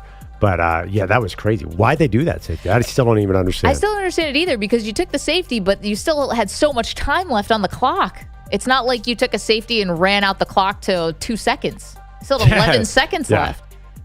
It didn't affect me one way or the other, so it didn't raise my blood pressure. I didn't get it. Do we have time for one more round of this? Stock up, stock down? No, stock up. Someone we have not talked about. How about Sark signing a 7-year contract extension at the University of Texas? He declined 2 NFL head coaching interviews, and that was enough to give him the leverage for a 7-year deal and obviously the success they've had over the last 2 years. Yeah, I mean, 2 Final Fours in the last 2 years. I understand, like, they're a big program, but they were not at that consistent level of success toward the end of Mac Brown. In fact, since Vince Young, they haven't been in close to that. So happy for him. I'm very curious if they had actually advanced and gotten to the title game. I mean, I think Jerry Jones would have had a Brinks truck of money and loaded up for Sark. Because people think of him as the genius play caller, right? Like, regardless of how they act, the fact that their offense has been kind of disappointing the last few months, but still, like, he's got like that guru label, whatever it is. Do you buy that for Sark? It's a label. Yeah, I mean, I don't know. I feel like I'm always left with a little to be determined, but the fact is he's getting to the Final Four, so. Dude, I don't know. He took Quinn Ewers pretty far with some play calling this year. I think their quarterback got hurt. I think his mistake was not going to Arch. Well, yeah, I was going to say, should they have just gone to Arch? Who's your last stock up? Stock up in a losing effort. My guy, Jahmyr Gibbs, sensational.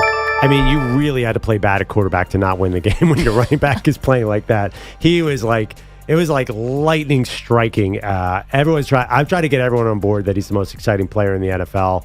He had 70 receiving yards, 105 running yards, and they were trailing. Can you imagine if Goff had not given up that fumble early and they went up 14-3, it would have been a steady diet of Jahmyr Gibbs and an easy win for the Lions, but their quarterback had other ideas.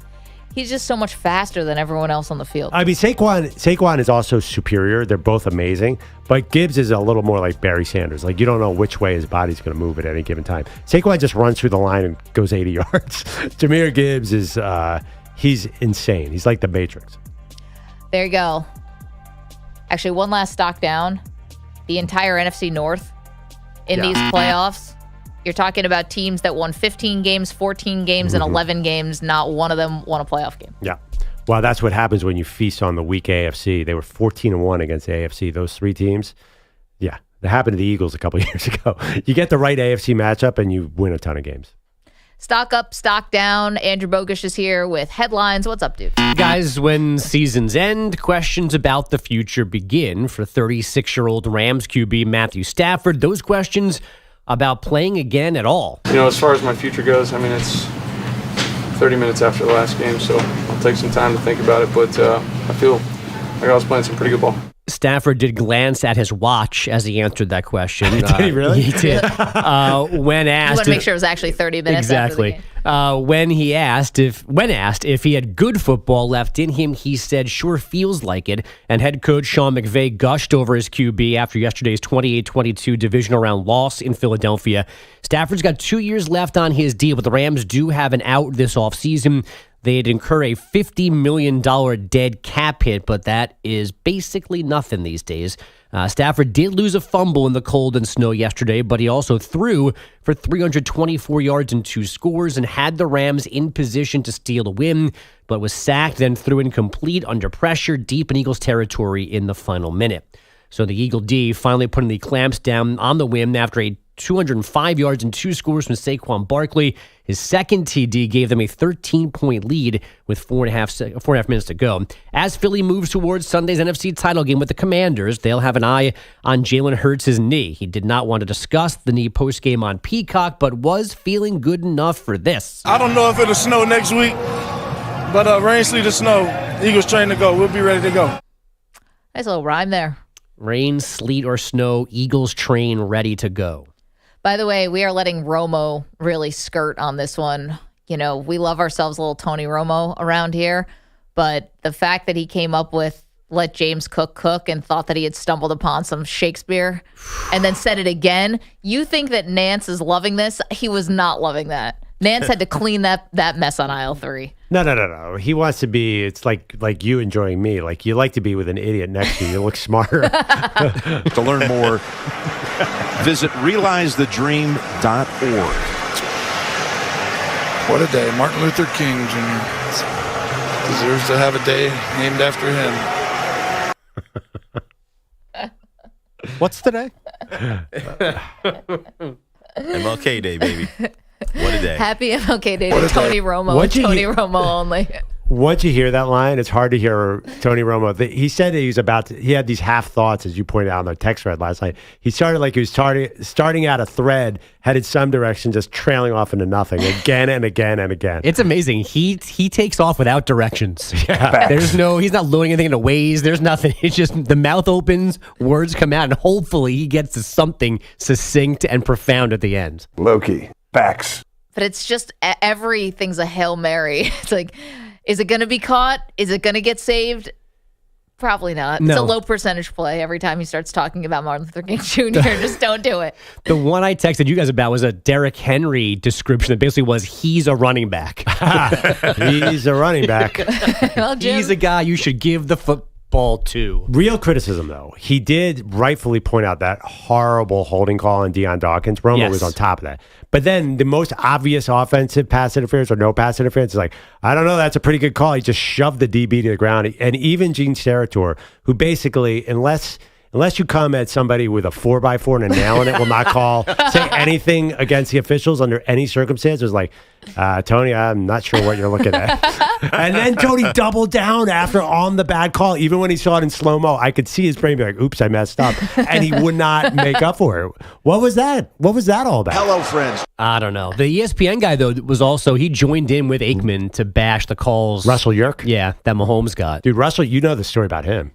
I didn't know who he was until last weekend. Serious ladies man. Russell Yerk, that's obvious. What? He's like the Casanova of the NFL. He's the Sam Hartman. I'm surprised. Like if it wasn't Travis Kelce, it was Russell Yerk for Taylor Swift. Dude is a player. Come on, Daddy. I want to start that rumor. Russell Yerk is secretly like the ladies man of the NFL. Thought I had a chance with Russell Yerk. Russell Yerk, officiating expert. Like if he's single, can you imagine going to a bar? What do you do? I'm the officiating expert on ESPN. Russell Yerk. His last name sounds like something you threw up. Yeah, I know. I just Russell Yerk in the bathroom. It's like, I took that last shot and I just yerked everywhere. What? I better go clean that up. It's like, Billy, you yerked in the sink again. Who is that guy? This is going to be terrible. He's on Pilot, who got every replay wrong. I always forget his name. Mike Carey? Mike Carey. Yeah. Back in the day. Yeah, that was uncanny. It was just odd. Well, they're going to turn that one over. Nope. The call will stay. I felt bad for that guy. Gene Steratore. Now he comes in. He looks like he, is the magician. Following up that act. You know what Gene Seratore's problem is? That dude should not do March Madness because I'm like, you gotta dedicate to the craft like Russell Yerk. You can't do basketball too. Dedicate to the craft. Poor Gene's single too. Can't get a date because Russell's getting up all the girls. Russell Gene. Yerk, ladies man. Gene, I mean, yeah. No, I have no idea. Gene's probably happily married out. He's got a good voice, though, Gene. Perloff just Romo'd his way into that one. Did not know where you were going. No. I was about to say Gene is also a player. Like Gene's like, he's like a crooner. Gene Steratore. Oh my God. No, if any of the referees were going to be ladies' men, it's got to be Hockley with the guns. The senior. He feels a little too much into weightlifting. I mean, women hate that. Well, you don't want to be like, you don't his look like body, The Rock, but he kind of looks like I think they're hotter refs. I want to hear more about Steratore singing in a lounge somewhere. I don't know. He's got a great voice, Gene Steratore. No, he does. I agree with that. I can see him sitting behind a piano, a glass cup on the taking requests. Yeah, do a little Sinatra. Exactly. Like, this is for all the ladies. He's got a tux on, but the tie's undone, just hanging on his neck, smoking a yeah. Tip jar right on top of the. Now it's in Tulsa at 4:00, so it's a weird setting, but still it works. I got to hand it. Troy Aikman was very critical of the refs. Romo got in there. You're right. Guys are getting a little bit more of a backbone. And then there's Tom Brady, who just doesn't say anything about the referees. By law, not allowed to say. First of all, he got killed because he wouldn't say anything about Ben Johnson. We're all like, tell us about Ben Johnson. He's like, nope. No, thank you. It's like, you I'm just good. interviewed this guy. He's like, I got no comment on that. Good luck, Kevin. But I'm surprised Burkhardt said that. Explicitly said he just interviewed him. Yeah. I think they wanted to try to be a little transparent, maybe. I have no idea. Yeah, but I thought they would have said it without telling us that he actually interviewed him. Like, he might have said, like, you're part of the process, or you've been in meetings, whatever. Like, but he said, you just interviewed Ben Johnson, which I did not think we were going to get direct confirmation like that. Yeah, confirm the actual hour-long interview. Oh, because he's just a minority owner. He doesn't have a title with the team? Yeah, I thought they just wanted to keep it like unknown exactly what he had done. No, he's like, you picked up a side hustle recently, which is becoming the minority owner of the Raiders. Like, this is as close as the Raiders has been to a playoff game this meaningful in a long time. By the way, I don't think there's any way Brady would have co-signed that Jameson Williams pass. No chance. He hated it. He did not like that trick play. Yeah. I don't think, they'll definitely still give him $15 million, but I actually do wonder about that relationship if that is something that happens. Oh, you said Diana Rossini had an update on Ben Johnson and the Raiders, or Ben Johnson and his he has offers to interview with the Jags, the Bears, and the Raiders, but he might not take all three. And also, Florio put it out and other people that he might stay at Detroit, just as a theory, just unfinished business. One thing I can guarantee, I don't know about Ben Johnson, but I do know that Carl Cheffers is partying with Blake Lively and Taylor Swift tonight. Because that dude's on the scene. Carl, I know he's an official. I guess that's I'm not Crazy Carl. I'm not claiming like good to see you, Carl. The reason Carl Jeffers is screwing the game towards the Chiefs is for Goodell, but he also likes to hang out with these socialites. You are starting rumors. These are good ones. That Carl Jeffers and Blake Lively are close. Yeah. She's got enough drama. Leave her alone. Yeah. Ryan Reynolds, Blake Lively, and Carl Jeffers hang. It's a polyamory thing. That's low. Bad math, that Justin dude. I said hang out. I didn't say polyamorous. Jeez Louise. What were you implying? Yeah, they don't play Monopoly. It's not game night at the Reynolds household. Carl Jeffers doesn't do that. Do you think Taylor Swift would have one of her friends like Lana Del Rey or so? I guess she's married, but somebody date official just to get favor for Travis Kelce? Like one of her single friends? Hey, like here's Sabrina Carpenter. Yeah. We're going to sacrifice you. Yeah. You get Hockey Lee Jr. Yeah. Hey, Hockley Jr., are you a fan of Sabrina Carpenter? Like, I can make that happen. Hey, I'm going to need you to fall in this grenade for me. Like, all right, whatever it takes. I'm going to need you to call this roughing the passer. Now we know why they give all those calls to Mahomes. 855-212-4227. All right, see you guys on the phones. Let's do this. We also have a pick for you for tonight's national championship game, Notre Dame and Ohio State. You're in a 5-minute break.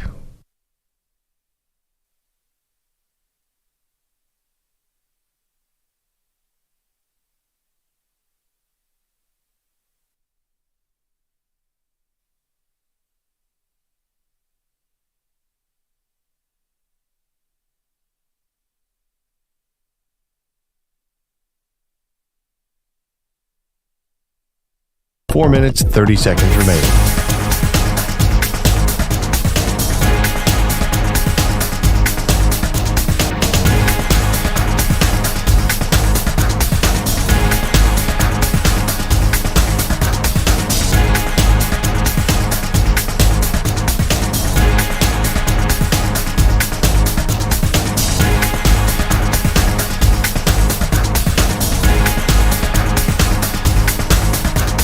Four minutes remaining.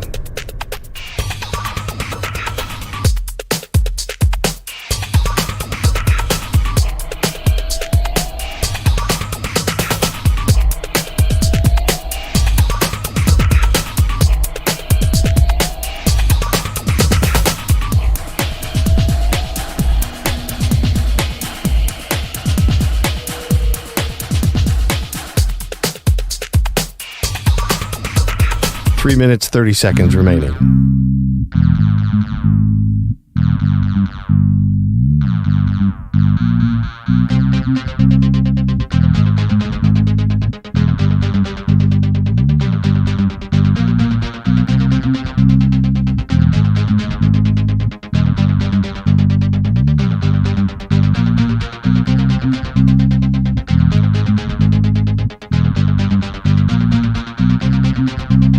Three minutes remaining.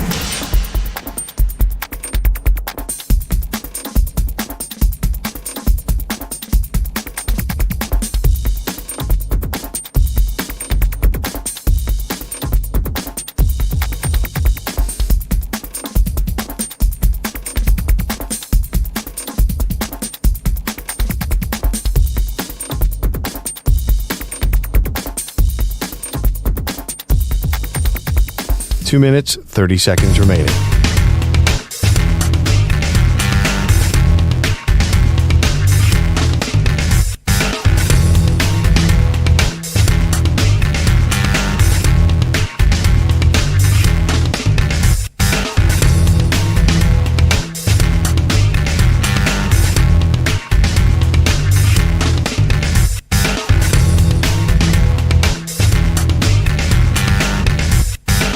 Two minutes remaining.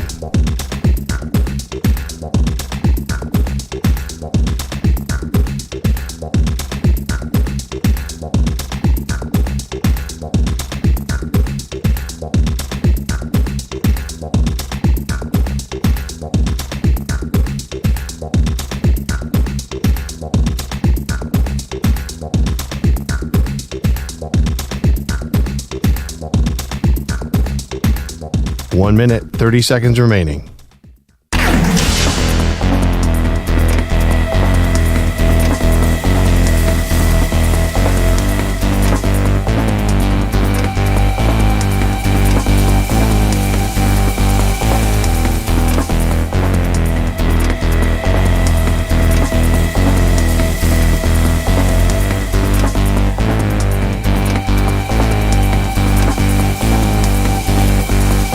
1 minute remaining.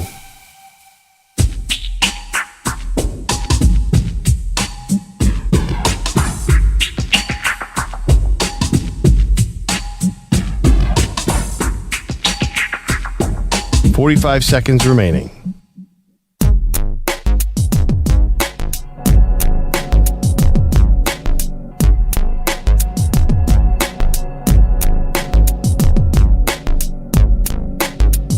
.30 seconds remaining.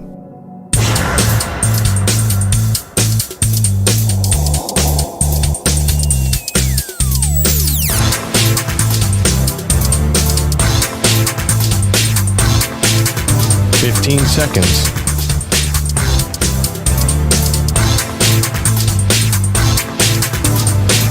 Break ends in 5 seconds.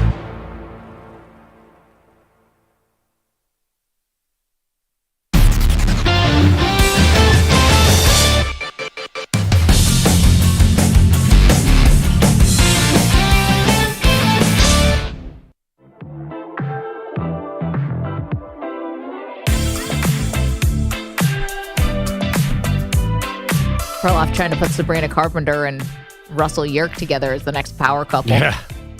The officiating guy from Fox. All of that made no ESPN. sense. It's just every time Russell Yerk comes on, I'm like, God, that's such a nerdy name for an officiating expert. Like, it's not helping.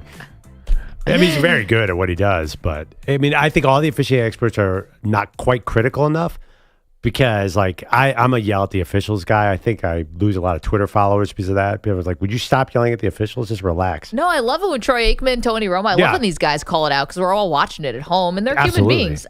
John is in Rochester, was at the game yesterday. John, what'd you see from the stands? Hey, Maggie, I called you on Friday. You got to believe in these guys. This is unbelievable. The difference was the home field advantage for sure. I mean, it was a late night for everybody. I got home at 3:30 in the morning just because nobody left their seat. And I'm a 60-year-old fan. Got to enjoy that with my 30-year-old son. Every year we get heartbroken by one play or another, and we were right down by the 5-yard line there when he dropped that 2-point conversion. Our group or our fan section was just unbelievable, saying it's our turn, but we couldn't celebrate until the onside kick because we knew that was next. And as you know, as a Buffalo fan, everything happens like last minute. But this time we did it. This time we did it, and we enjoyed it. And now we're off to KC, and we're going to do this thing. It's Bass hits a big 51-yarder. Everybody's doing their thing along the way. And every time Derrick Henry had that ball yesterday, our group around us was just dying. Just tackle that guy. Just tackle that guy. But we enjoyed it. Nobody left the stands after we won. It was just unbelievable. And we got to do it. We got to do it next round. John, speaking it into existence or trying to. Glad you got a great memory with your son. Those things are really special. And listen, usually the bad thing happens to the Bills. Now, maybe the Ravens fans will start saying a little something like that, but you have Super Bowls recently in your history. At least 2012 is not that long ago, but this one. Yeah, I don't think the Ravens have two in this millennium, so they're fine. Buffalo needs this thing. Yeah, you think so? Andy is in Pittsburgh. Andy, what's up, dude? Andy. Oh, gotta put you on hold. Okay, Jeff is in Tucson. Hey, Jeff. Maggie, how you doing? Doing fantastic, dude. How you feeling about your Buckeyes ahead of this big game? I'll tell you what, I'm feeling good, but I want to tell Perloff something. Yeah. Perloff, I took that 8.5 on the other side and won with it. I got it Sunday morning. And the other thing is I got 2+ touchdowns for 2 running backs. And Maggie, I took Josh as one of the 2+ touchdowns in my bet yesterday. Amazing. Nailed it. Yeah, so we won that. Now it's all about the Buckeyes. So turn our attention. Let's look at something. You got to have a little luck. The Bills got a little lucky, but you got to have that to get to the big game. I'm going to say that. So that worked out for you. The luck is running with you, just like that last caller said. It's your time. Yeah, Jeff, and thank you, and good luck to your Buckeyes tonight. I don't think luck exists when you're playing the Chiefs, though, right? Like, you have to play the perfect game. Yeah, maybe you have to get a little bit lucky. Every champion does, but don't you have to play the perfect game. And this was not the perfect game that Buffalo played. It was a cleaner game, though, than the Ravens played. There are a couple of lucky games. I mean, there was the Bucks Super Bowl. The Chiefs O-line got hurt. I don't know if that's a lucky game. Is that luck? I don't know. I don't know. And also, too, the Bengals game, the Chiefs got conservative on offense. I don't know exactly what happened in that game. But generally, like, they're not unbeatable. I think, I don't know, luck sounds a little thin to describe what's going to happen in this game. You think it's just going to be luck for the Chiefs? I understand what you're saying. Like, I just think that they can't keep winning every close game. There's just no way. No team does that. Well, I mean, they would say, watch us. But that being said, too, the Bills, like, they might not control the game like they did against the Ravens. Like, they need to get control of this game. Because the Chiefs will do what they did to the Texans, just bleed them to death. Really quick, tonight. So I have 2 bets tonight for our show bets. I have Ohio State, and I was laying the 8.5, and I also have the under in this game. Perloff, how do you see it? I think it's closer. I think Ohio State wins a close, ugly game. Notre Dame will just ugly it up. That's what I see. I just don't think at the end they have enough talent. I think that it's a little bit of injuries, too. You know, we talked about Detroit and them being decimated by injuries. Notre Dame's had their fair share of injuries where Ohio State comes in relatively healthy. I think that Ohio State's going to be able to throw the ball on Notre Dame. But when Ohio State, the one thing, Ohio State, when they play teams with no offense, they run the ball. And Notre Dame has no offense. It's true. Enjoy the game tonight. EJ Stewart, thank you. Manny Rodriguez, thank you. Andrew Bogusch, Andrew Kaplan. Callers say you guys were great. The Weedos, the coffee drinkers. We'll be back tomorrow with a full recap of tonight's national championship game.